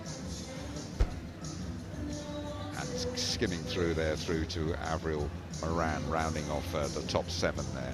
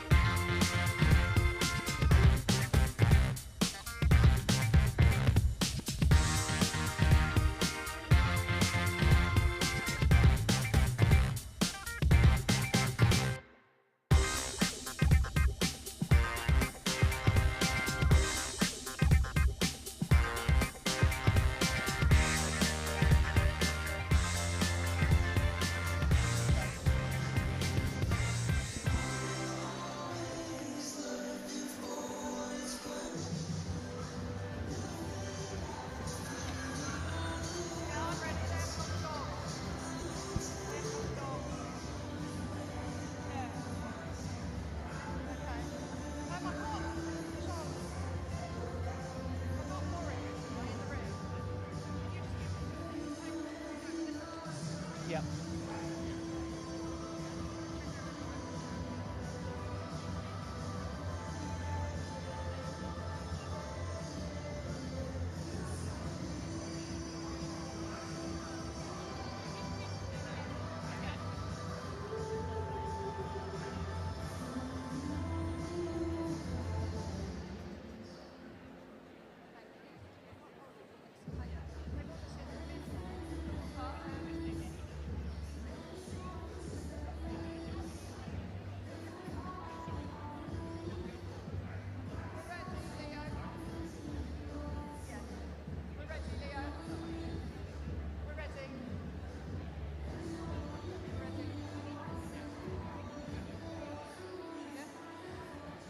Okay, ladies and gentlemen, put your hands together. It's presentation time.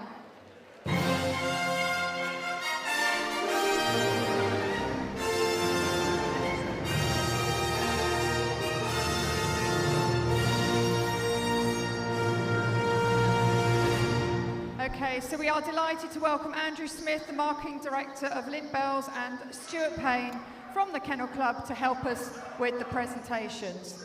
So we're going to the smalls first, and for the round that you've just seen.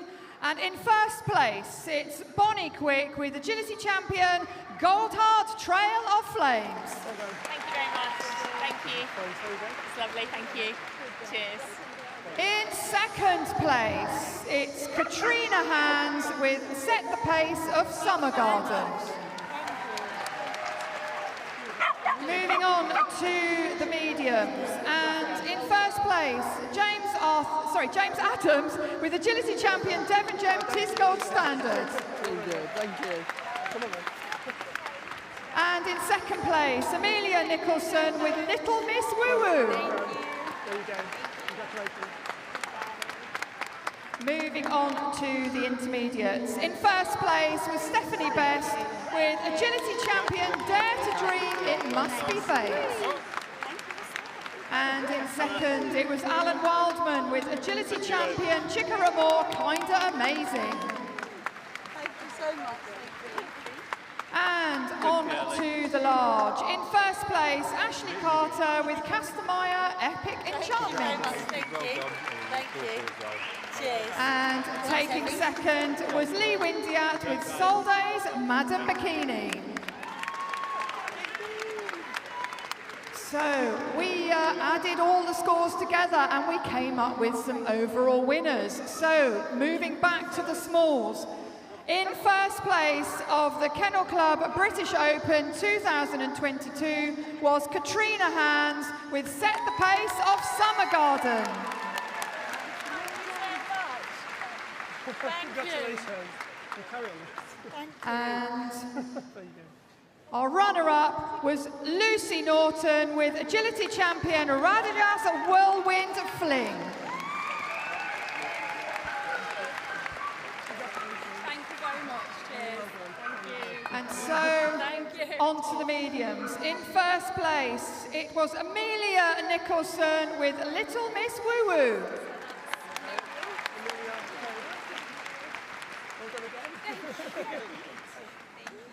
And our runner-up was Catherine Sondergaard with Evicarda Love at First Sight.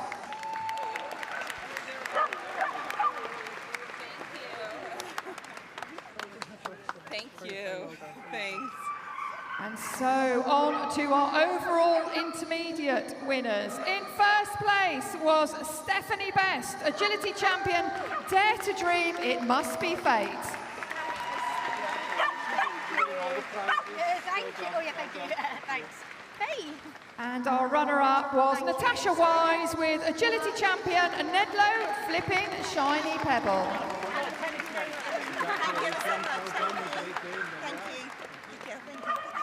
And then finally, our overall in the large category, taking the winning spot was Mike Bendel with Devon Gem Pure Genius. Thank you very much. Great, cheers. Thank you very much. And second goes to Ashley Carter with Castermeyer Epic Enchantment. Thank you very much. So ladies and gentlemen, please put your hands together as they take their lap of honour.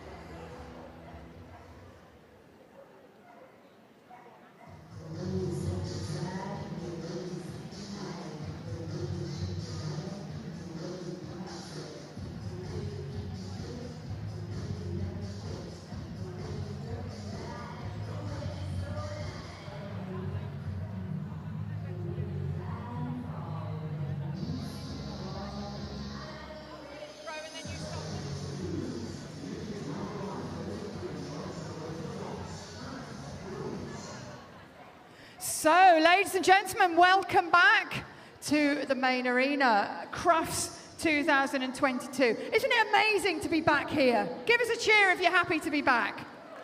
Woo! I know All I right. am. So, as you can see, our handlers have been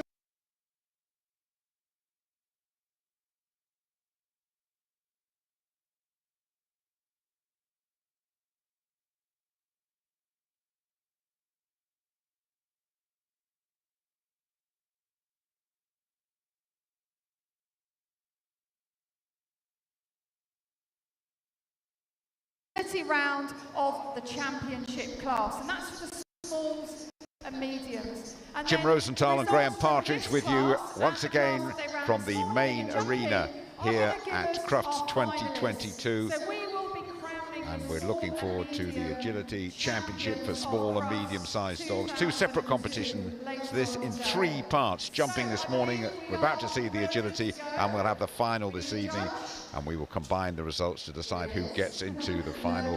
Once again, if you're eliminated from the jumping or the Agility, you're out of the final. You've got to have a championship ticket to qualify. Here comes our judge, Peter Elms from the Scottish border town of Hoyk, judging for over 25 years now. And we're going to see the small dogs first, 9 of them. And Bonnie Quick will be first to go. From Wellington in Somerset, Jack Russell Terrier, cross border collie, 9 years of age. Shelley, very successful dog this over the years. Little Miss Incredible. And all just preparing to go is Bonnie Quick, first of 9 small dogs. When you're ready.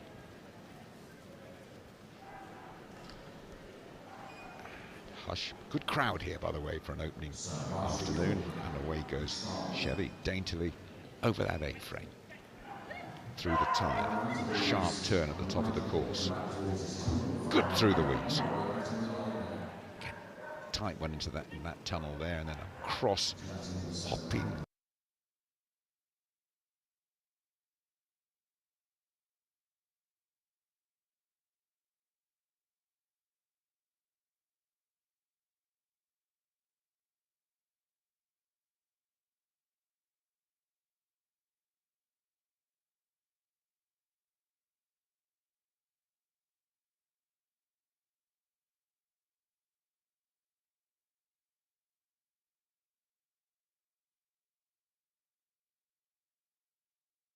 Eliminated, because elimination in either of the first 2 rounds precludes you from entering the final.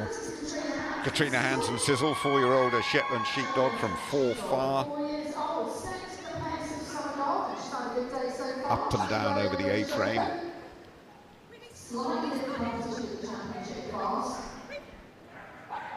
Good through the weeds at the far end of the course. Lovely, tiny dog moving swiftly.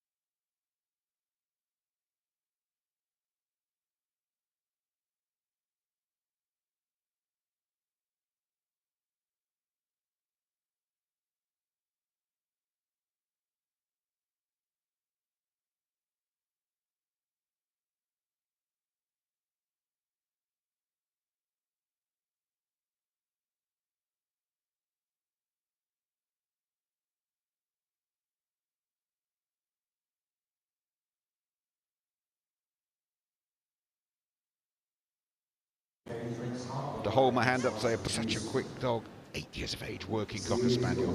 Just love seeing this dog run around the course, and next time round we'll get Graham to take you through the course from A to Z. But quick, and Lauren Langman from Devon, Oakhampton down there.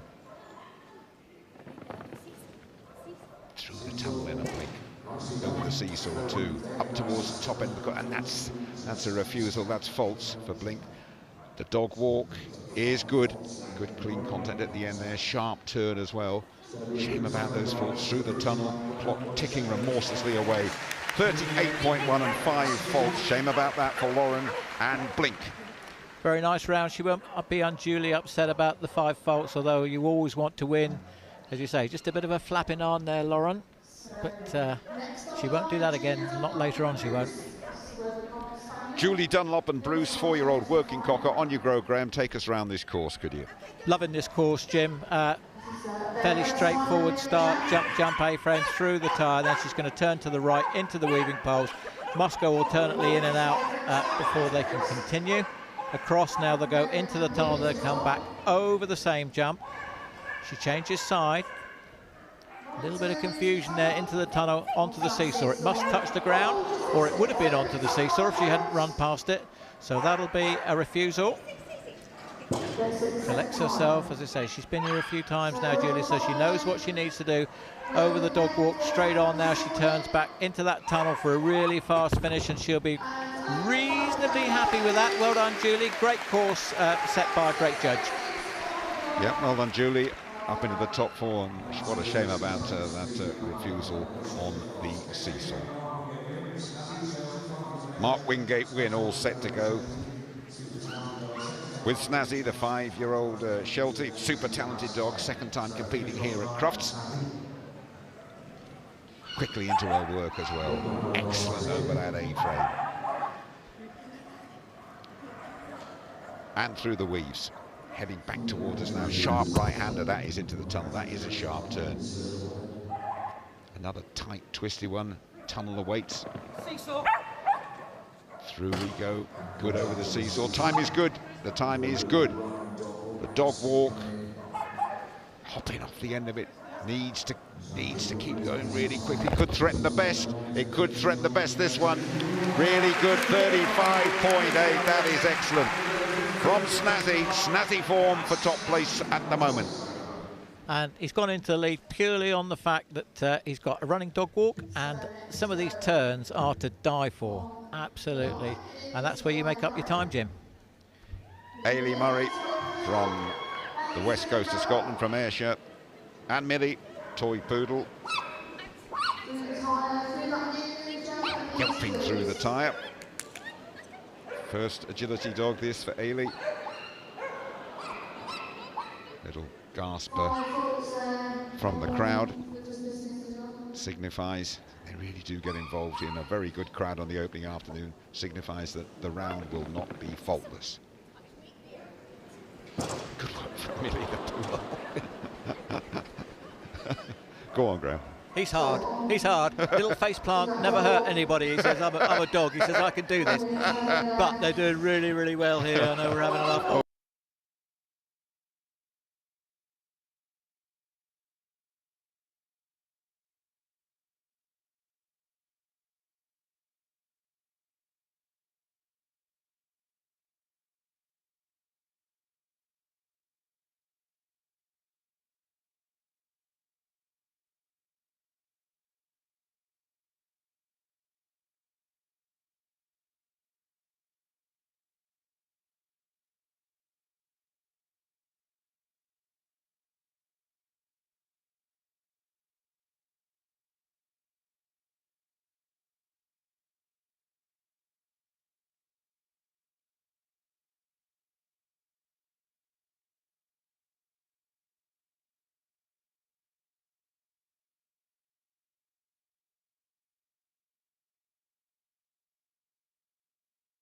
Millie and Ailey.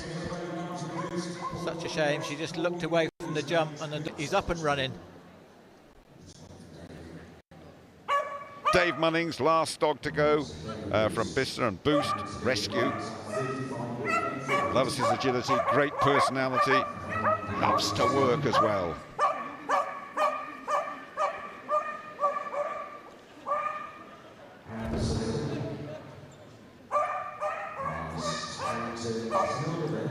Good so far from Dave Munnings and Boost. seesaw slipped off the end of it. Don't worry about that. The dog walk, yeah, really quick. One of the quickest we've seen on the dog walk. Tight turn for Dave. Looking good, this one. Looking really good from Dave Munnings and Boost.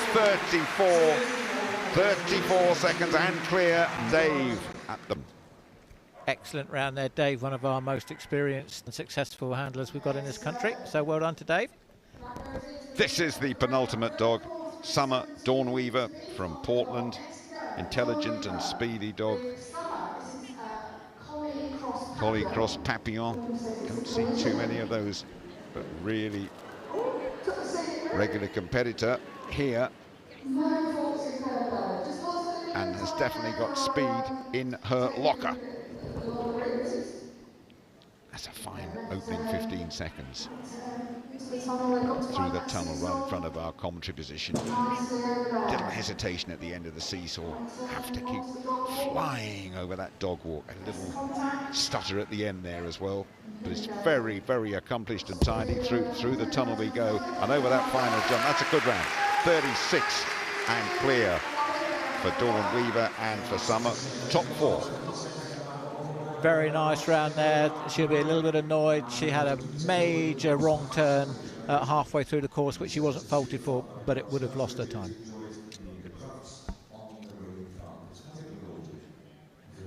Last of the small dogs, Alan Bray, familiar figure here. He's also a judge, a high achiever with Tikita, 7-year-old working Cocker Spaniel. Time to beat is 34.3. Super fun-loving dog, this one. Will it be a successful one? It's a great time. It's going to have to be quick and pretty nigh faultless. So far, Tikita is just that. Alan's such a calm handler out there. The time is good. The round is clear. Tight right-hander, flying through the tunnel. Seesaw, excellent. No time lost there, no stumbling or anything like that. 25, last 10 seconds. Is there enough time to nick top place here? Is there enough time for Alan and for Tikita? It's a fine effort, it really is good, but it's just a couple of seconds too slow. Well done, Alan Bray, well done, Tikita, into the top 5. Yeah, well satisfied. He is, and to say the first thing he does, picks up the dog and makes a fuss of it and just says, well done, mate, we've had a great time together. And unfortunately, we won't be seeing him in the final as he got eliminated earlier on, but a good effort. Confirmation then of the top 3, Dave Munnings and Boost top of the pile. Only one in the 34s, Mark Wingate win and Snazzy in 2nd place, and Katrina Hans in 3rd.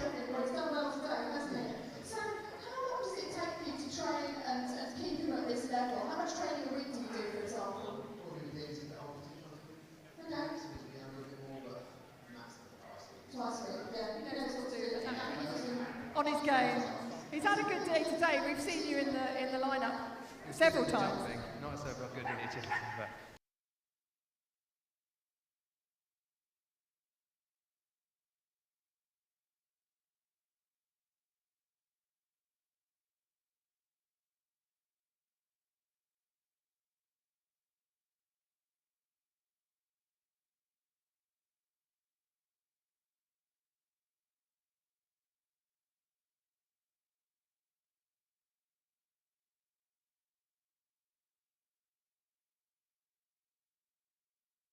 Great personality too.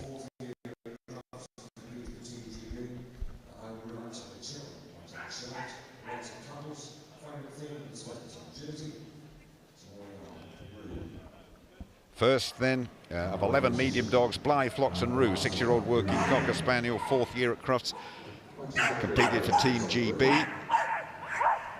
And Bulkington down the road in Warwickshire. A lot of noise from Roo.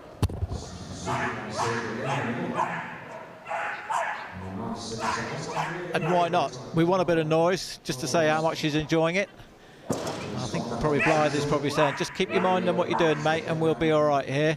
So up over the dog walk, they must make contact with the white bit at the end. We've introduced that rule for safety as much as anything else. We don't want people jumping off halfway up. And a really nice round there, 37.120. Setting the standard then, Blythe, Flocks and Roo, the working Cocker.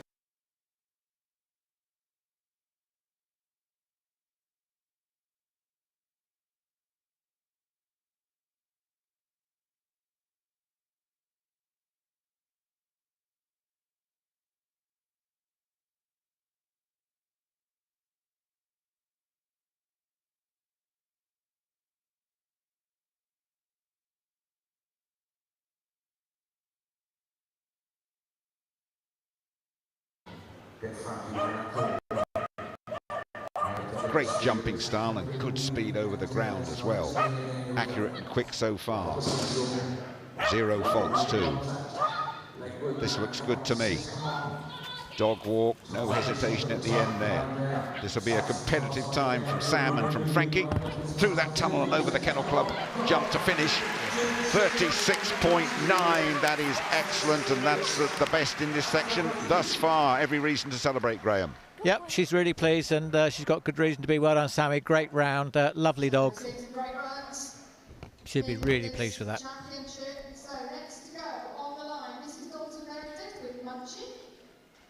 Dalton.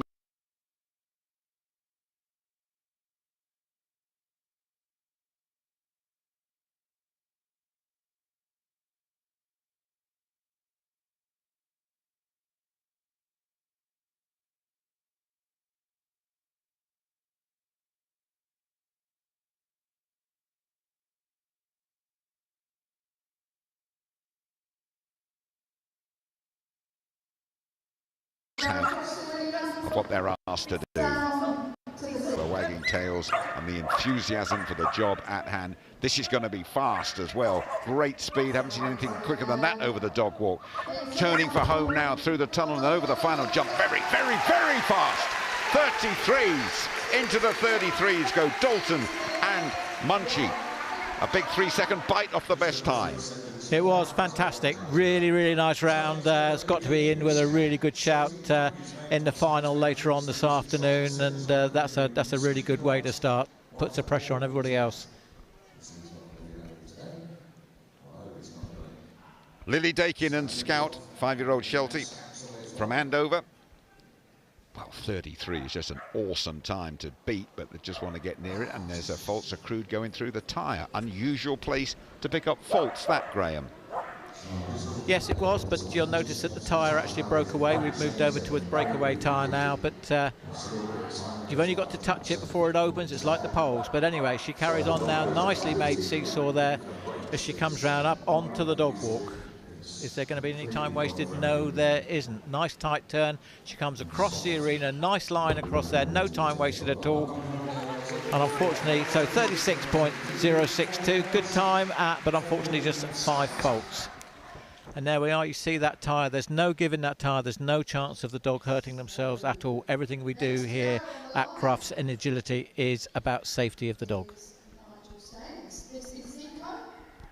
If you like your Kelpies, you will like this one. Zico, 4-year-old, fast, intelligent dog, this one. Nigel Staines, very much the Kelpie champion, is the handler from Wharton near Carnforth. It's a great sight. Kelpies on the carpet at Crufts 22. Quite gently through those weaves, really. Might have lost a bit of time in there. But the style is just perfect, and the round is accurate as well. Great that Nigel does champion this breed. What about the dog walk? Just a bit of hesitation. Yeah, doesn't exactly fly over the dog walk, but completes it successfully. Probably a little bit of time dropped here and there. Yeah, 39.1 for Nigel, and for Zico, and 4th place as things stand. Very nice. Nicely made A-frame, and then just look at that. It's just 2-footing through the weaves, perhaps not the quickest way to do them, but it works for them. James Adams and Willow, working class cocker, quick dog, 6 years of age. Won this event last time, so a combination to watch, James and Willow. Good again. Oh, just clipped that. 5 faults. But this combination and 5 more faults, getting just a little bit careless there, with no doubt in the speed and no doubt in the enthusiasm. Just slightly sloppy along the way. But look at the time. Look at that time with 10 faults as well in the 33s. And if they can sort that out, they will be major contenders, Graham.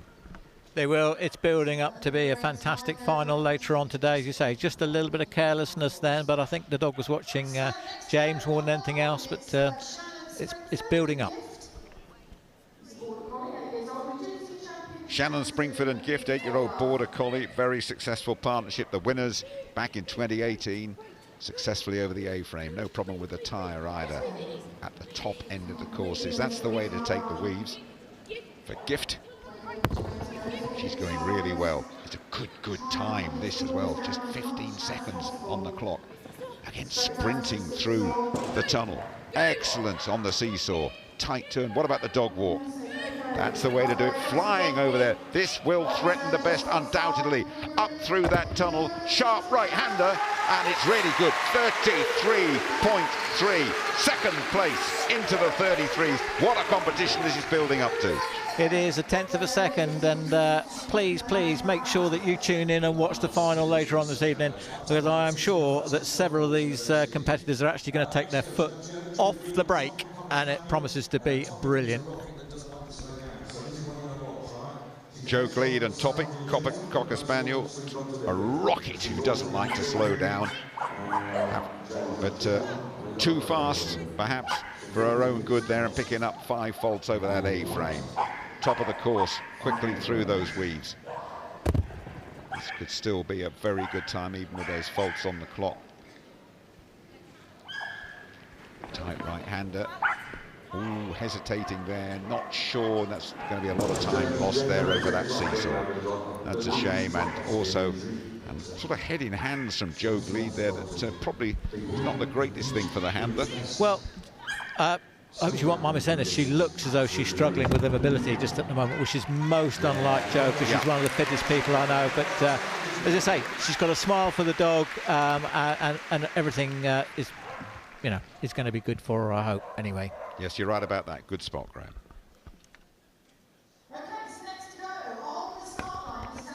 Ashley Butler and Eliza, 8-year-old bearded collie. Great to have her working alongside us on our TV coverage. Ashley, Eliza always gives maximum effort to achieve all the goals that she could last year. Remember that 33s are the top 2. Really good to threaten that for Ashley and for Eliza. Just hesitating at the end there of the seesaw. Good tight turn, tail wagging though, Eliza. Bit of a pause at the end of the dog walk. So this might not be the quickest, but it will be good. It's a very acceptable time indeed. Just precious couple of seconds lost. 35.7 for Ashley, into 3rd place, Graham. It does, to say the dog comes out and it immediately gets its toy.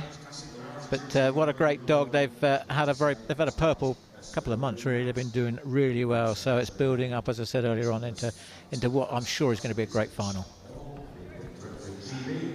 Matthew Rowson Classic, 6-year-old mini American Shepherd. She is fast, this one from Oakhampton. Taking the best angle into that jump twice.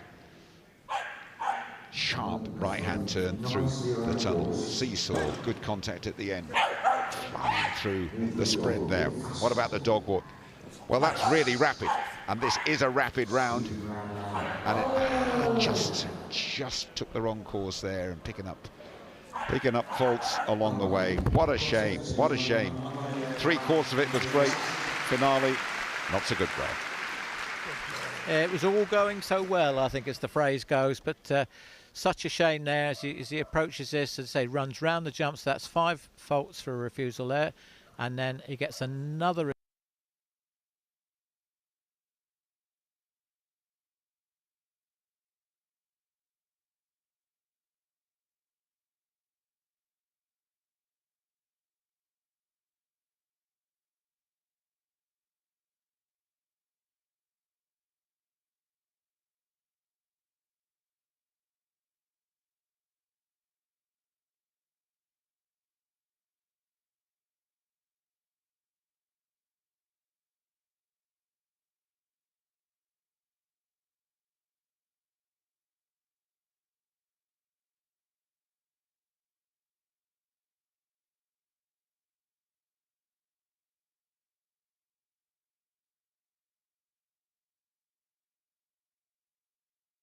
.7 is really good, and it's good enough for the top 3.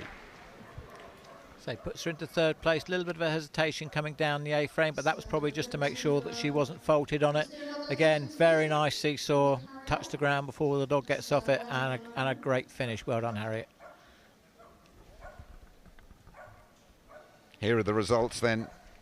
Dalton, Meredith and Munchie, Shannon Springford and Gift, and Harriet Harding and Izzy, the top 3.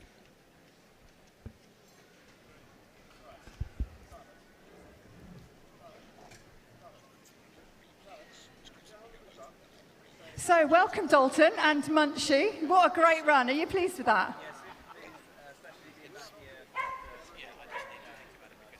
Yeah, and do you know what? She actually seemed to know exactly where she was going. So how far in advance do you actually get to see the course? So we get the course plans back out on stage probably maybe this morning we started. This morning we started looking at the course plans. We look at them as much as we can, but it's always a little bit different once you get out here. So you've literally just seen the course, come in. So how on earth does she know which way to go? She's a genius.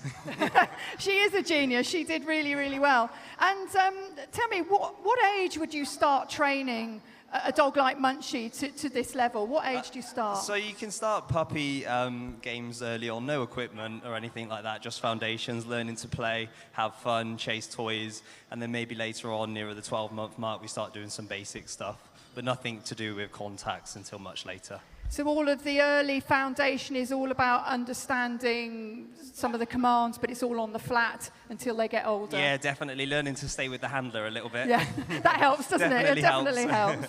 No, she's absolutely brilliant. Well done today. You've had a great day, and hopefully we'll see you in the final. Definitely. So ladies and gentlemen, please give Dalton and Munchie a big round of applause for an absolutely fantastic run.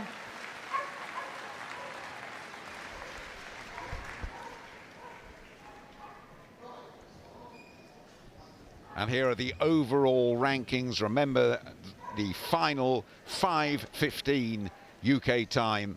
That's, where are we now? 2.5 hours time here on the first day of Crufts, as we check through the overall rankings and the high quality from both competitions going through to that final later this afternoon. I urge you not to miss it. That's with the small dogs going through.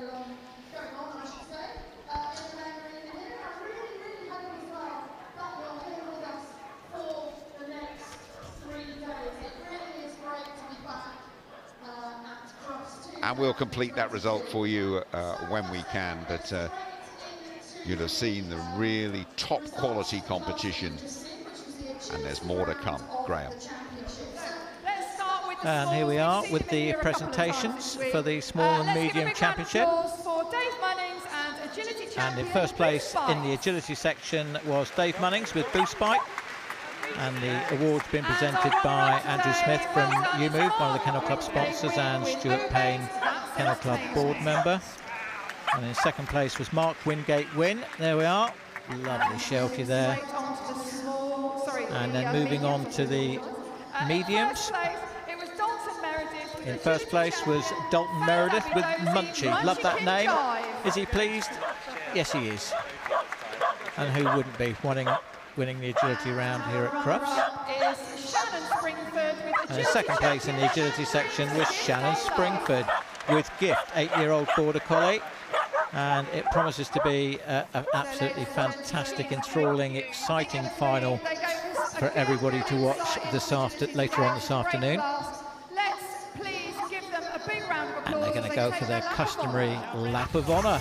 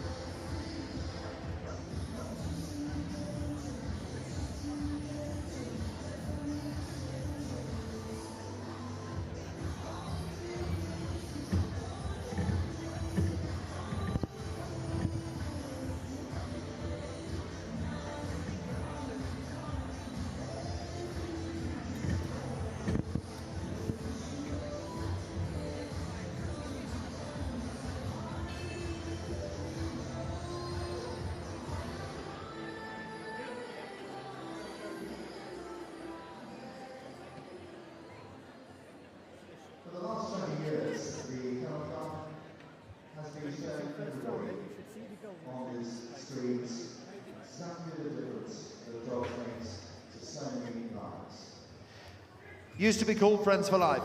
It is now the Kennel Club presenting Hero Dogs. 5 amazing stories, and what you're about to see now can only tug at your heartstrings. Let's have a look at the Kennel Club Hero Dogs 2022. We rescued Chewy at 12 weeks of age. He was found abandoned with his litter mates. When we first got Chewy, we decided we'd actually teach him to do CPR. He effectively saved my husband's life. I was actually out in the garden. I've heard him barking. Ray had actually stopped breathing. I managed to get him onto the floor, did some CPR on him. Chewy never left his side. We're celebrating 30 years of marriage this year, and it's all thanks to this little guy. Job is to investigate fires to determine their cause and origin, and we have our dogs to support us. He always amazes me still sometimes when I think, oh, it's going to take us a few minutes to do this, and within seconds, Simba's found it. Some of the work we do may not be particularly pleasant. He's emotionally intelligent as well. At the most serious of incidents, he does really calm people down. Simba's been given the opportunity to do a really important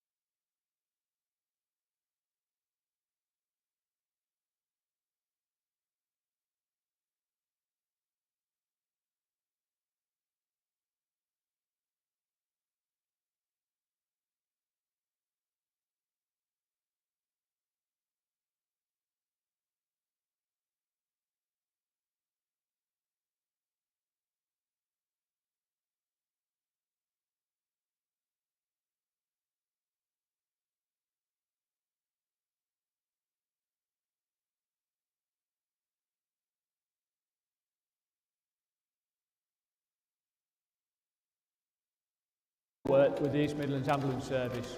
It's okay not to be okay, and who helps those that are helping the others.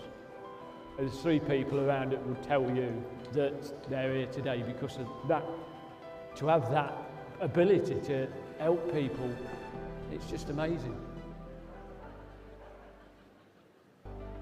I think without Ruby, I think there'd be a big void in Olivia's life. She gives her more confidence, she helps her with her physio. During COVID, she's been a fantastic companion for her.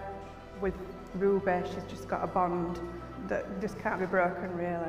She's just made family life and Olivia's life complete, really. So in our eyes, she is a hero. So there it is, www.crufts.org.uk. And you can vote for your hero dog online, and it's live on Channel 4 here on Best in Show Night. Few tickets still available, just a few, for the Best in Show Night on Sunday evening here in the arena. It is live on Channel 4, but it's certainly better to be live here in the arena.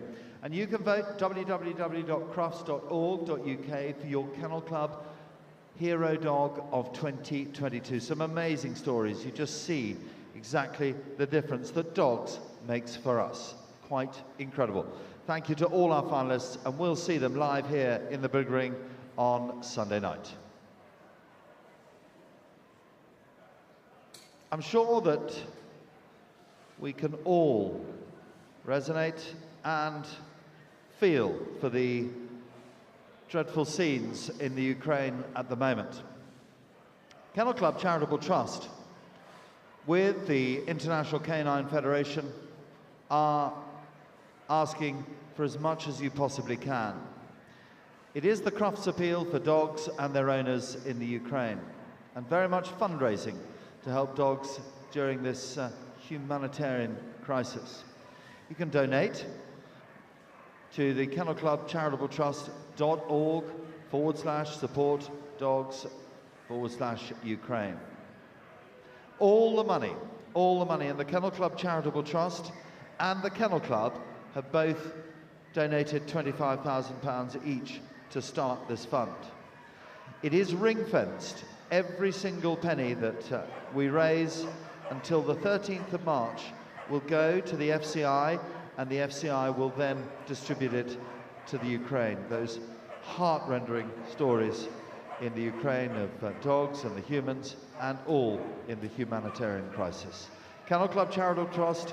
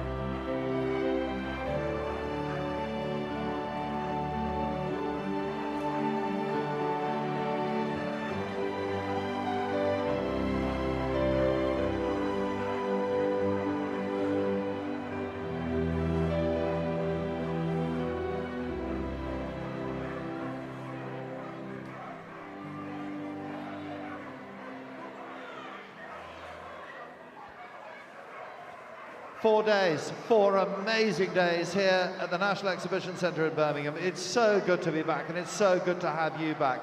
What a programme we've got. We've got the first of our flyballs. So thanks to Royal Canin for the flyball, and that's live on Channel 4 at 3:15. So you've got some 10, 12 minutes. We have to wait because this year, 16 hours of live broadcast here from Channel 4, our dear friends at Channel 4. 3:15, the teams are in the tunnel for the flyball, thanks to Royal Canin. 8 teams, there's being a practice, etc., etc. Then the West Midlands Police, and oh my word, they are superstars. Protecting 65 days of the year, the West Midlands War. And then, for those of you who missed it, 10 amazing finalists from Great Britain this morning in the freestyle Heelwork to music. And what a routine that was. That is with us at sport. And then we set the scene for this evening. The first of the Magna groups from the workshop groups, both later on this evening, at around about 5:15 this evening. In fact, we do start at 5:15. And then with the Agility Championships, you might have seen them with the smalls and the mediums. On Sunday, it's the turn of the large and the intermediate.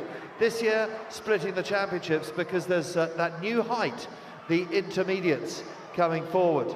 So it is the Kennel Club Agility Championships at 5:15. Then the first of our two groups, the working group. The working group is fabulous dogs are joining us here tonight. The Malamute in first, and then we have the Pastoral group, all our herding dogs, the wonderful Hungarian poolies, etc. We have the Pastoral dogs at 6:50 tonight. So much to see and do here, and 3 more amazing days here rather, at the world's greatest dog show. It's so good to have you back. It really is.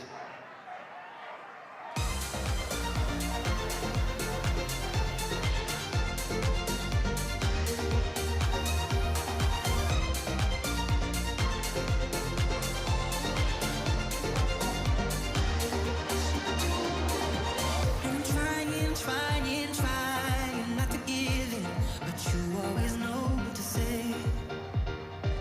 Oh why do I listen to promises you're gonna break?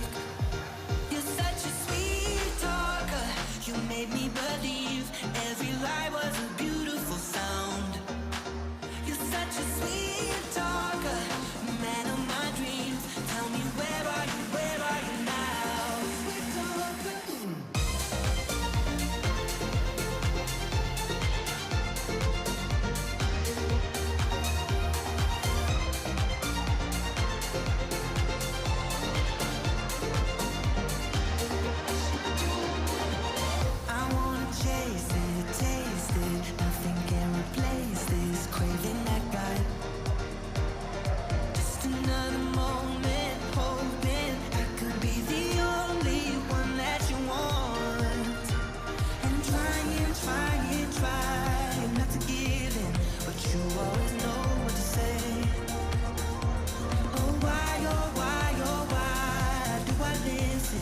Promises you're gonna break.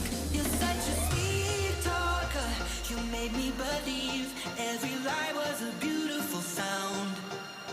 You're such a sweet talker, man of my dreams. Tell me where are you now?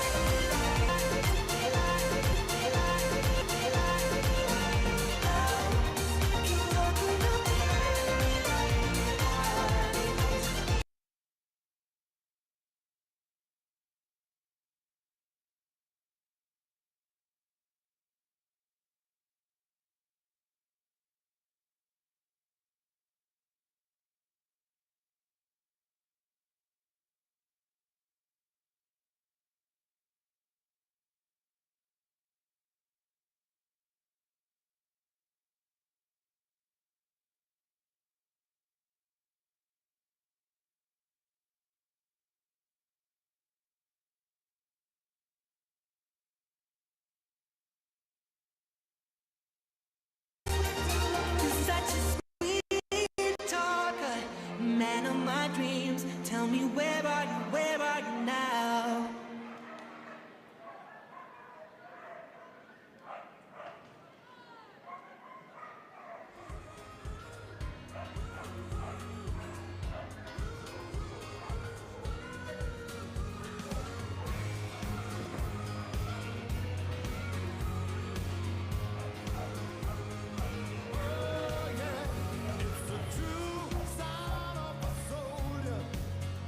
Taking care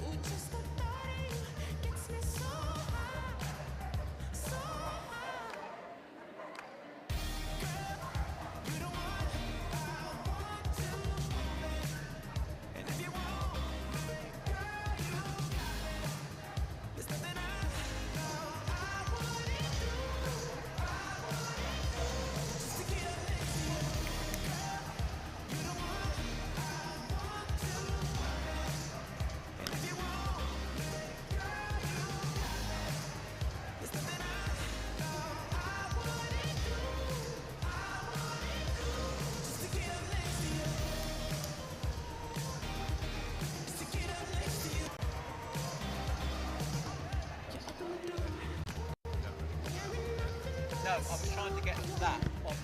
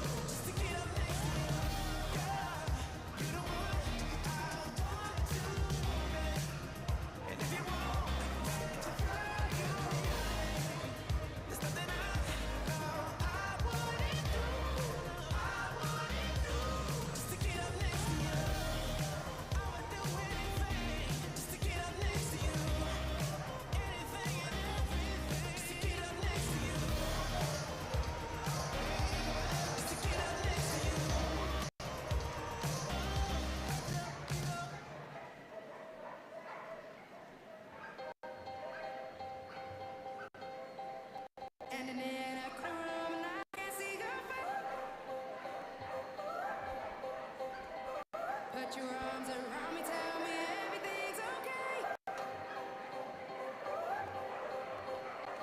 In my mind, I'm running around a cold and empty space.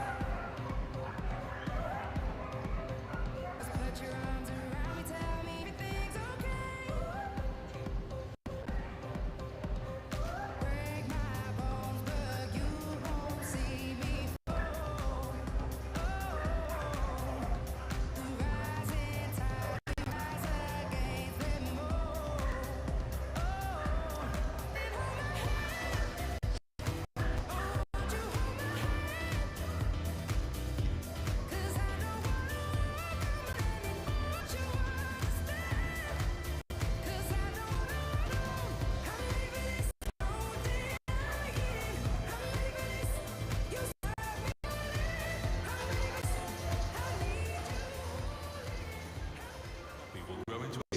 Stage 1, sleep.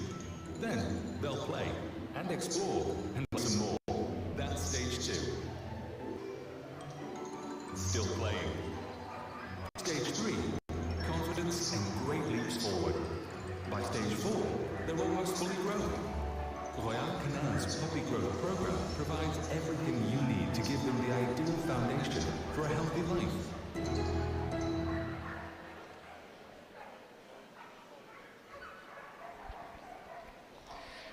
Nancy, you're very kind. Thank you very much indeed. Good afternoon, everybody. This could be an outstanding competition. Good afternoon, ladies. The standard, and I've been told on arriving here at Crufts, absolutely phenomenal. Not even the experts, as you heard there from Lee, can pick a winner. We have 6 of the 10 fastest teams in Europe. The first ever non-UK team to come here, and they are very, very heavily fancied to go a long way. The Road Runners from Belgium, and people are saying confidently the Crufts record could go at any time. That record is 15.20 seconds, just 15 seconds to get 4 dogs up and down that course. And the popularity of Flyball unrivaled. The arena has filled almost to its 7,000 capacity very, very quickly indeed.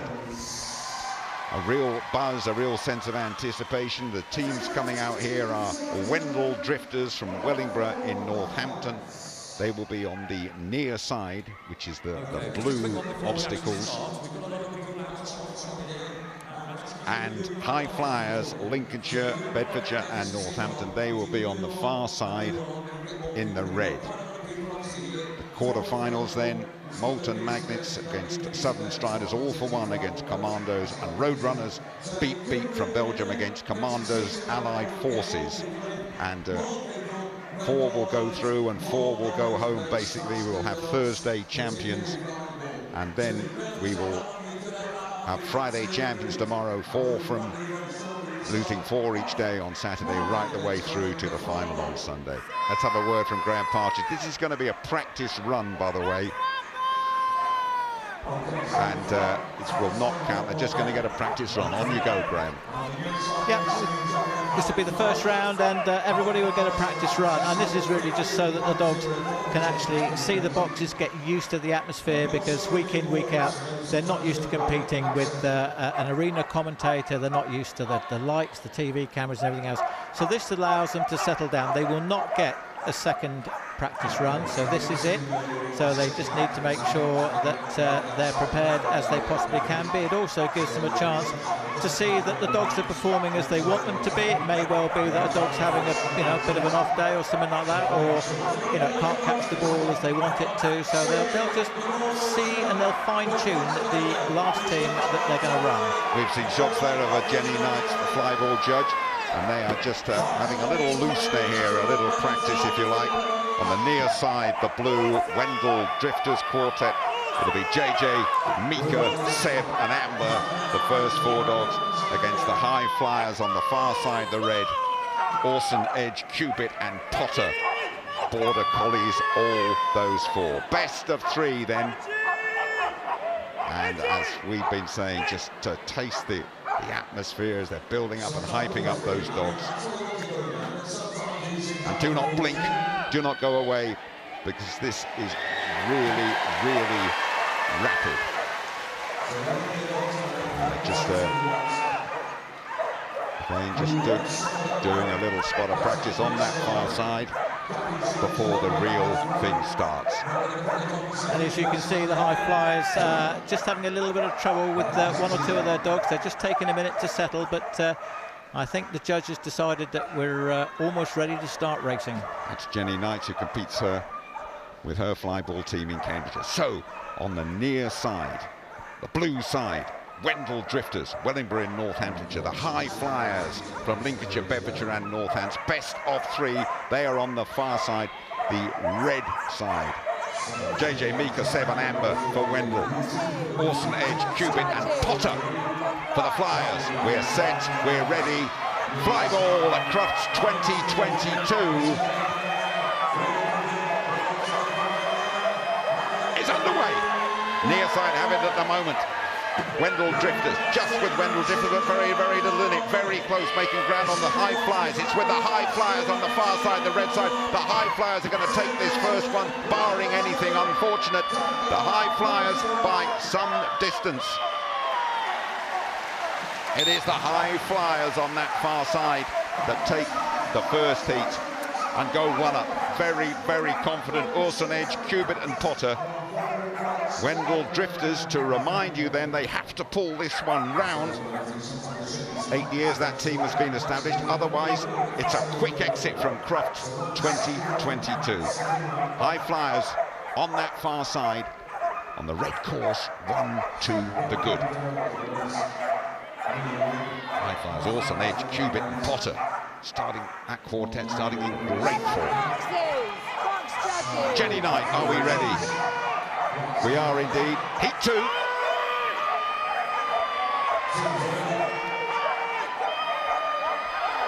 Away they go. Good start by JJ for Wendell on this near side. And the Drifters have it just at the moment. The Flyers making up ground with that second dog, and it's the Flyers again with the third dog on that far side. Great stuff. And will it be Potter to take the Flyers home on the far side? I think it will be, you know. I think the Flyers are off and running. It's going to be the Flyers. Yep, through they go. Confirmation from Jenny Knight. The first to go through. The High Flyers from Lincolnshire, the current European multi-breed record holders. Very impressive, Graham. was, and if you've never seen Flyball, that's what it's all about. It is fast, furious, and above all, it's fun. These dogs absolutely love to race, and it also makes great entertainment for this packed out capacity crowd here at the NEC.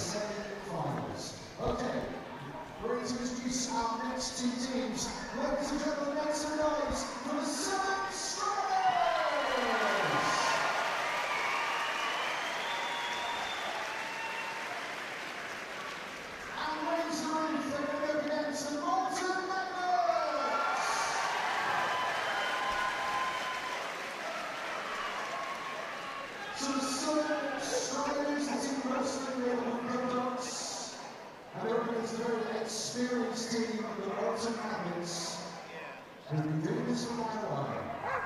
Which way will it go, ladies and gentlemen?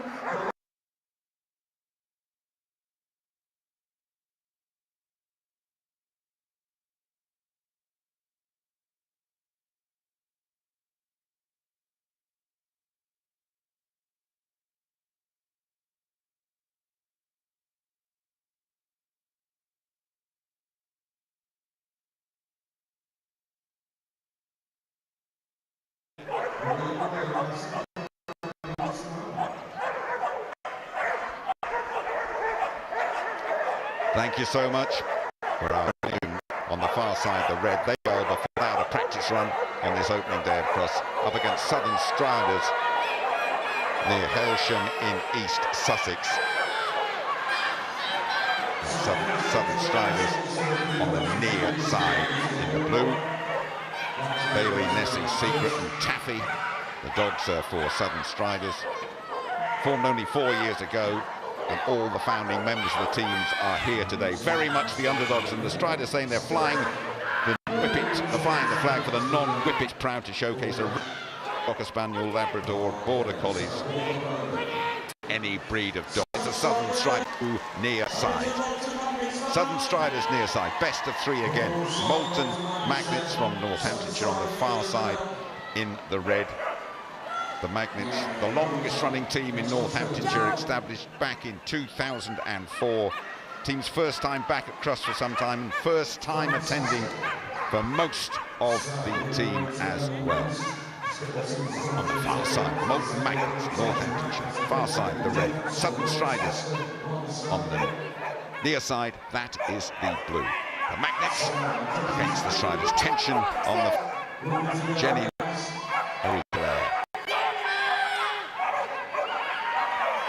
Far side, the Magnets. Near side, the Striders.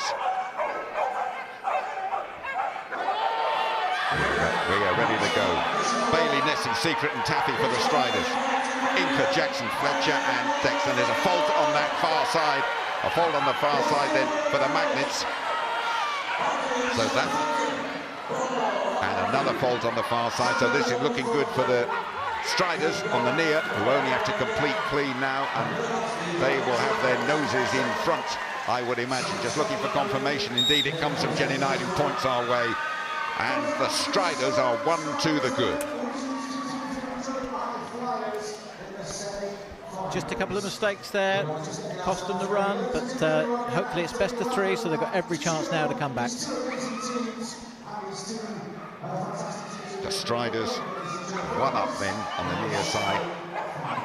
Molten Magnets from Northamptonshire will be out if they lose this one. It's cruel, it's quick, it's unforgiving. Box judges, Are we all ready? Are the box judges ready? Is everybody ready to go? Second heat. And if you don't succeed, you don't hang around at Crufts. You're on the way home very, very quickly. The Striders are 1 to the good on the near side. Striders, though, trailing at the moment. It's looking good for the Magnets to square things up here on the far side if they keep it tidy and if they keep it clean. Still with the Magnets on the far side. It's now down to Dexter, the last dog of the Magnets, to take it home and square things up and give us a decider. Great excitement. Oh! Was that a drop ball there? Was that a drop ball there? No, it's fine. 1-1, dropped it presumably after passing the line, Graham. It did, so there was no fault. The dog carried the ball back over the finish line, which is all it's required to do. If it drops it after that, it's nothing but a distraction to the next dog running. There we go. Well spotted, Graham. That's why you're here. Well done. One apiece. The Striders and the Magnets. East Sussex against Northamptonshire. The Magnets on the far side in the red, the Striders in the blue in the near. This to go through. Winners progress. Luders, adios. Far side, the Magnets. Near side, the Striders. Bailey, Nesson, Secret and Taffy for the Striders. Not much in it at the moment. The Striders trailing, looking good for that second dog on the far side for Jackson. Looking good for the Magnets on that far side. And this looks though as though the Magnets from Northamptonshire are going to go through if they keep it clean and tidy in the end. It looks like a win for the far side. Celebrations on the far side. The Magnets go through on that far side. First time back across for many years. And they're not going home yet, Graham. Well, the Magnets got their act together there, two legs in a row, absolutely fantastic. What I do love about this sport is that, as you can see there, we've got looks like a working Cocker Spaniel, but it's a sport for all dogs. Purebred, mongrels, crossbreeds, call them what you want, but it's something everybody can have a go at. We may not all be able to go at this level, but it's something everyone can have a go. Let's bring out our next two teams. In our Flyball Quarter Finals, ladies and gentlemen, the team on the far side. Give them a huge round of applause. Please welcome the Commandos! These guys came second 2 years ago, and they're going to be up against, for the very first time at Crufts making their first appearance, all for one!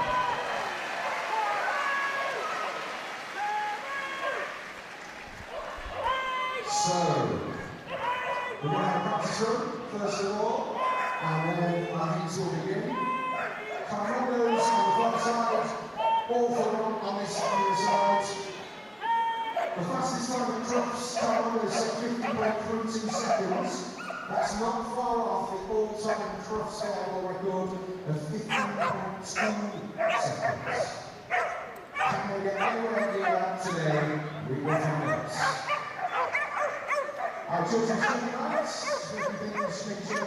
Thank you, Radzi.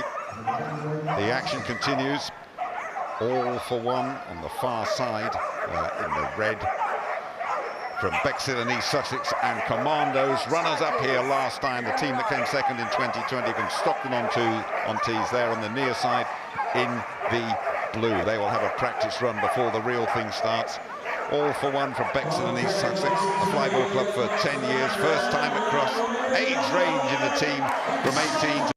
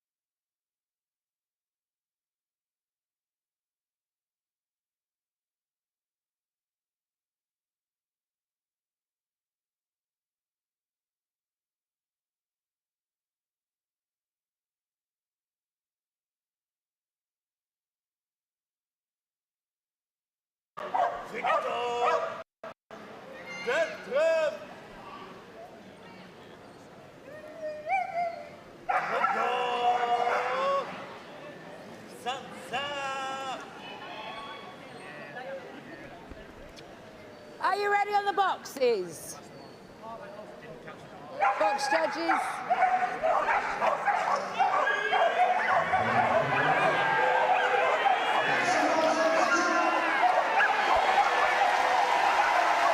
Huge interest in this one. On the far side in the red, the first ever non-British team to reach Crufts, the reigning European champions and the Belgian champions, Road Runners Beep Beep from Zonhoven in Belgium. And on the near side in the blue, this is the practice run, just to remind you, Commandos, a second entry from the Commandos Club, Commandos Allied Forces. A group of Crufts debutants in this particular team. But we are looking at the Belgians on that far side. Sepp, Tantrum, Vito and Marley. The runners, Whippet, Border Whippet Lurcher and a Malinois and Border Crossfur for the Belgians. Great to see them here. And Hyphen, Dexter, Nagini and Severus for Commandos, Allied Forces, Belgian Malinois and 3 crossbreeds in there.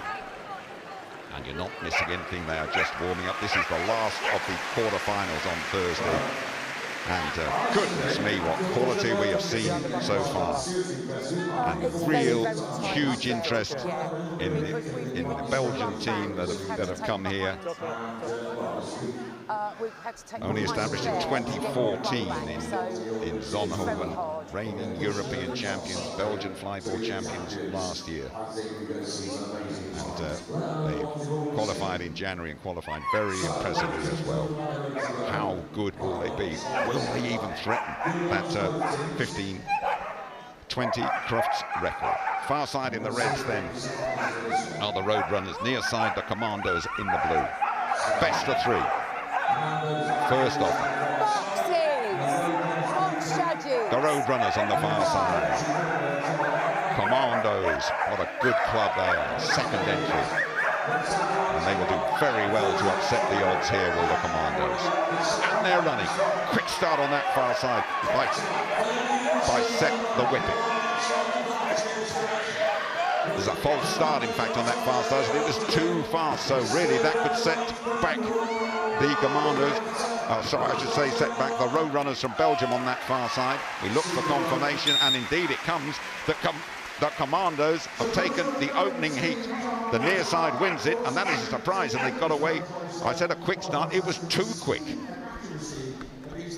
It was, and that won't happen again, you can say that, but that's where they can make up their time and win these events, is making sure that their start is right on the light. But let's just see what happens now, Jim.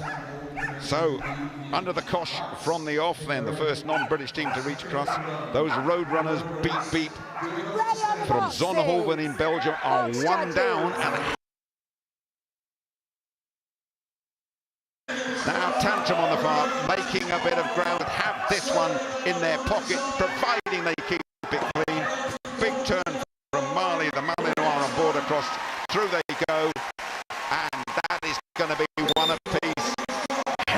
Yet again we have a decider. Well, I did say right at the start, the people are expecting the best flyball competition for years. Phenomenal standard. We have seen that already on the first Thursday. Great racing here at Crufts.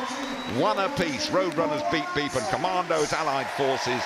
This is the decider. So Commandos, really an untried team of cons, take competition here at Crufts. Near side. Looks like the European champions to go through here. Yes, they are. The Malinois on confirmation. Commando's second team are out. Of course, one of the remain. Intention to have them here. The first ever non-British team to reach Crufts. And the style and speed and grace of those dogs. I could say now on the first Thursday that they will take some beating. Yep, BB. Bit of a scare there, but they're safely through. Looking forward to seeing that in the next round.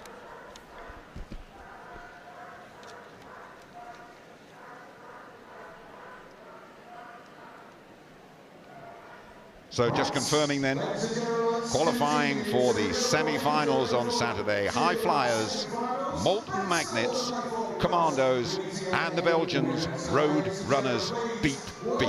Great start to Flyball.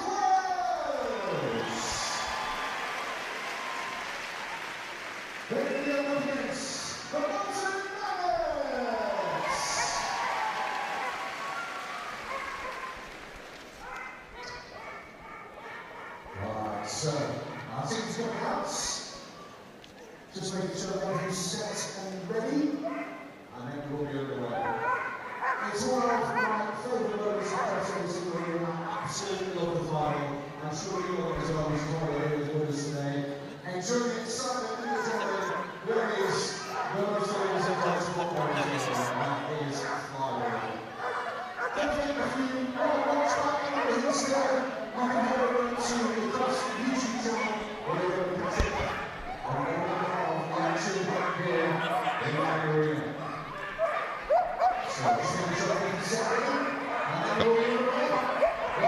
So here we are about to decide Thursday's champions. It is Molten Magnets from Northamptonshire on the far side, and on the near High Flyers in the blue. The High Flyers, Orson, Edge, Cubitt and Potter, Inca, Jackson, Fletcher and Dexter for Molten Magnets. Ready on the From nearby boxes. Northamptonshire. Box judges. Ready on the line. On the far side. No practice runs now. Best of three. We're just looking to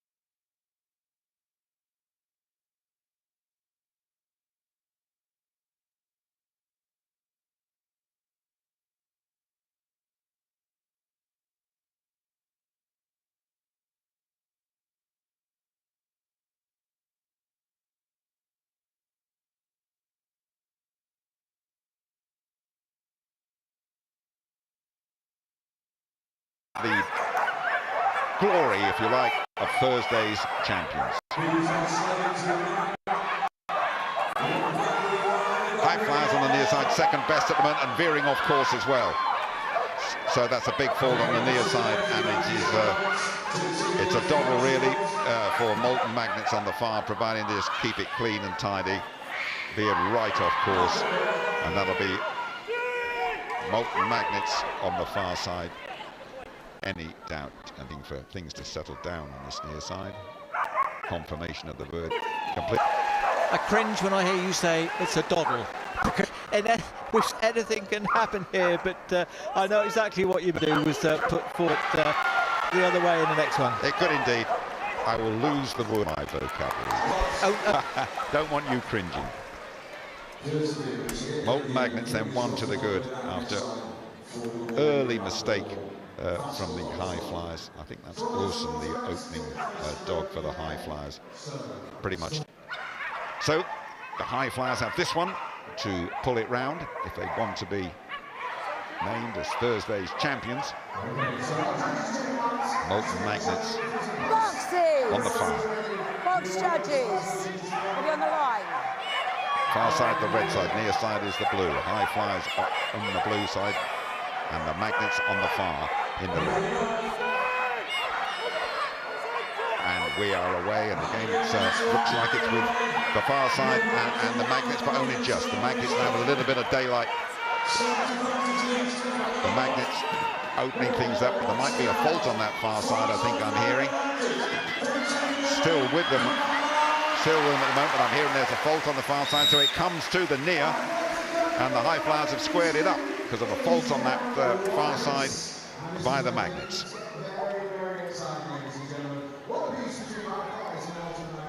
And it was a crossover fault. You can clearly see they've got to pass nose to nose, but the incoming dog can't be on the course before the outgoing dog has got his nose through the gates.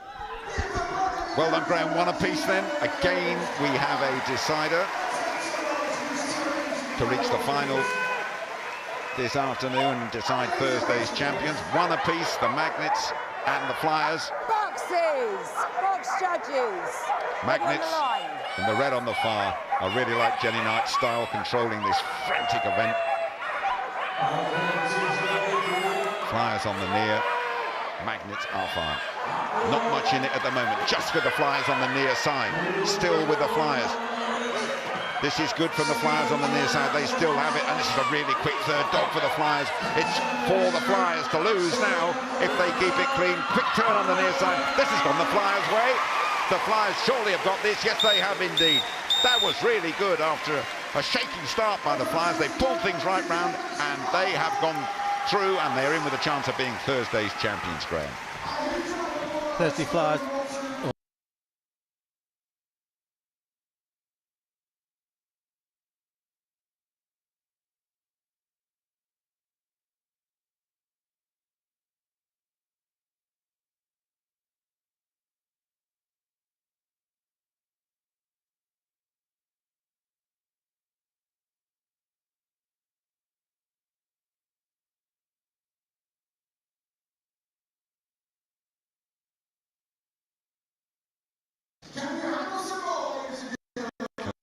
Really, really helps everybody, dogs, handlers, everyone.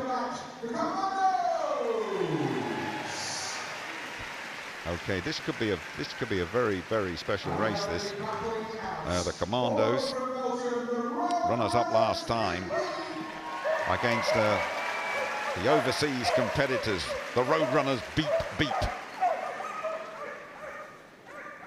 from Belgium. This could be really high quality, and you never know. This might just be a rehearsal for Sunday's final. You never, never know. Could be. The Belgians are on the far side, the red, and Commandos from Stockton-on-Tees in the near in the blue. Hugely impressive, the Commandos. Before things were ceased last year, they were runners-up in 2020. With the reigning European champions in the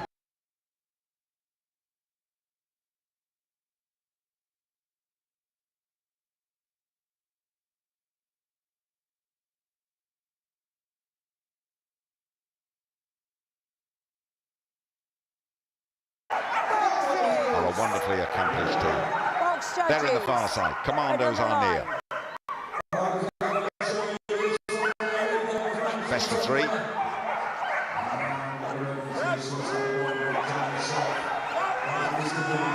And we're racing.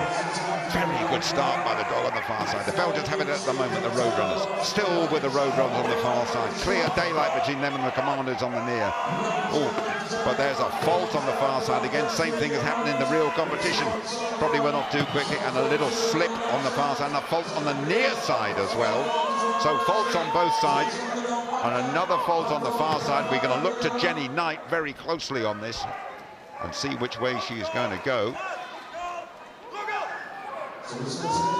I'm suggesting it'll be the Commandos. I'm not 100% certain. We will get confirmation at the moment.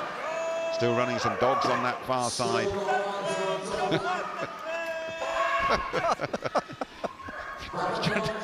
Tell about road runners, it's dog runners. And they get it. Okay, the Roadrunners get it on the far side. I would love to be able to tell you exactly why, but I'm afraid it's beyond me, Graham, that one. I was going to say the same thing. If you were going to turn to me, Jim, and said, explain what happened Would there. I throw you under that particular no flyball bus? I'd never do that to you.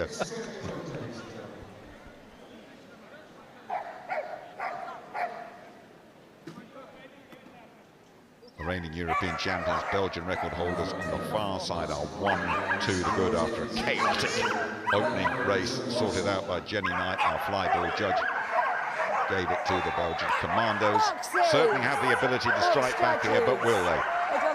All racing for bragging rights to be called Thursday's champion.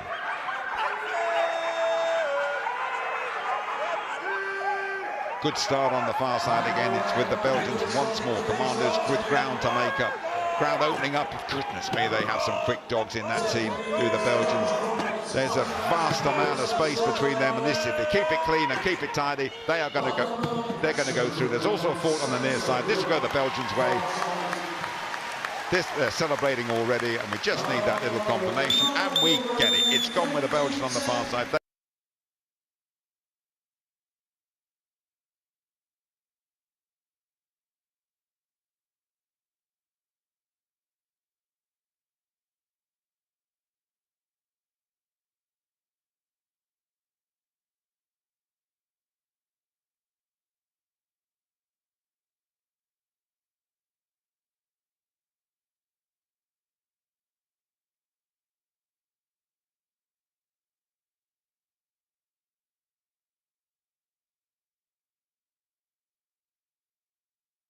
Of this fantastic arena and almost the 7,000 people that there are here. So I don't actually think we've seen the best of the Belgians yet, but all I can say is who would be a flyball judge. I think I'm far happier being an agility judge, far easier.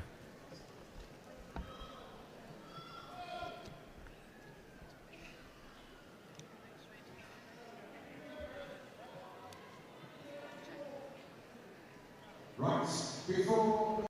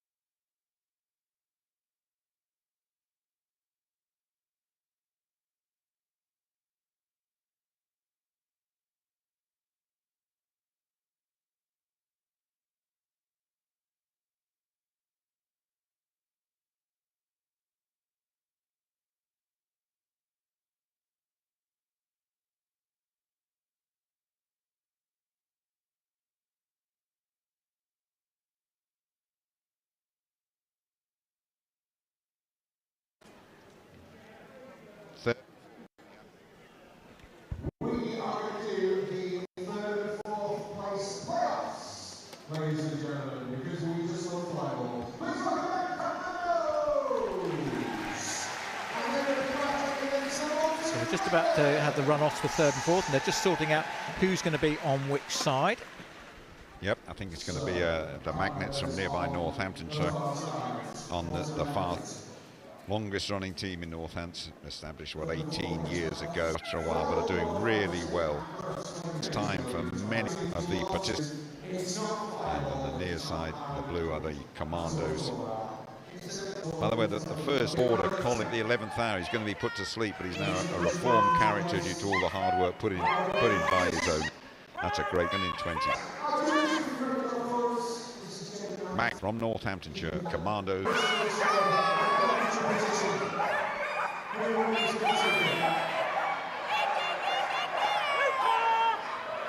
And it's the Commandos on the near hill, just in front. Good opening leg by that dog. Still with the Commandos on the near side on the blue, but only just. They're making up on the far. There's very little.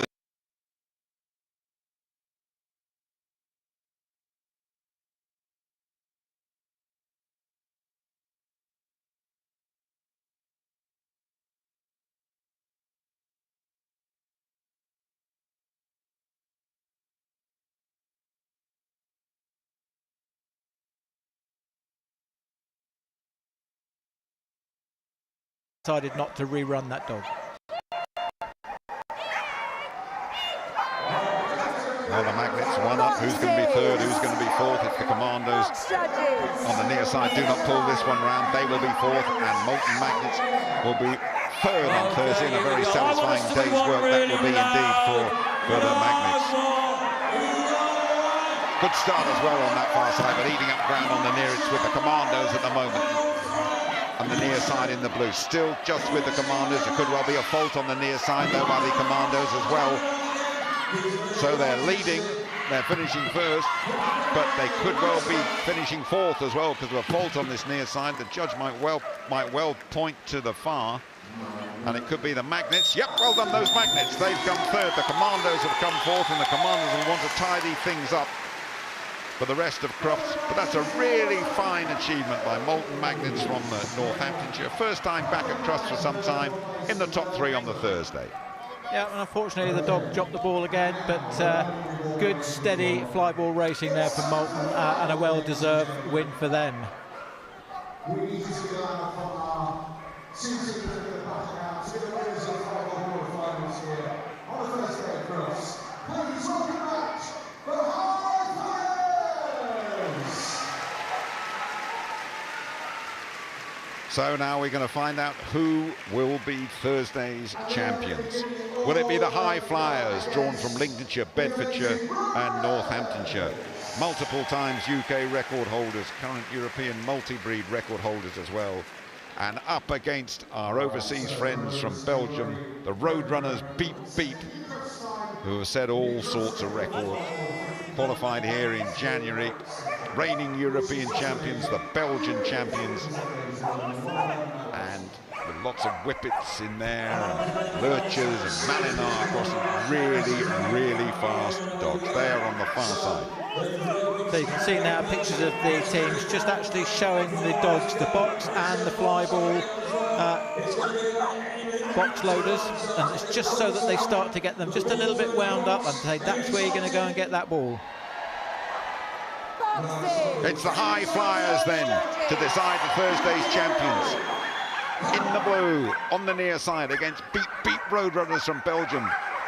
First overseas team here. Will they be the Thursday champions, and indeed will they go all the way? They've been mightily impressive so far. What a flying start from the Belgians on that far side. Oh, that is unbelievably quick start. Lightning second dog as well. This is going all the way. If they keep it clean, there's a fault on the near side with the High Flyers as well. This will go beep, beep, beep, beep, beep. This is going to go the Belgians' way. Yep. 1 to the good, the Belgians, surely, as they're in their quest to become Thursday's champions. And that's what Beep Beep are doing. They're putting pressure on the other team, and they're forcing mistakes out of them. It's looking good for them so far. Well, they're not messing around, that is for sure. So had my card marked, talking to people about this competition, they would be the team to beat. They've shown that so far. Another win here, and they will be Thursday's champions. That is Road Runners from Zonhoven in Belgium, giving all their dogs an outing here as well. Climax of Thursday's competition. We're deciding Thursday's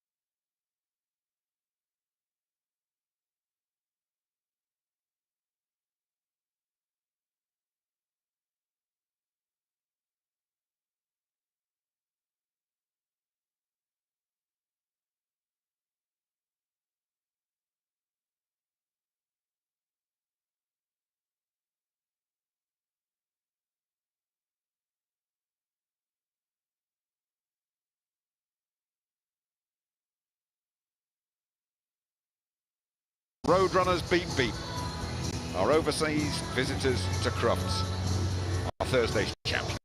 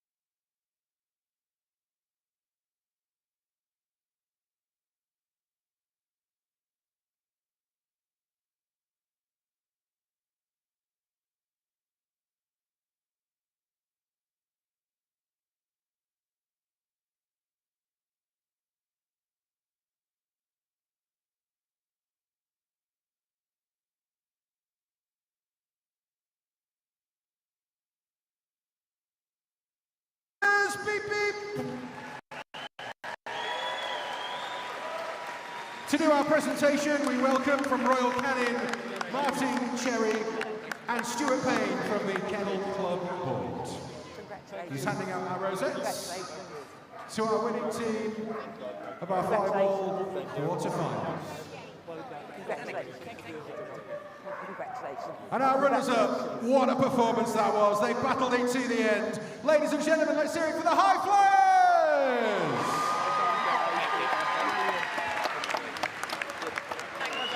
Thank you.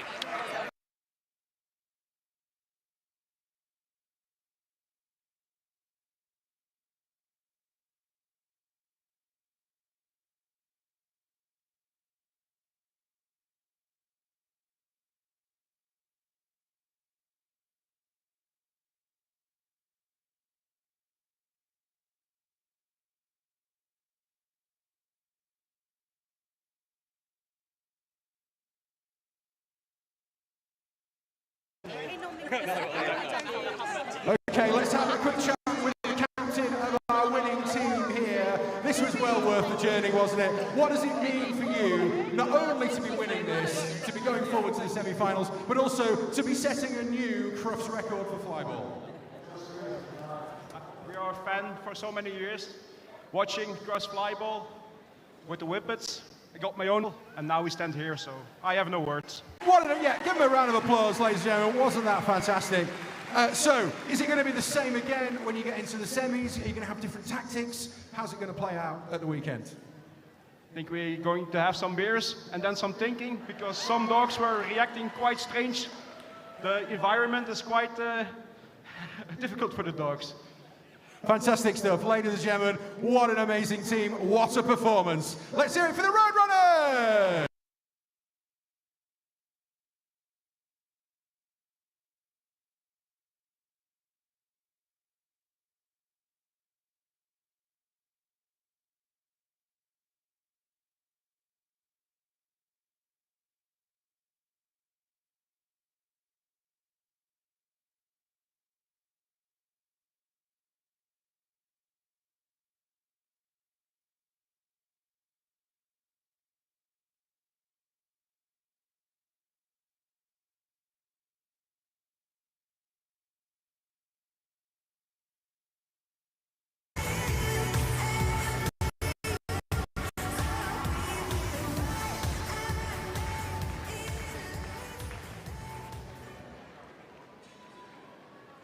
puppy will grow into a dog over 4 stages. Stage 1, sleep.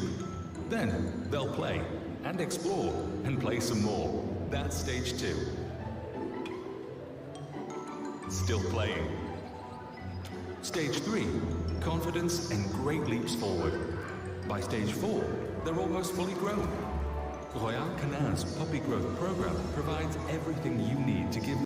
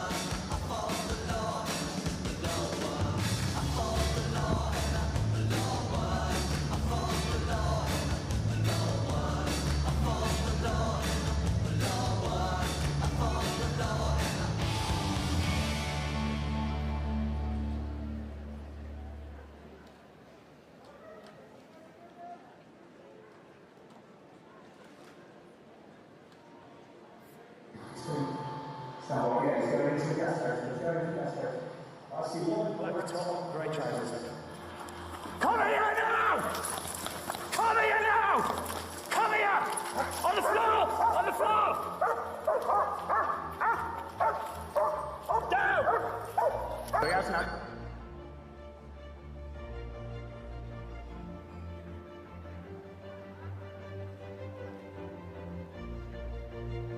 Stay where you are! Stay where you are! Show me your hands! Right, good.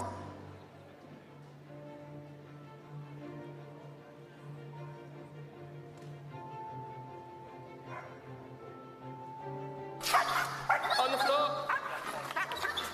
Good girl. Mate, don't move, otherwise we'll send the dog, okay? Good girl. Find him.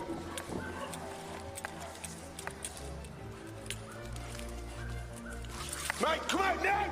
Come out now! Out! Now! Come out now! Come to me!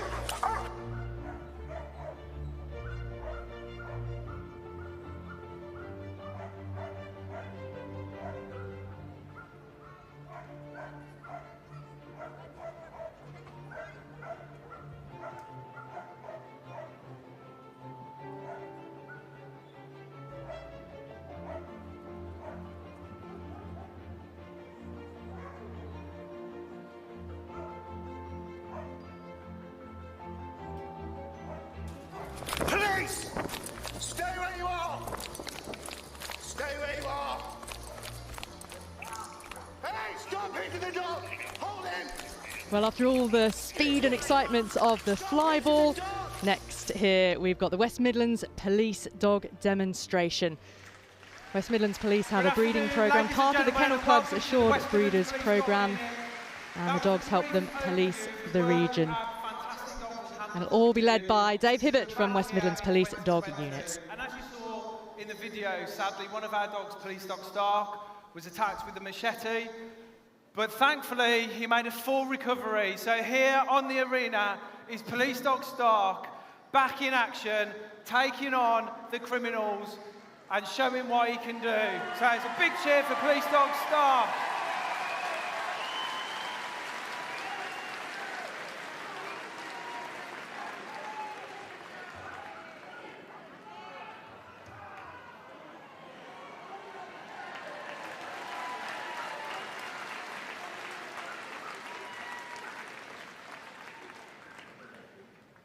So, as you will see, thankfully, Police Dog Stark made a full recovery and is back to operational duties as one of our firearm support dogs of West Midlands Police. Let's hear it for Police Dog Stark and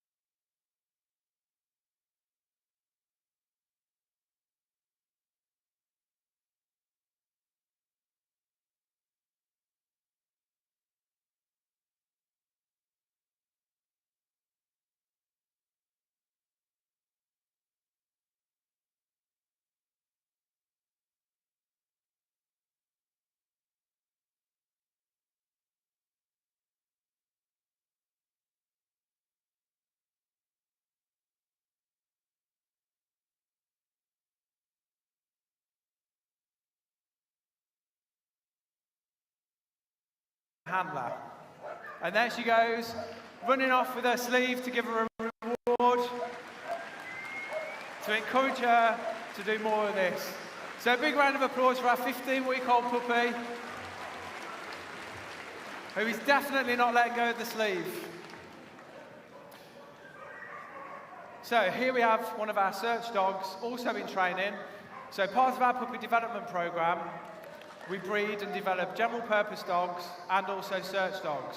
So PC Russ Martin has got Little Blue, and all of these games are around play and interactivity. So what you'll see there is PC Russ Martin playing and interacting with Blue, which will then hopefully go on to develop as an operational police dog. And everything we do is all around play. You can see how happy the dogs are. There's some little toys and Kongs hidden out. And what you'll see is Blue going around searching for a Kong, his Kong. Working through. So this dog is only 11 months old. He's part of our puppy development program. He will go on to a course later on this year to become an operational detection dog. So you can see Russ is working the dog around. He's really interactive with Russ. He's searching. And then as soon as he finds what he's looking for, we'll have a big game. So we're really proud of our puppy development program and the work we do with the Kennel Club. We are part of the Kennel Club Assured Breeders program, where all of our dogs are extensively health tested, not only for good health, but as you can see, good genetics to become working dogs. And you'll see young Blue there playing with Russ. Everything we do is all around play and interactivity with our toys. And you can see he's having so much fun. So that was Puppy Blue with PC Russ Martin.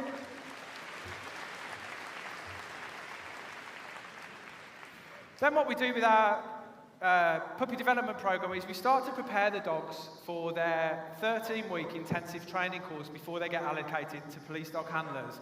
So we have our volunteers coming onto the arena now with dogs that are part of our puppy development program and haven't yet started the course to become operational police dogs. So you'll see, again, an extension of what we did with the young puppy. This is all around interactivity and play. So you'll see Dave Raymond and Phil Lem in the middle, who two of our instructors, will be playing with the dogs and getting the dogs to interact and engage with them in a game of tug. So we play lots of games of tug of war, we play lots of ragging and interactive games, because that's what makes our fun training. So you see the dogs will be barking, we'll encourage them to bark, and then once we've got the behaviour we want, we reward them by giving them a tug and interacting with the game. So on the screen you'll see puppy Zyla. He's a 12-month-old German Shepherd, and he's a dog who hopefully, if he makes it as a police dog, will then go on to become one of our stud dogs for our puppy development program. So once they've proven they can do the job operationally, we extensively health test the dogs, and then they become our stud dogs. So what you see now is we've moved from the pillows and the tugs onto a bite sleeve, and that obviously takes the dogs through to what you saw with Police Dog Stark. So we'll do one final one for the dogs. And again, this is all about putting those building blocks in for the dogs to become operational police dogs. So you'll see the dogs are barking, they're raring to go, they let go, and they're able to bite and take hold of the bite sleeve, interact with a good game of tug, and then the dogs are allowed to win the sleeve and run off. And you can see they really enjoy that, their tails are wagging, and they're happy to play as part of their training. So what we're going to show you now is one of our operational police dogs, and one of the things they can do is locate discarded articles. So if I was someone running away from a burglary scene, for example, I might discard keys, mobile phones, and what you'll see here is police dog Ada, who's one of our operational police dogs. She's a Malinois with PC Jack Cambridge, and she'll go off and look for the things that might have been discarded by me as a burglar. So she'll come to see me. So she'll go out and she'll search, and when she comes across what she's looking for, she lies down to tell the handler exactly where that article is. So what we're looking for from the dog is that when it finds what it's looking for, it's able to tell the handler exactly where it is. So we'll see that again. And as you can see, this is all about fun, this is all about games, the dogs are rewarded, she does the right behaviour, she gets a click, and then she gets her ball. So everything we do as part of our puppy development programme feeds into the way we train our dogs operationally. So you see, she'll be sent off again. She gets a nice down, she tells the handler where it is, the click, and there's the ball. And then we'll just show you one more to finish off with. One of the things you'll notice with Ada as well is that she will bark. So again, if she goes down and it's in the night or in a dark environment, the barking will be able to tell the handler exactly where that property article is. So here she goes.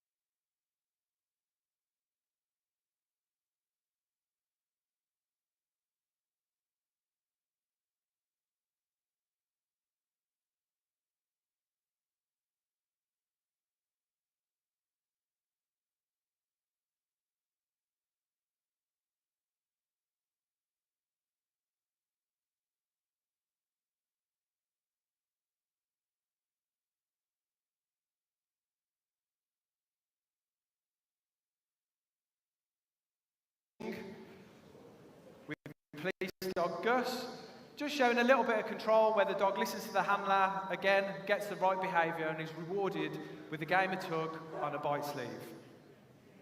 And this is all about the progression from puppy all the way through to operational police dogs. So these are really newly qualified dogs. So we've told him to bark, the dog will bark. And then again, once the dog's barking, we'll reward them with a bite tug and a game of tug back with the handler. Again, you can see the dog's tails wagging all of the time. They love doing this. They are born to do this, and everything we do as part of their development encourages them to carry on. So again, what you'll see is the dog barking. And then once the handler's happy, he'll tell the dog to hold, which is the dog's signal to bite. And there, he's got his just a little bit stuck there, so he's left, he's into a down and control position, and the handler can call him back into a down, and then sent to chase and detain the criminal running away. That's a really nice show of obedience and control by police dog Gus and PC Paul King.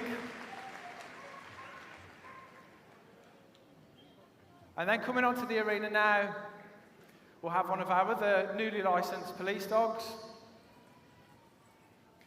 And what we'll show is just the development from, as you saw with the baby puppy, through our programme into our operational dogs. And as you see, it's all around play, it's all around tugging, it's all around lots of games with the dogs.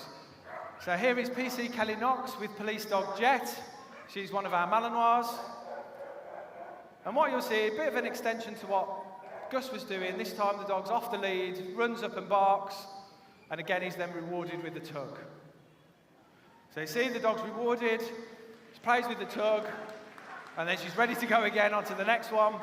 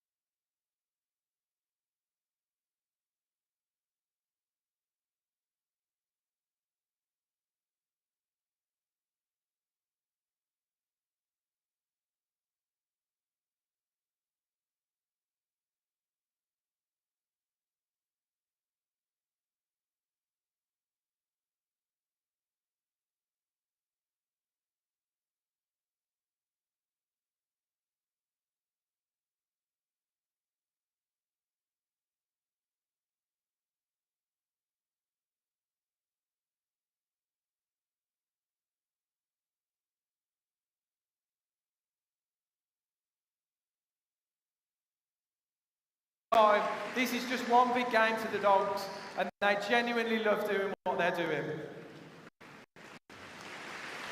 That was PC Kelly Knox with police dog Jet.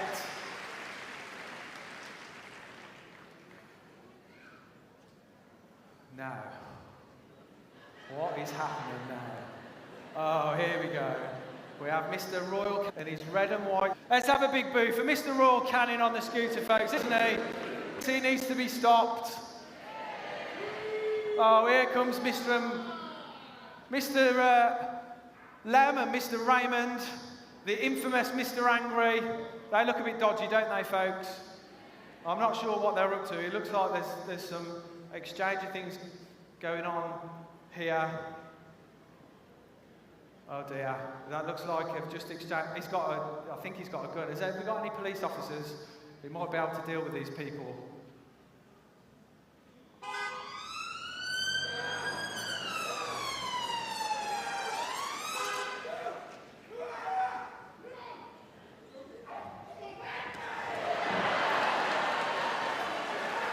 So that was police dog Snow and police dog Aggie doing a really nice double team out of the car and onto the criminal who detained Mr. Lem and Mr. Angry Raymond.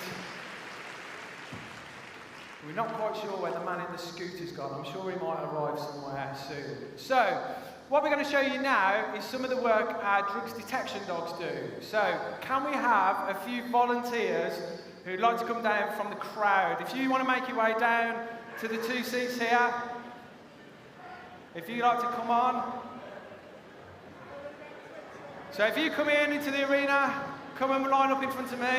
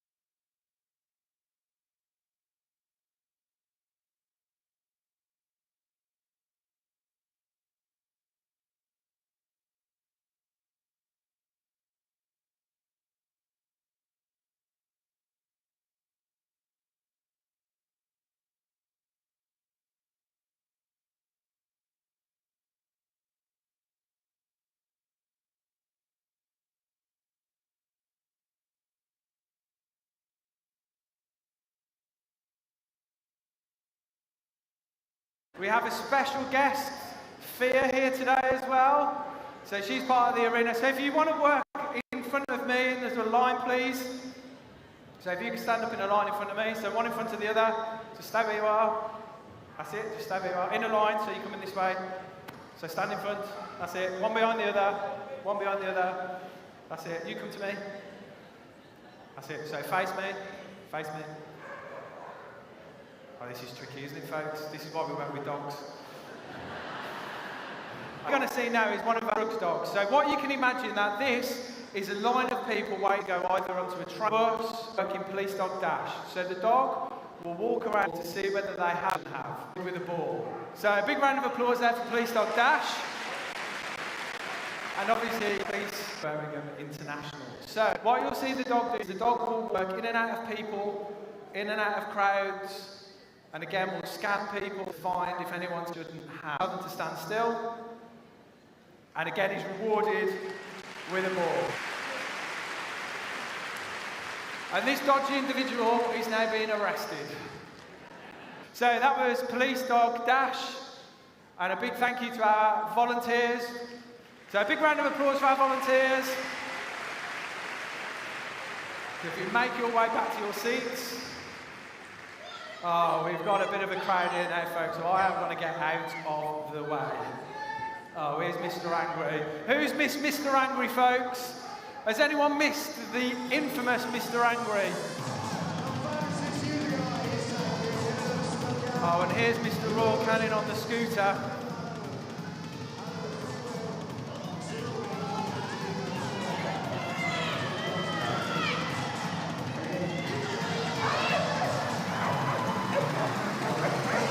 So what you'll see now is the dogs deployed in a public order incident, and our dogs are detained to stop people causing any harm.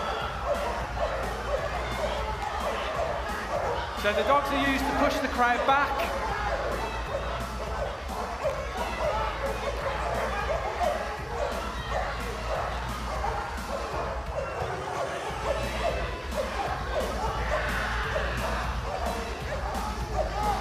So the dogs have now detained people because they offered a threat to the handlers. Police Dog Jet and Police Dog Buzz leaving the arena. And here you'll see Police Dog Aggie climb over the crowd and take a bite on the infamous Mr. Angry to detain him.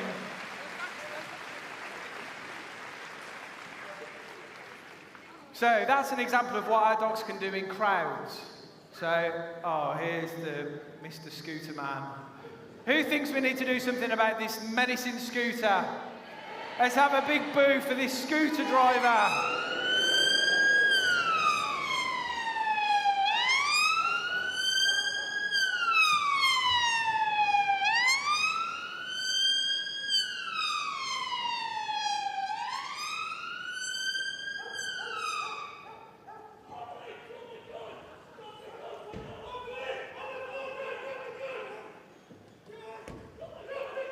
Here is Police Dog Stark in his role as a firearms support dog, working with our firearms team to detain the menacing scooter, take him down and drag him back to the handler. So let's have a big cheer for Police Dog Stark as he drags the menacing scooter driver all the way back into a place of safety. And this just shows the determination of our dogs. Police Dog Stark made a full recovery and, as you can see, performs exceptionally well in his role as a police dog. So, Mr. Scooter Man is now detained by our firearms officers.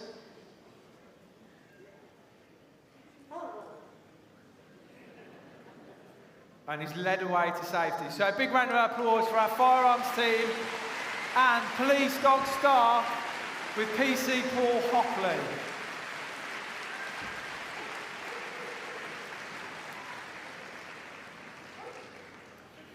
So one of the other capabilities we have within our police dog section is our detection dogs. And as you saw earlier with Police Dog Dash, our dogs are able to detect a range of different substances. So coming on now are two of our explosive detection dogs who play a massively important role as part of our policing function. So that car looks a little bit suspicious. So what we're going to show is the dog's ability to go out and detect anything that might be around the arena. So I don't know whether you can see we've got some bags out as well. And what you'll see is two handlers here working their dogs to see whether there's any dangers in anything that's out in the arena.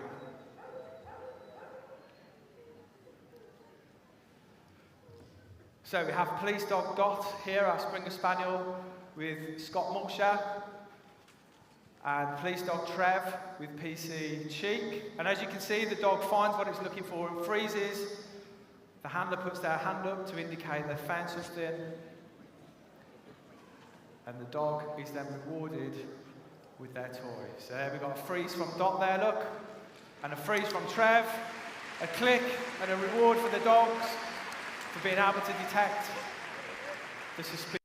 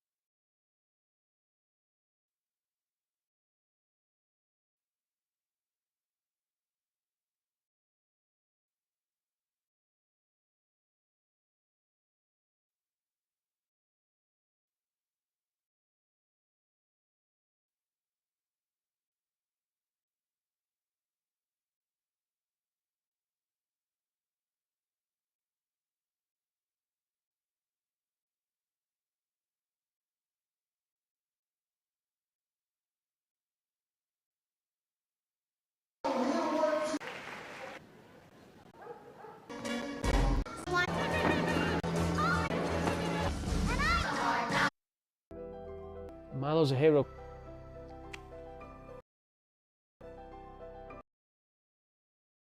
My sight's 3 years. I've got a condition.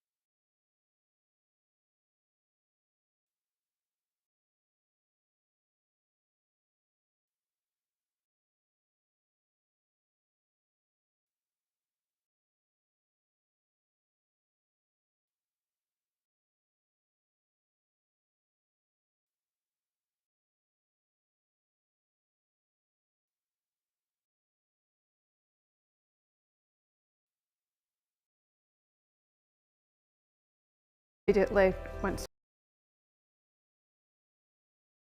when she was a puppy.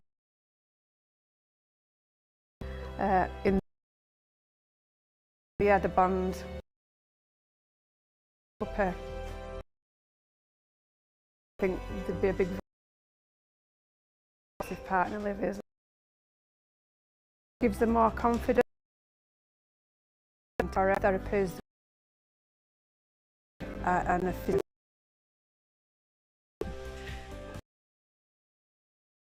Loves it. Getting for Olivia's health and well-being in the house.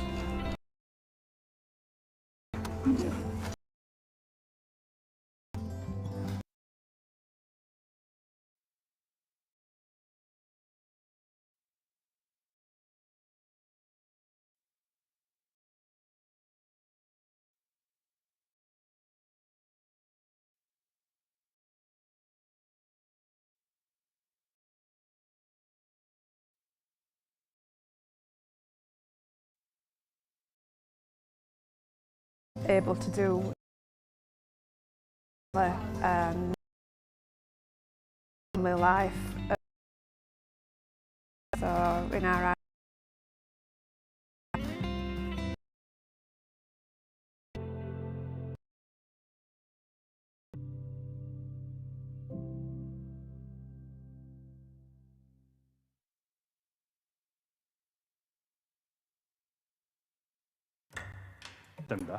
He's either bouncing off people in the country.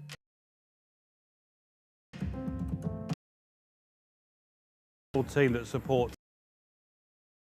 Job is to cause and origin, and Simba. He was a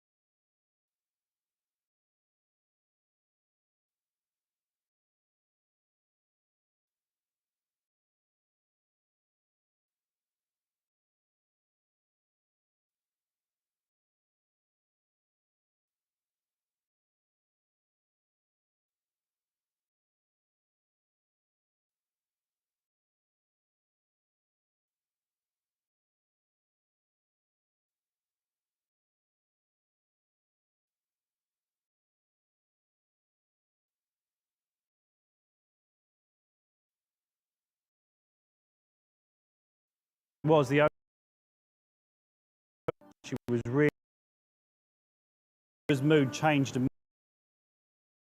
excited to really cast his head on her lap, and I think it was nearly 20 minutes of incidents.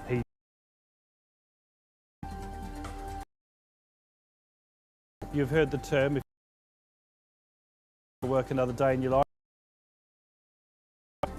Every dog that Simba's been an important job.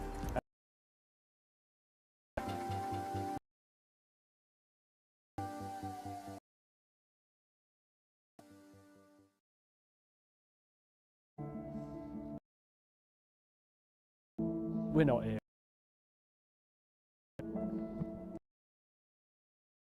They help people doing.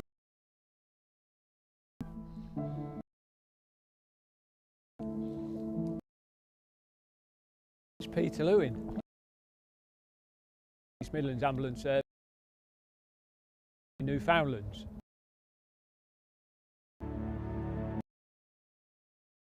People with the dogs.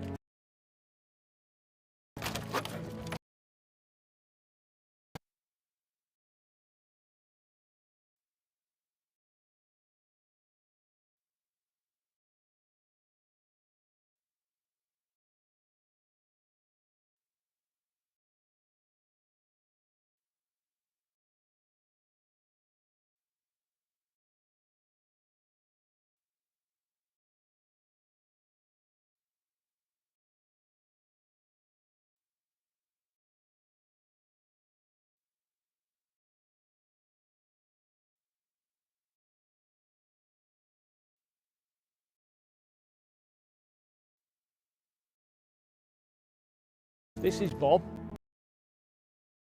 swimmer, dog, still so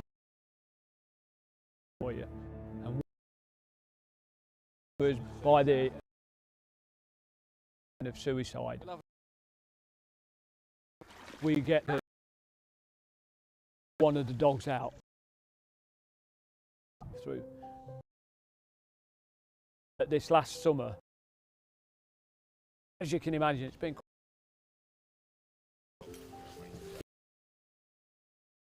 and who helps, not just paramedics, everybody else. I did when I did the when I finished it, I just sat with every now and again. You just get that element. You just feel great. We were never ever going to, unfortunately. Movers for getting moves are not just for emotional hold, it's given there for them. But is it more? There's 3 people. They're here today, which is an amazing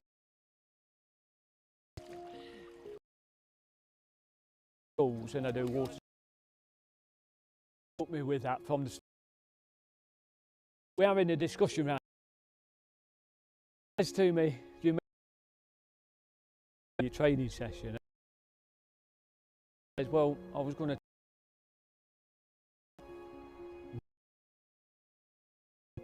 Because of the way they look at judge, it wasn't them or anything. And take me back to shore. Here today, that swim, and I just thought, yeah.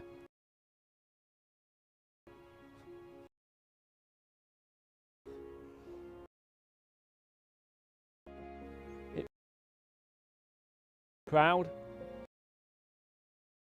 what we're doing.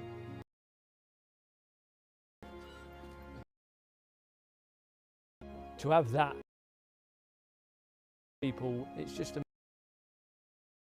my pets, they're helping.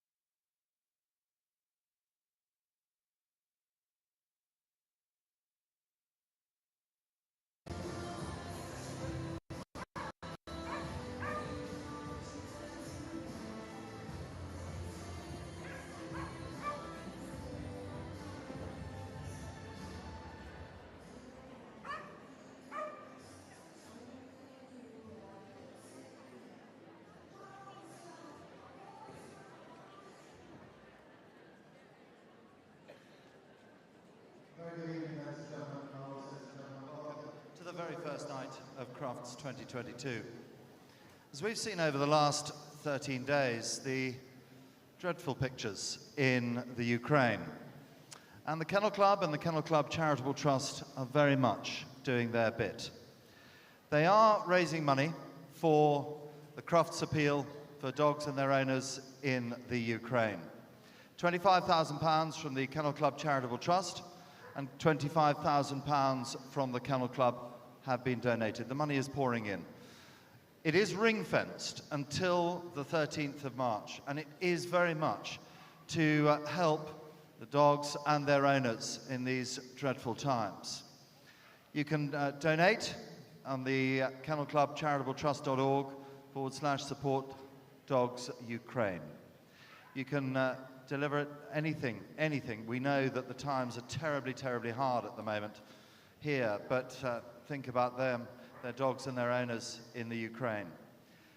And the FCI, the International Canine Federation, are going to take the money from the Kennel Club and the Kennel Club Charitable Trust after the 13th of March. We'll let everybody know live on Channel 4, and for those of you who are with us here on Best in Show, we'll let everybody know how much has been raised during Crufts on Sunday evening.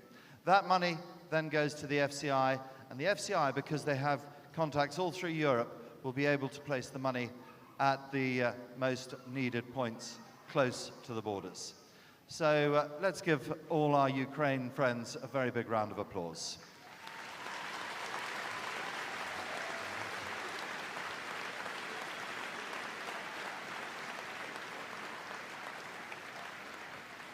Kennel Club charitabletrust.org, support dogs Ukraine.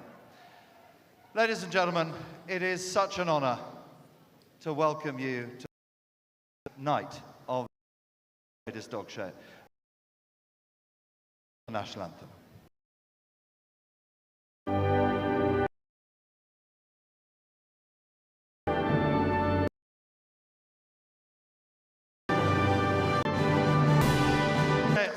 It is so good. Welcome.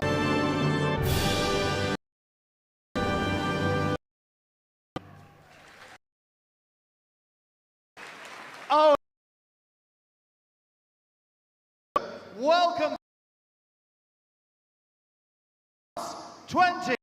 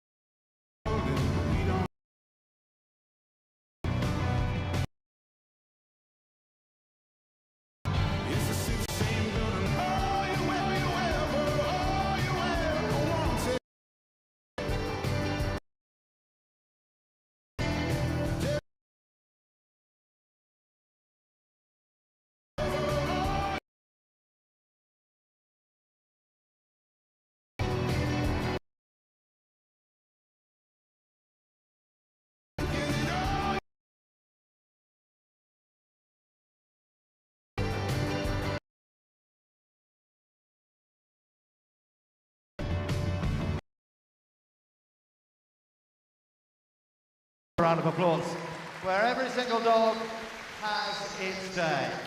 Well, hello again. Welcome to day one of Crufts 2022. Jim Rosenthal set to open up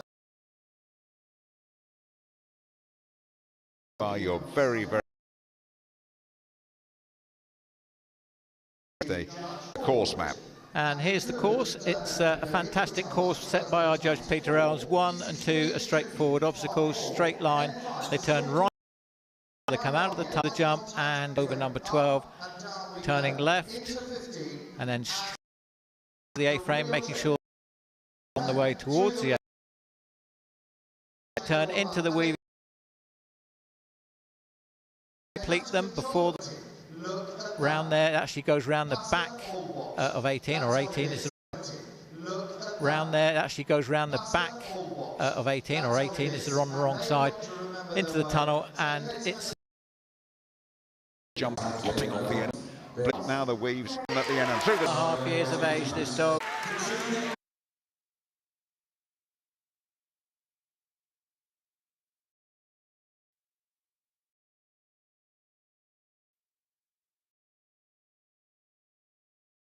Hands puts her in the lead.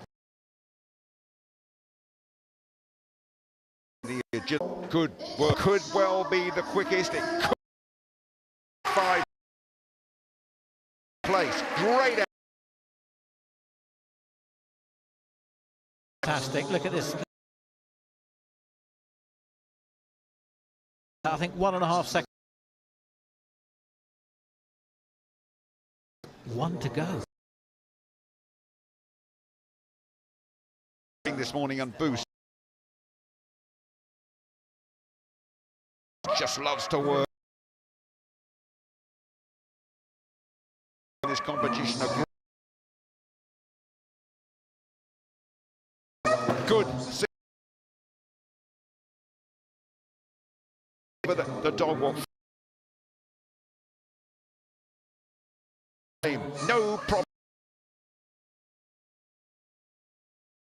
Time as well from there. Go through the tunnel. It will. Brilliant competition. Very, very pleased for that. Rescue dog.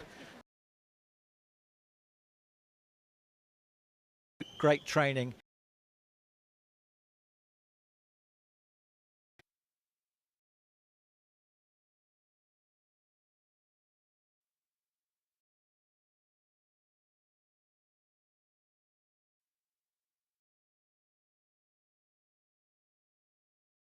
I'm not even let you catch. Yeah, he's a good boy. He's the rescue and that's cool. And when you bit in motion. And to come here now. Years. He's so Crufts, let's give it up. Nancy Boost. Dave Munnings. And what a great.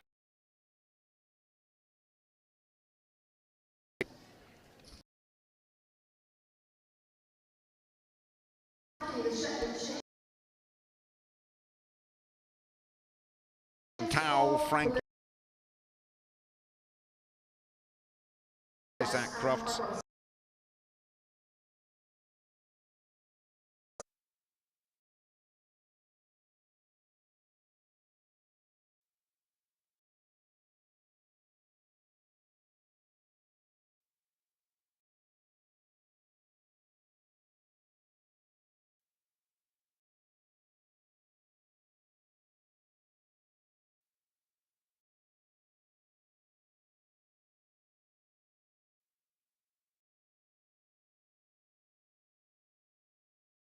Coming up now to Hopeless, coming round. Time on the board.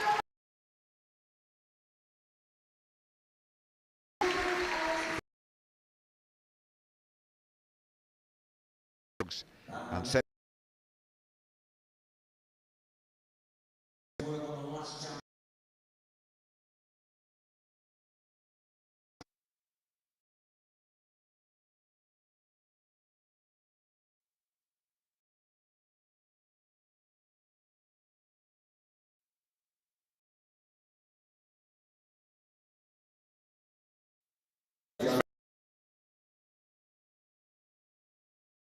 jumping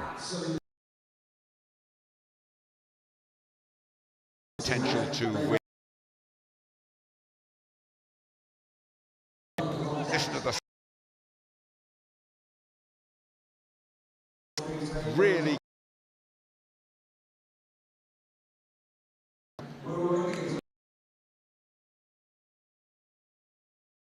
absolutely exceptional. Look at that 30.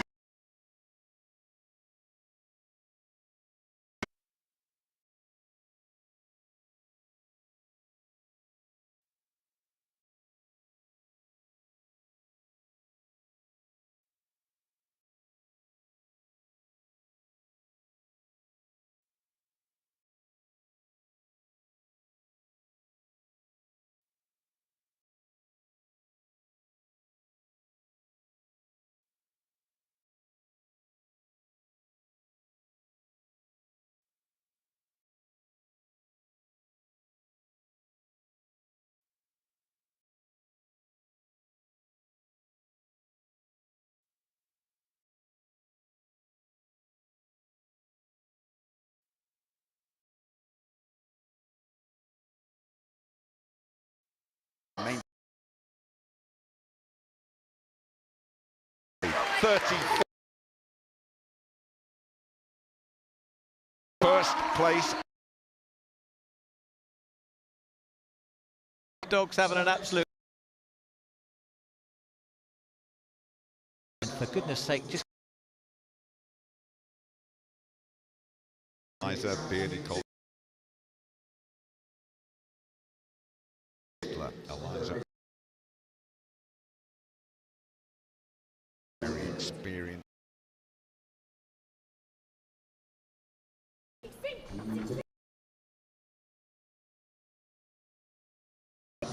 Good at the end. Right up there against the poles. 4 seconds. 7.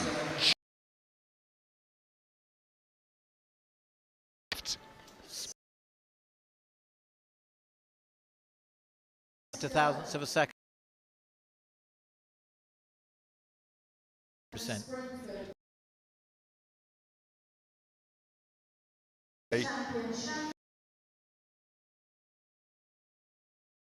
Partnership, and they of the window.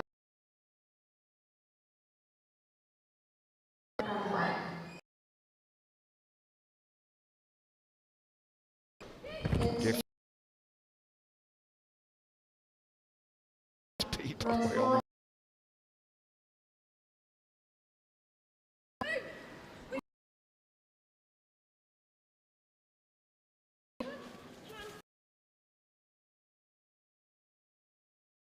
for Shannon Spring.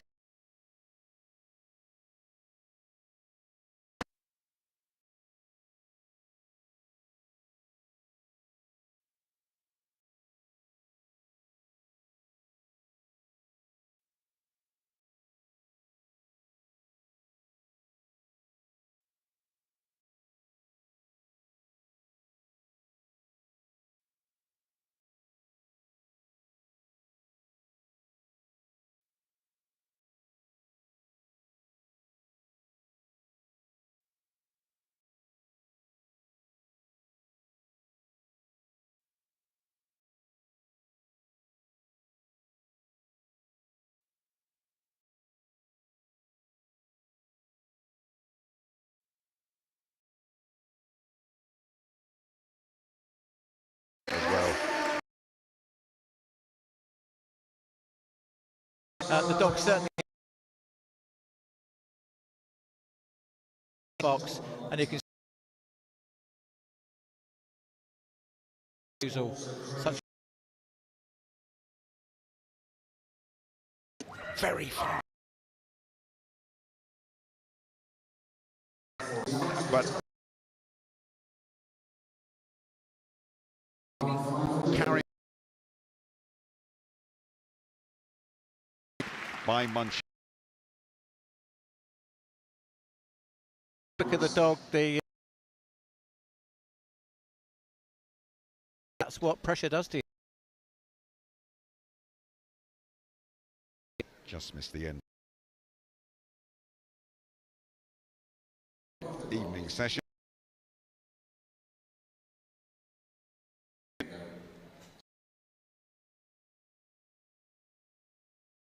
Crufts.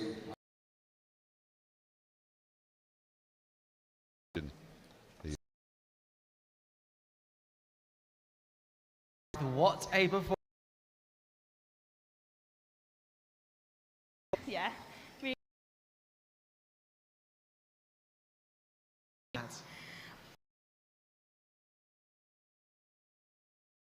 You can't, you know. These thousands of people. It's really good to be back. And just finally, can you tell? Rue's everything to me. He's a great dog at home. He's just such a round-rounded dog. He's so lovely. Well, I'm absolutely. He's just such a round-rounded lovely. Ramsey, well done, blind. Rue will get plenty. Ashley. Really cool. Day one.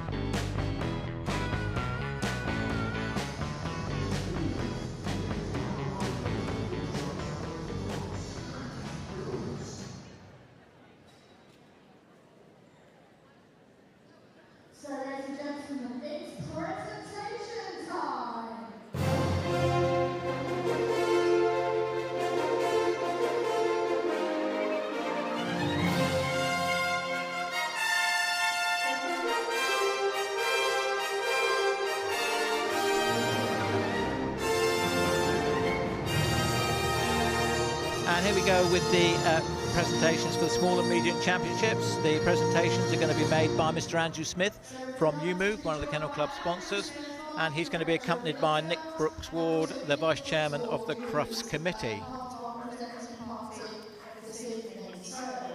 We're going to go to the smalls first. So the presentation Crufts party. Champion By Mr. Steve Croxford, former chairman of the Kennel Club as well, just passing the trophy over. The presentation to Dave Munnings and Boost Bite for the winner of the Small Agility Championships. Oh. And I'm sure that's going to be shown again on a few occasions. I just hope that he hasn't broken anything. Nick Brooks-Ward trying not to laugh too much anyway.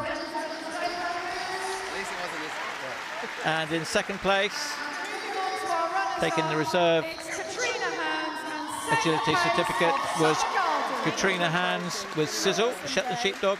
Only a young dog, very bright future in front of them, I'm sure.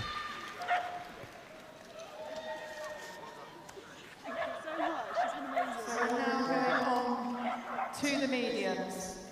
So now we're going to be moving on to the mediums. Our Crufts 2022 And by winning this competition, Blythe Fox has actually made Devon Gem Golden Moment, commonly known as Roo, up to an agility champion. So congratulations to her. It must be one of her ambitions to actually do this. So well done to Blythe.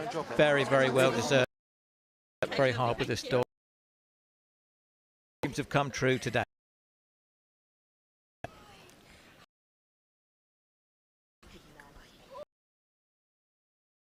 Certificate. Ashley Butler, year-old bearded Kennel Club name.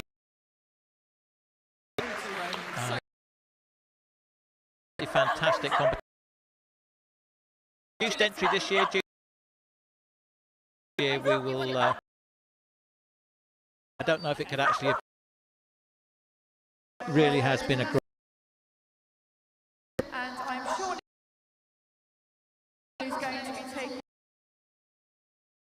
But ladies and gentlemen, together as our honour. And off they go. A lap of honour on 2020. What do they say?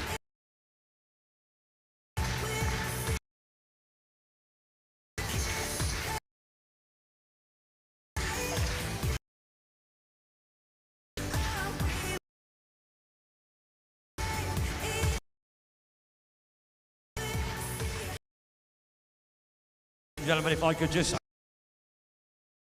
the Whimsies and up on the top there, dogs, and it's of dogs.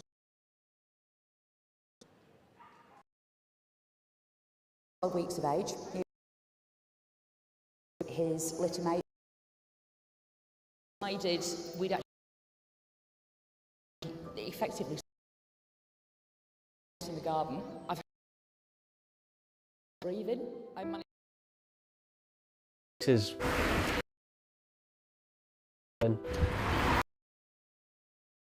closed. I was then matched.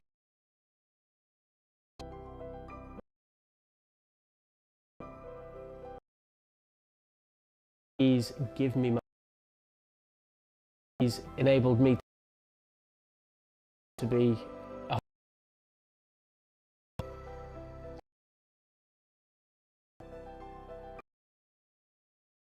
my side's 3. I used to work on a thing called diabetic retinopathy. Blood vessels grow into eye, obscuring the vision. My wife Amanda back to the farm, place which I never want to go. Walls not being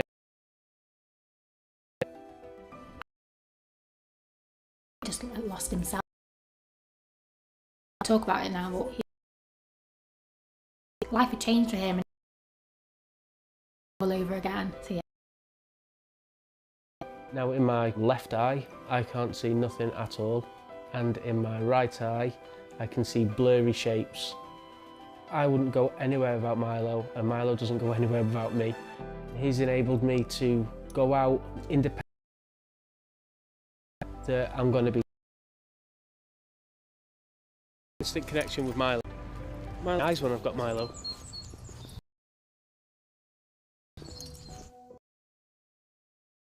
Milo was actually saying, and I'd pushed the button. I asked Milo to go. Didn't move. He was like cars sped past as we're going. A police car sped. If we'd have both been hit by these, and Milo dies his instinct. Milo's paws to my whole family. See Scott, it's just their aid. Really is giving me my husband, my children, dad. My dad and not just my makes them all happy. Yeah, and a little. He on the roads.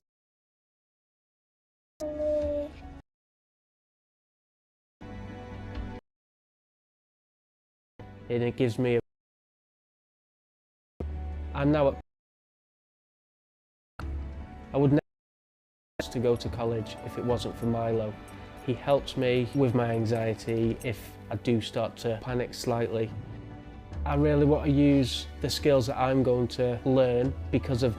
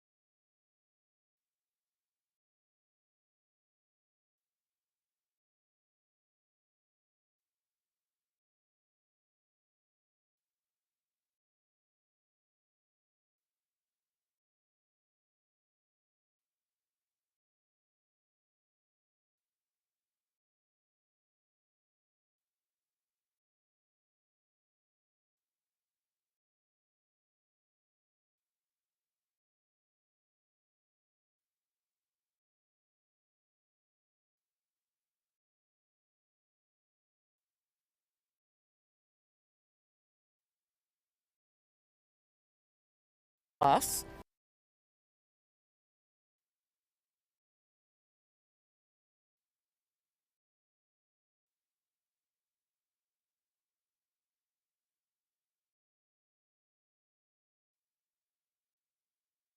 As a permanent to be forever remembered. As a permanent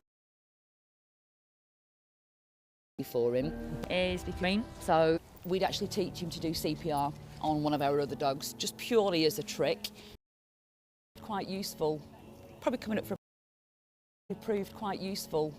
Probably coming up for about 2 years ago now. Ray had actually stopped breathing, and then suddenly his heart stopped. Him onto the floor. Or talking to it was almost like he was making.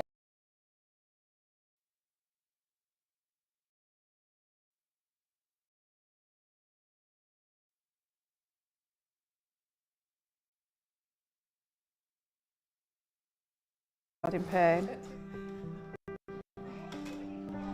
Ruby would actually go on Olivia's bed and took herself into where Olivia's pain were, and that would probably be the only time when she would actually settle and feel a bit more relaxed.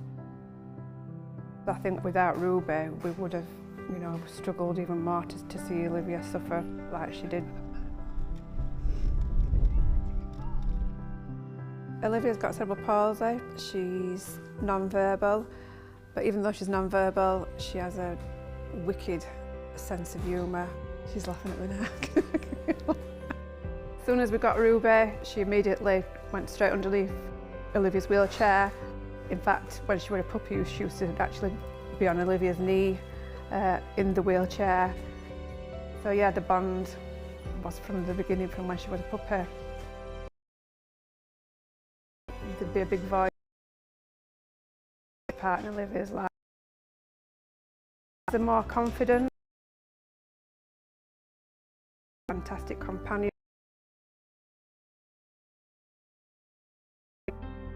Through play still. Yeah. That's a cuddle because she gets to give Ruby a right here.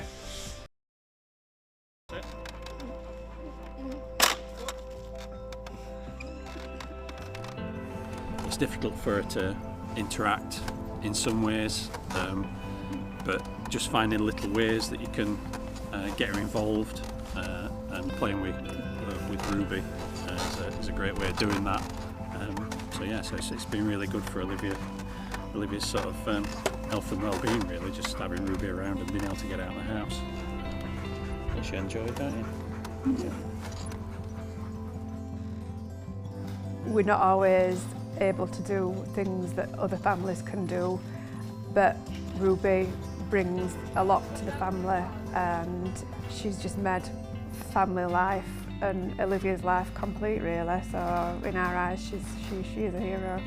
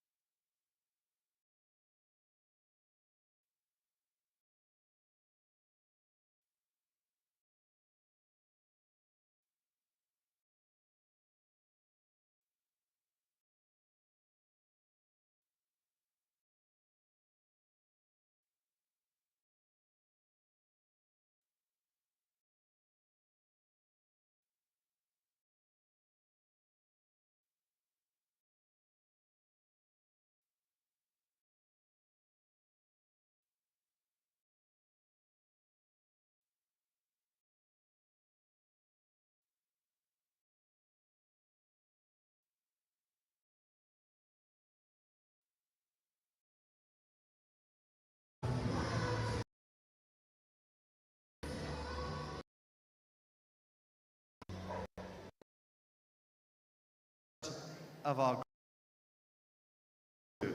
introduce Jenny Shoreham. Good evening, ladies and gentlemen. First of the 7 groups.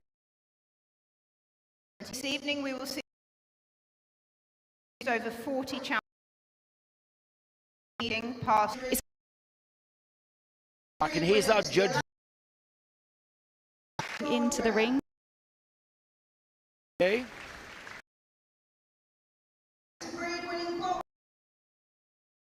The cheer for the boxer isn't.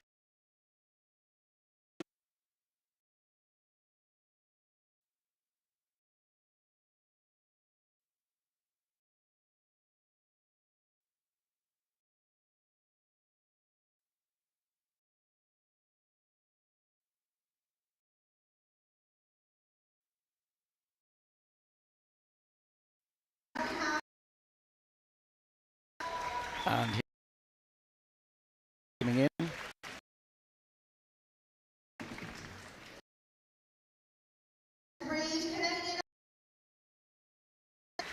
One of the Very striking outfit. Now we have the Doberman.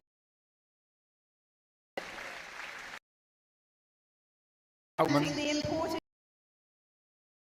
The Entelboucher. Have our best of breed. one of the pinch the same family. Please welcome.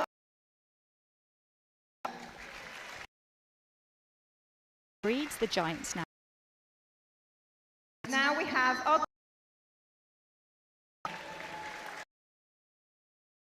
Great Dane Stride. This followed by the. So our judge have a first look into his stride.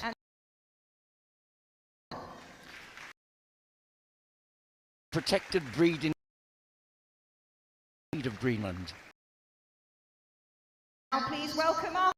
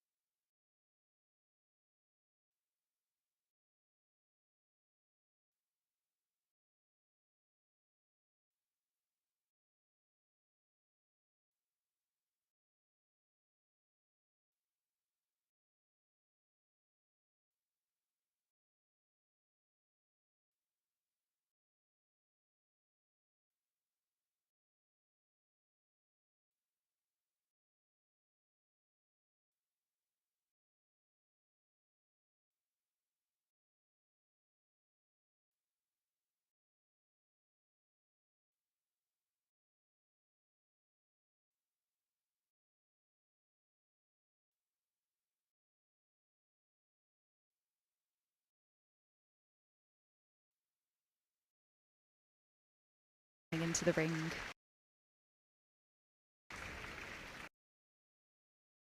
Listen, Mastiff.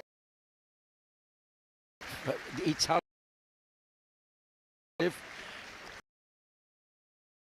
dress in this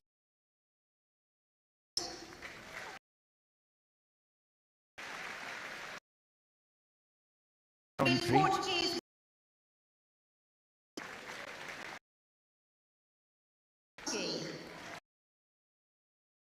Iberian Husky there.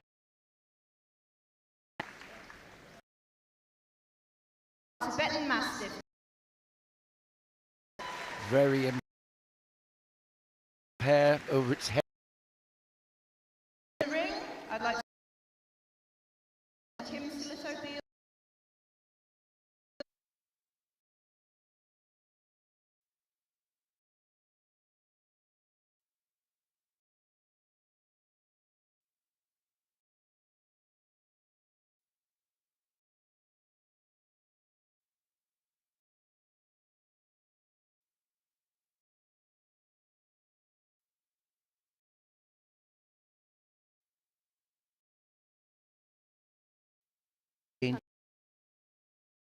Competition, it's also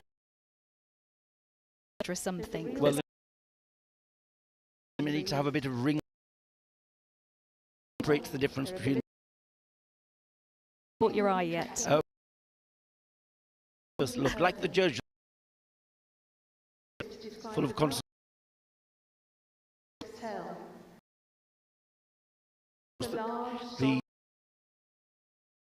Which were bred. Sometimes even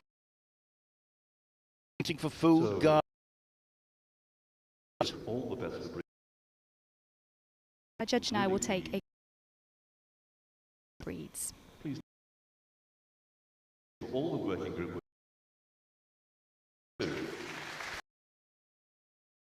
August of the northern.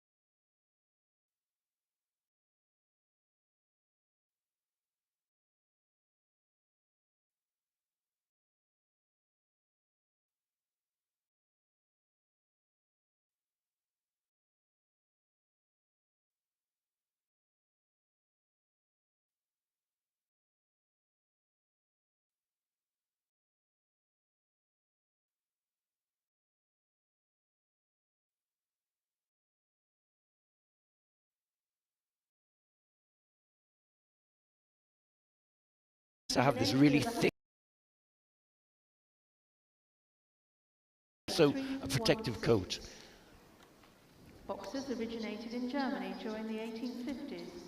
Here we have a German breed that was used to hunt bear, boar and deer in the 19th century. The breed was later crossed with bulldogs to lead to what we have in the ring today.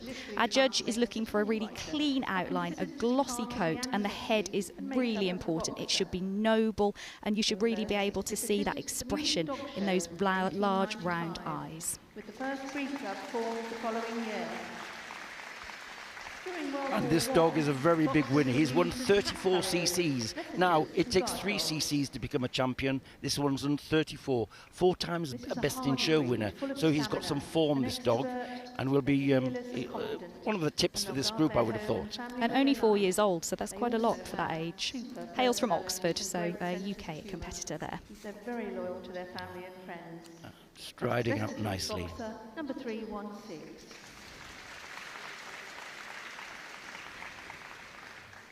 now we see the Bull Mastiff. Mr. Albert Hope judged the excellent entry of the 105 Bull Now the striking outline and strong head of the Bull Mastiff. As its name suggests, the breed comes from a crossing of the Bulldog and the Mastiff. And it was originally the gamekeeper's night dog to protect country estates from poachers. In the early days, brindle was the favourite colour because it was camouflaged in the forest, could give the poachers a nasty shock when it came out. This one, a fawn, more popular colour, strong, not only strong but also athletic, capable of jumping a 5-barred gate. Capture an intruder without mauling or killing them. So this one is just 2 years old, a dog that comes from Denmark, where it's a top winner. Now, I love this. The owner describes him as confident, selfish, and a clown who's always up to something. But looks like he's behaving pretty well here, doesn't it, Frank? Yes. See how successful they bring the top dogs from Europe here to compete. A lot of successful overseas exhibitors today. So we've seen some of the denser, longer coats, but this dog also has a really hard, weather-resistant coat. It's just a shorter variety. A busy Sigurd Wilberg was the judge in And charge make of wonderful 28 household companions, Canadian great Eskimo characters. dogs here at Crufts. And from his entry of 28, he awarded best breed to this dog, number 512. Our next best of breed winner, the Canadian Eskimo dog. Now this is an ancient sled dog that was built for strength and stamina in harsh conditions. It almost became extinct but was actually saved by a breeding programme from the Canadian government. It was almost wiped out by the Siberian Husky, which we'll see later, which was quicker and faster. He's not built for speed necessarily, but rather for hard work. And it has remained a primitive... And this Spitz, I mean, it's got a wedge shape. Third in that tail, some warmth. Cooler conditions. And Husky came along. Now the Doberman. Now this one caught my eye. Beautiful looking dog. This clean, masculine bone and whole line. A side line held.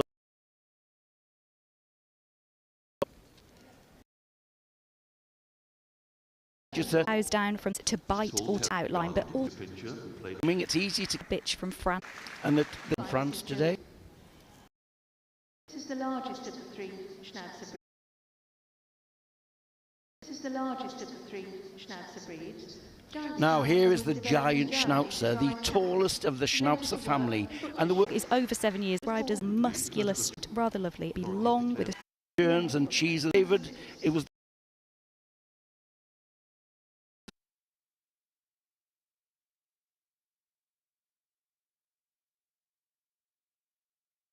Three years at the top now, 34 challenge certificates.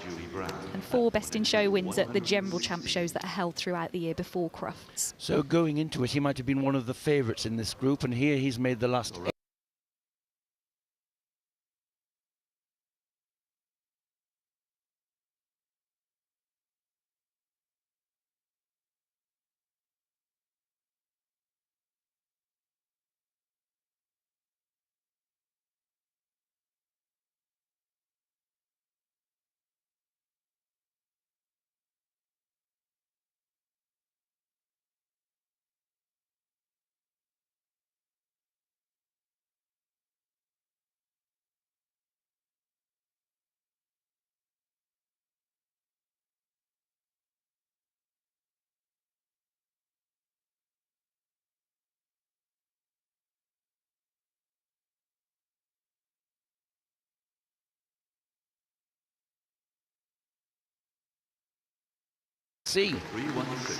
He's also proving a very good sire. Lots of his children are winning well. They're described as ever smiling, aren't they, the boxer, and you can see why there. Great characters. Now this is the one that's caught my eye, I've got to say, the Doberman.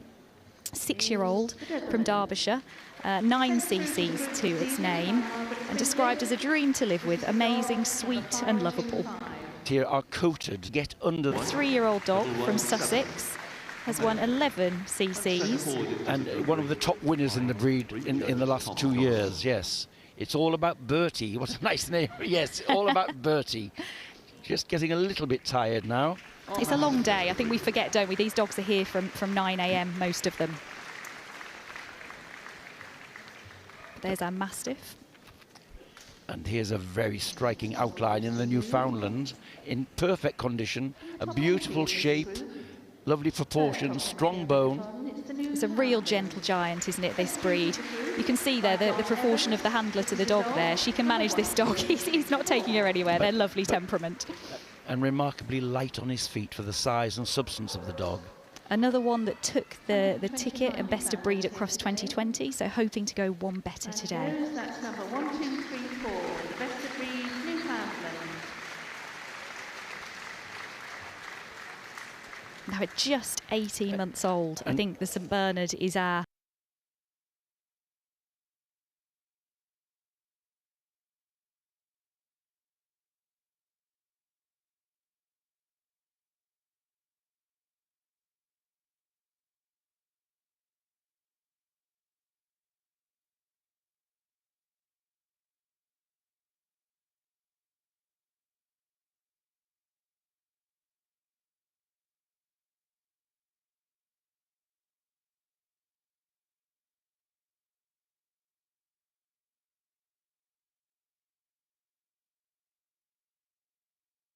from Nottinghamshire, has won one Best in Show before at a championship show. And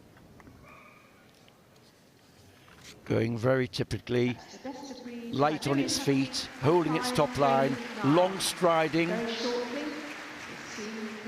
So he's got a very good shortlist here of 8 top quality dogs. Where's he going to go for the places? Well, the St Bernard's got to be in there, surely, well, 18 months. Robin, just looking at the expression for alertness. That Doberman does look really good. Beautiful square outline, beautiful top line and high tail set. And the Newfoundland as well. Very striking dog. It's a strong shortlist, isn't it, Frank? It is indeed, but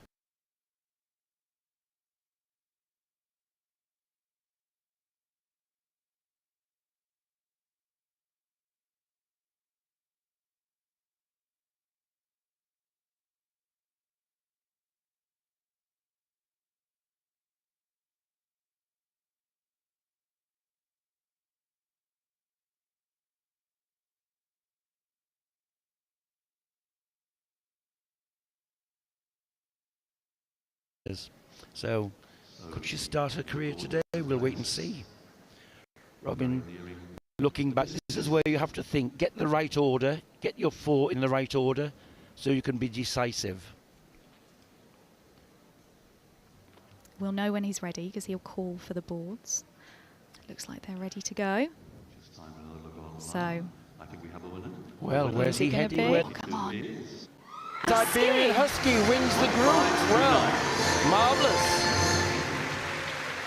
Jeff Horswell sending forward this group winner today. The Siberian Husky. 5.5-year-old dog from Nottingham. And in second place the Alaskan Malamute.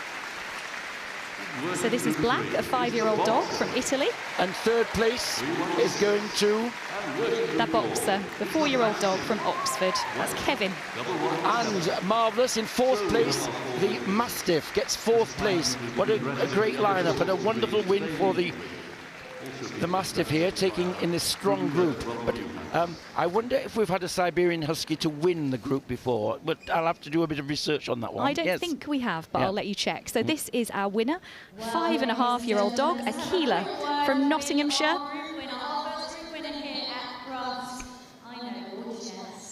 Tell us about this beautiful dog. You've just leapt into your arms for that win. Is this something like a dream come true? I have no words. I'm sorry. I can't believe it's happening. I'm lost. When you woke up this morning, and I can see that you're shaking, okay, because this happens to us all. But this is a group-winning dog now. You've had plenty of success. Tell us a little bit about this dog's wins in the past, Jess. So he was made a champion at Windsor, and at Windsor we also went Best in Show, went all the way to Best in Show. But he's just blown my mind away, yeah. I never thought I'd have a winning show dog, so And tell us a little bit about him. Who owns him? Who breeds him? I own him. Kelly Hughes bred him of Siberia Drift Kennel. So he lives at me at Zimmerbach Kennel, but Kelly Hughes bred him. So. Well, congratulations to the whole team. And so you're going to now have to come back on Sunday night for Best in Show. Yes. Did you have any plans this weekend? I was working. I'm not anymore.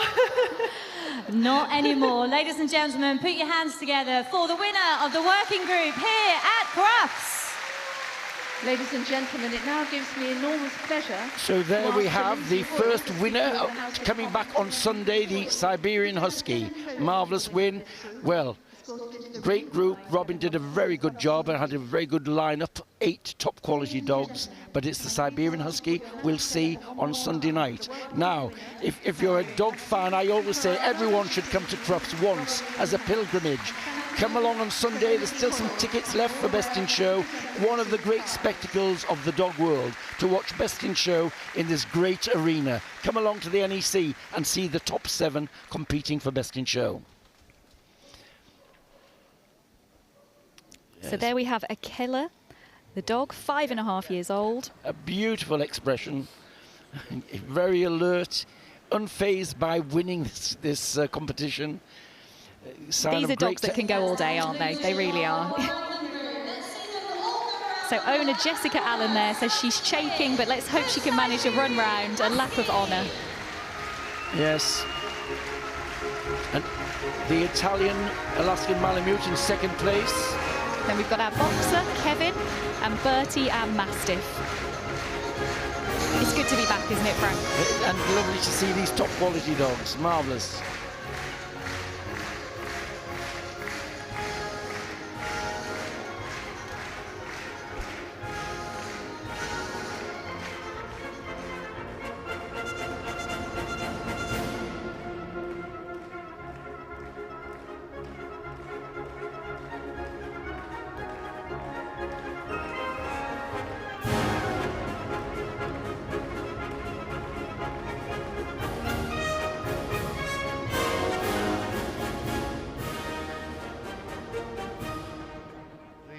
First of our Magnificent 7 is now decided. And for those of you who weren't right here at the start, just look at the screen now, because the Kennel Club and the Kennel Club Charitable Trust are doing amazing things for the humanitarian efforts for their dogs and their owners in the Ukraine. And £50,000 already donated by the Kennel Club Charitable Trust and the Kennel Club, ring-fenced to support dogs and their owners in the Ukraine. And that is ring-fenced until the 13th of March.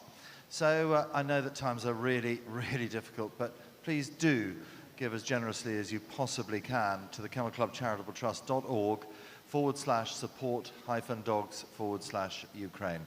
I'm sure that, well, do whatever we can, won't we? Those dreadful scenes in the Ukraine. So thank you very much to the Kennel Club Charitable Trust and to the Kennel Club for leading this campaign.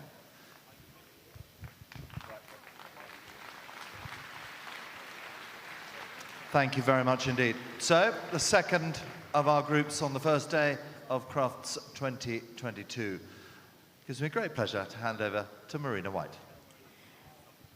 Thank you, Nick. So we do now move on to the second of today's groups.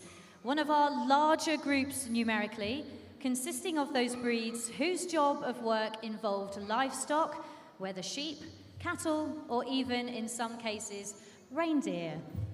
Our pastoral group judge started showing with Great Danes as a youngster. So the winner of the working group has been decided, meaning we have the first contender for Best in Show on Sunday night, known the Siberian Husky. Now it's the turn of the pastoral group to see who will be the second to go through to Best in Show. Frank and Laura up alongside me, 34 breeds represented in this pastoral group, so we've got a lot of dogs in front of us coming up. And here's our judge, Jeff Horswell. He's obviously in a very happy mood because he judged the Siberian Huskies today, and he's already provided one winner to go forward for Best in Show. He's now going to send us a second winner by choosing the winner of the pastoral group. Jeff started in dogs as a schoolboy. His mother was a famous breeder of Great Danes. However, Jeff's gone on to breed many champions in miniature wire Dachshunds. He's also shown greyhounds, field spaniels, and judging all over the world and awards CCs in over 100 breeds. So he's one of the top judges in the country. Laura, tell us about the breed, the pastoral dogs. These are largely the herding dogs, aren't they? Herding and guarding dogs, yes, that's right, Ali. So they're associated with working cattle, sheep, reindeer and other cloven-footed animals. And there is the Australian cattle dog coming in, the blue speckle, they call that colour. So the one thing these all have in common is that they worked outdoors, so they needed to be protected from the elements. So we'll see a weatherproof double coat in almost all of these breeds. And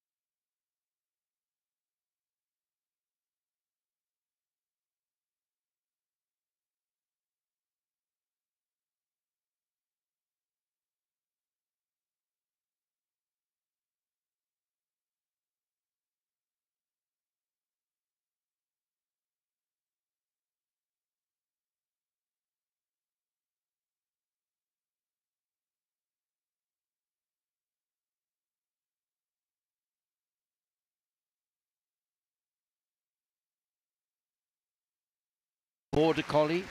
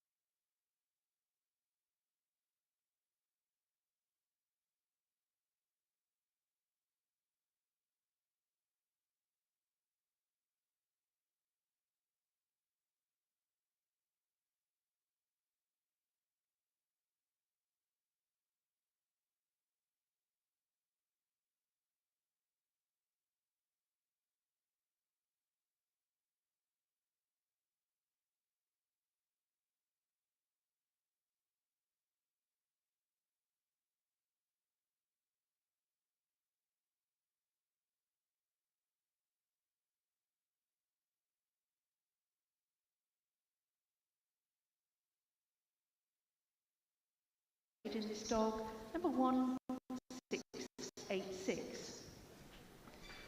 The Anatolian Shepherd dog. And here is the Anatolian Shepherd dog, one of the tallest breeds in the group, developed as a flock guard in Turkey. It's thought that he descended from the Mastiff and the guarding dogs of the Middle East, often required to live out all year round in the extremes of climate and develop great devotion to his owner. About 1,000 years ago, the Turkic There were just 7 of them entered here today. This one was our best of breed, not yet 2 years old, and he's a dog hailing from Lanarkshire.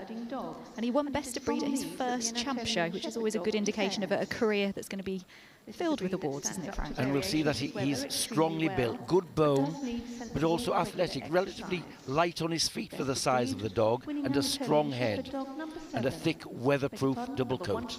And the breed standard talks about giving an impression of latent power, Frank. Yep. Now our group judge, Jeff Horswell, moves to the second of the pastoral breeds here in the group ring, the Australian cattle dog. Well, this dog is sometimes known as the Australian Heeler, the Australian cattle dog breed with great endurance and strength and speed.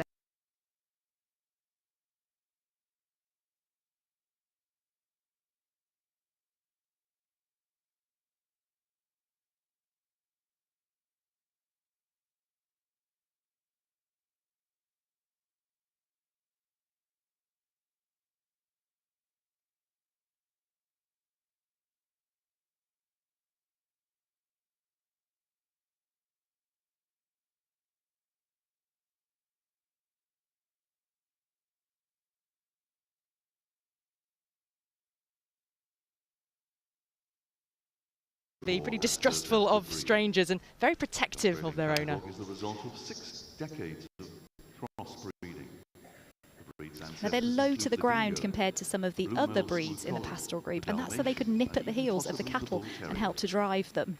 They used to be called the Australian Heeler, actually, and they were taken to the big ranches by settlers going to Australia. They come in, this is a blue speckled one, speckle. 1704. And the next dog to be judged. Here we have one of the most glamorous dogs in the pastoral group. It's the Australian Shepherd, but don't let that coat distract you. This is a dog that's bred for purpose. So it was actually bred, despite the name, to work in America on ranches and was later taken to Australia. It should be a well-balanced, muscular dog beneath that coat, and the judge will be looking for a really alert expression, which the handler will be trying to get out of them as we move here. In the latter part of the 19th century, whilst most of the early dogs in the breed were blue merle, as this one is, they also come in red merle and tricolour. They've become a breed which is popular all through the dog showing world. In every country you see good Australian Shepherds with this great movement and very attractive colour and coat. Another young dog as well, not yet 2. This one from just down the road in Solihull. And top winner in the breed last year. And the next to be seen is the best of breed bearded collie. There was an entry of 205 bearded collies this year at Crufts, and because of this is the bearded collie. 2 judges today and 226 of them in competition. And this comes from a famous kennel in France, developed from the indigenous working Scottish sheepdogs. This male, number 1986. And the breed was dying out, wasn't it, Frank, in the 1940s, and something of an accident led to its revival. Yes, late Olive Willison ordered a Shetland sheepdog puppy, a working Shetland sheepdog, but the dog she was sent turned out to be a bearded collie called Jeannie. She discovered it was a bearded collie, became so devoted to the breed, she found a mate for Jeannie, and it was that litter which formed the foundation of the modern beardie. Isn't that marvellous? And what about the length of that coat, though, because it's long. I mean, look at the way it moves, but it's important, the length, isn't it? But yeah, it's an important double coat, but what should be even more important, it shouldn't be overdone with coat. It should have some daylight underneath it. Underneath that coat, which takes a lot of grooming, there is a lean, athletic, fit working dog. Of 24, best of breed was this dog, number 2062. The Beauceron, as its name suggests, originates from the French plains of The Beauceron is a very loyal companion and guard dog developed from the sheepdogs of the French plains of Beauce, described by French novelist Colette as a country gentleman, and you can almost see that in its stature, the way it stands. And seems to have a very good memory to add to his working ability. He is known locally in France as the Bar Rouge, which means the red stocking, and we get this by the rich tan coloration running up his legs. Very versatile, used in the World Wars as a messenger dog in the trenches, and now used by the French police. This one, 6-year-old dog, has been the top Beauceron for the last 3 years. And now next to be seen by Jeff Baldwin. Comes from the Overhill Kennels in Somerset. Meg Purnell Carpenter, one of the pioneers of the breed in this country. Who from the 39 dogs entered here at Crufts awarded best of breed to this male, number 20. Here we have the alert and intelligent expression of the Belgian Shepherd Groenendael. So this is the first of 4 varieties that we're going to see. Now they share the same physical attributes, but they've got very different coats, as you will see. They're sheepdogs and they date back in type to the Middle Ages. They've got attributes that make them a really agile herder. They're light and they're robust, but they're also quick and light on their feet. Into as few breeds as possible. Now the 4 varieties all share the same breed standard, only differentiated by coat and colour. This, the Groenendael, is black, long-haired, and you mentioned it being alert. They're very watchful dogs, and we see this dog looking round it. It's very curious about its surroundings tonight. Was a favourite of Henrietta, Queen of Belgium, whose royal residence, the Château de l'Équin. Now this is the Lekenois.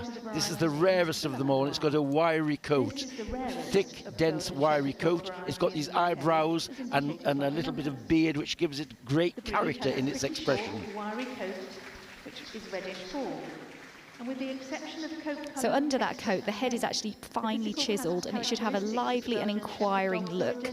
The triangular ears are another key feature of the breed. They should be stiff, erect and set on high.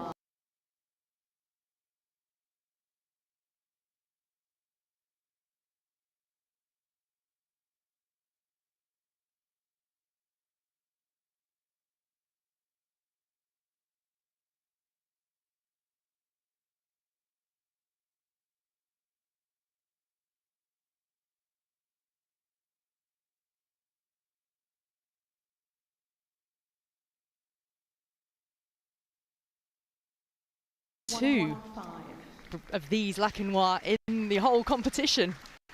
It's got to be possibly the smallest, I think, of the breeds at Crufts. Another Belgian Shepherd dog variety judged today by Dr. Margaret Crufts.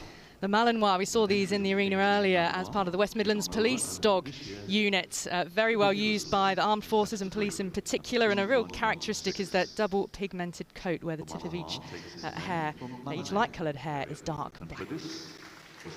Tonight of its great working abilities. They're highly intelligent and they need a job of work. So people taking on the Malinois as a companion dog, they need to give it plenty of activity. It wants its brain to be used. It should be brisk and free and even on the move. Belgian Shepherd dog Malinois, number 2116. And we move on to the next of the Belgian Shepherd varieties, the Tervuren, judged today by Janet Phillips. The last of our Belgian Shepherd varieties, here we have the Tervuren, the last of these sheep herding and guarding dogs. And this one, as we said, the coats are what differentiate them. This one has long, straight and abundant outer coat with a really dense coat underneath. As with the Malinois, the coat is double pigmented, which means that the ends of the coat are darker than the roots.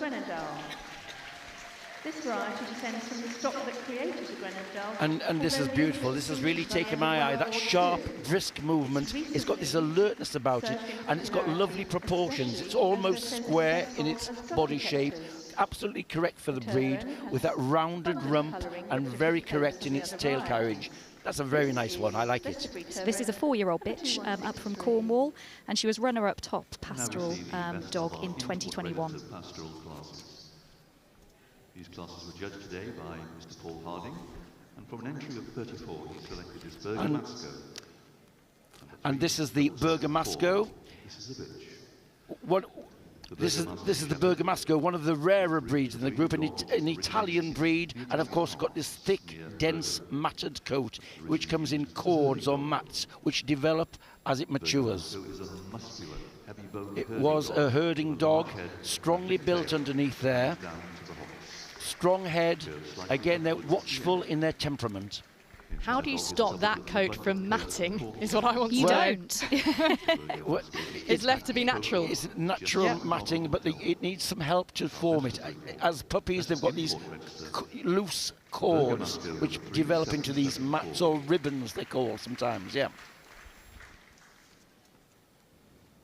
Moving on from the Bergamasco, we now come to the Border Collie, another popular breed with the numerically largest. And here is the Border Collie coming from 212 today, and 2 judges, one to judge the dogs, one to judge the bitches. Here's our winner. The name tells us his origins, the Border Counties, and before 1915 he was really known as a working collie. He's an instinctive herder, drops his head as he moves. Lovely stealthy movement, characteristic of the breed. See them a lot in the agility ring, don't we, in the agility competitions. But a wonderful family dog. They can turn their paw to anything, really. They're hugely versatile. And really popular. This was the biggest entry in the group today. This one just 17 months old, this bitch from Hungary. 2 judges needed to judge this group, Frank. What happened if they disagreed? Well, you call in the referee, and the referee for the breeds is the group judge. He can decide which one he wants to see in the group. But it was once classified as the goat-haired variety of the Pastoral. It has been suggested. Now the Briard originates from the province of Brie, so the area doesn't only produce good cheese. Look at this dog. The coat is very similar to a goat's coat in texture. A very sturdy breed, that's for sure. Originates from the province of Brie in France, as his name suggests, and has a dual role as a guard. Now, it's got some breed peculiarities. It's got double dew claws on its hind legs. It said that gives it an extra toe for gripping in rough terrain, and the judge will have gone down the back leg and felt for the extra dew claw. The other interesting thing is that it's got a sort of crochet hook at the end of its tail, a little upturning curve. That's another breed-specific feature, which see it beautifully carried there. This is another big winner from Yorkshire, but an international champion, a 4-year-old dog called George. Barry Crufts judged Catalan's sheepdogs here at Crufts this year. And from a breed entry of 14, he selected this male as his best of breed, number 2507. Hailing from the Andorra region. Here we have our best of breed winner from the Catalan sheepdog. This one originates originally from northeast Spain, and they're still used there today to guard sheep and also to herd them. They're hardy dogs, and you can see that in this rugged coat. It's protective, and they can sleep out in all conditions. And they also have that distinctive double dew claw that we just mentioned on the hind leg. It's a really important feature of the breed, and the judge will just have felt for that.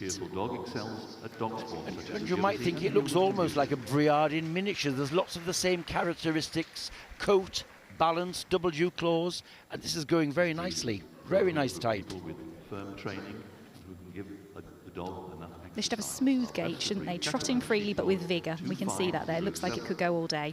Yeah, said to be very easily trained, very loyal and alert dog. These are dogs that just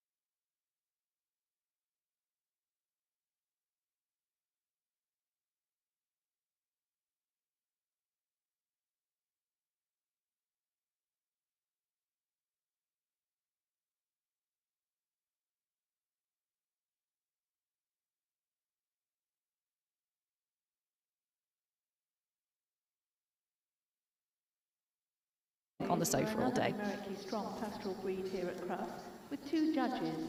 Dogs, judged by Mr. Mervyn Casling, and bitches by Miss Miranda Blake. And best of breed rough collie was this. And there is the long, finely chiselled head and almond-shaped eye of the rough collie.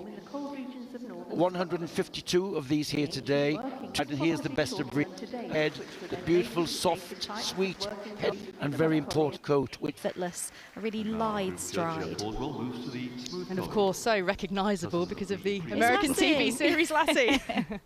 Kitchen was the breed judge today, and she awarded best of breed to this male, number 2701. Well, it was only in 1870 that there were separate classes for rough and smooth-haired sheepdogs. So the smooth was considered the poor relation for a while. It seems a little bit unfair, but that might have had something to do with Queen Victoria, who seemed to favour the rough and brought some to Windsor Castle.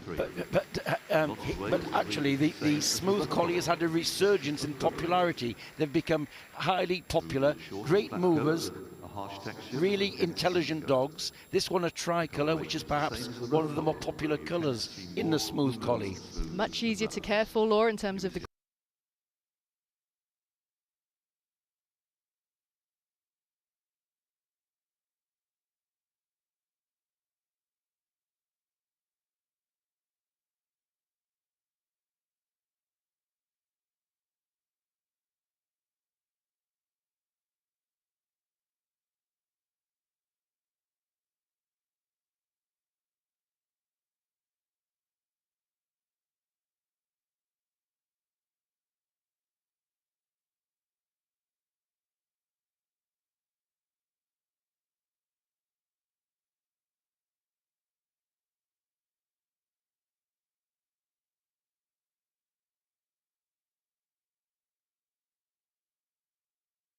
Very nice head shape, correct top line, just dropping its head as it works, which is many of the working dogs and herding dogs have a lower head carriage when they accelerate in their pace. That's very typical of the pastoral herding breeds.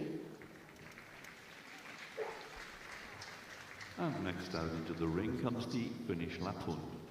Elaine Short was the breed judge today, and from a breed entry of 82, she selected her best of breed with this male. Now from Lapland in northern Finland, here is the Finnish Lapphund.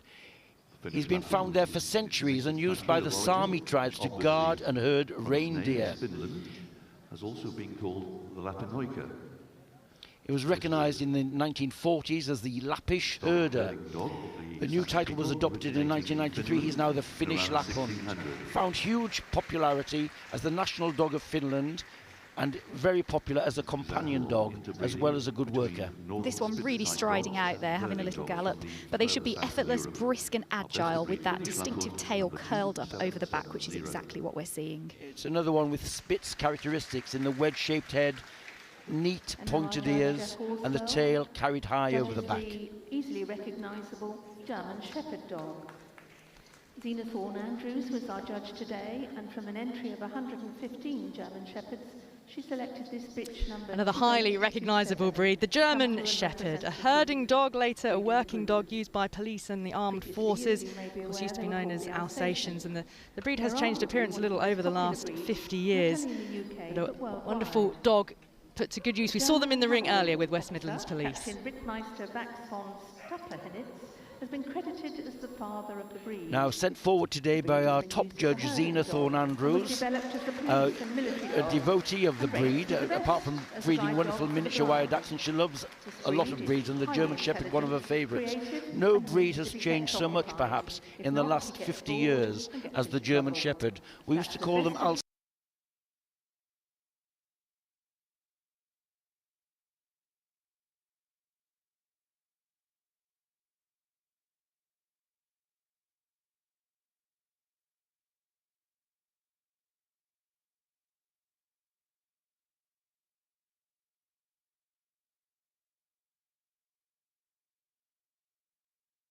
To Crufts in the 1960s, I saw 3 best in show winners. However, we've got new continental influences which has rather changed the shape of the breed, so it's quite controversial. You're either like the English type or the continental type. And these as her best of breed representative here in the pastoral group. The Puli was properly brought to Hungary by the Magyars. Breeds in the pastoral group. This is the Hungarian Puli with that wonderful distinctive corded coat. So these are herding dogs which originated in the Far East, and as a puppy they have a looser flocked coat which later cords, and the reason for that is to provide them with insulation and protection when they're out herding sheep. As a herder for of the flocks and sheep of his native country. Now the judge getting his hands under the cords to feel the body underneath. Underneath all of that coat, there is a wirily built dog. It's not a heavily boned dog, it's brisk and light. And of course, it's hard to tell, as Laura suggested, where's the head, where's the tail. They've got not very much neck about them. They've got a small, neat head, and the standard asked for a red tongue, and we see there the red tongue sticking out to show off its breed qualities. And that long hair should be like an umbrella, shouldn't it, around the face? And we have this brisk stride. It's not a far-reaching stride like many of the dogs. It's so nimble, it can jump upon the backs of the flock of sheep and take a shortcut to the other side by going across their backs. Amazing to see. This one, 5-year-old dog from West Yorkshire. They've been seen before in the group here at Crufts from the import register, but this is the first time they've been classified as a breed on their own. And there were 31 Now, of them first here time we've today. seen this in the big ring at Crufts, the Hungarian Pumi. 31 of them here today. They're growing popular here, and they're popular all over Europe. It is closely related to the Hungarian Puli, which we've just seen. It's thought that they used the Puli blood and added a terrier input to give this a bit of sharpness. With terriers and German Spitz. It's easy to distinguish. Now, those distinctive ears are one of the real breed features, aren't they? It does make it look a little bit like a teddy bear, but they are upright, and then the top 1/3 is bent forward, and the feathering on them adds to that teddy bear-like expression. And it's the first year of the Pumi having its own class. What do you have to do to get your own class at Crufts? It comes from the import register. We have an import register for breeds which are new from overseas in this country. They have to develop a gene pool and a population before they're given classes at shows and eventually at Crufts. But, you know, make no mistake, it may look like a teddy bear. They're great workers, wonderful herding sheep and cattle, and very good at obedience and agility. Another Hungarian breed, the Commodore. The breed was judged today by This is the largest of the Hungarian pastoral breeds, the Commodore, cousin of the Puli. The Commodore's a formidable flock guard. And just look at that densely corded coat. You could almost see that being mistaken for a sheep. Any wolf would certainly get a surprise when that started moving. That's exactly it. It was a camouflage. I mean, fancy rising from a... Yes, that would give the wolves a shock, wouldn't it? But then again, this is again a way of life to keep a Commodore right.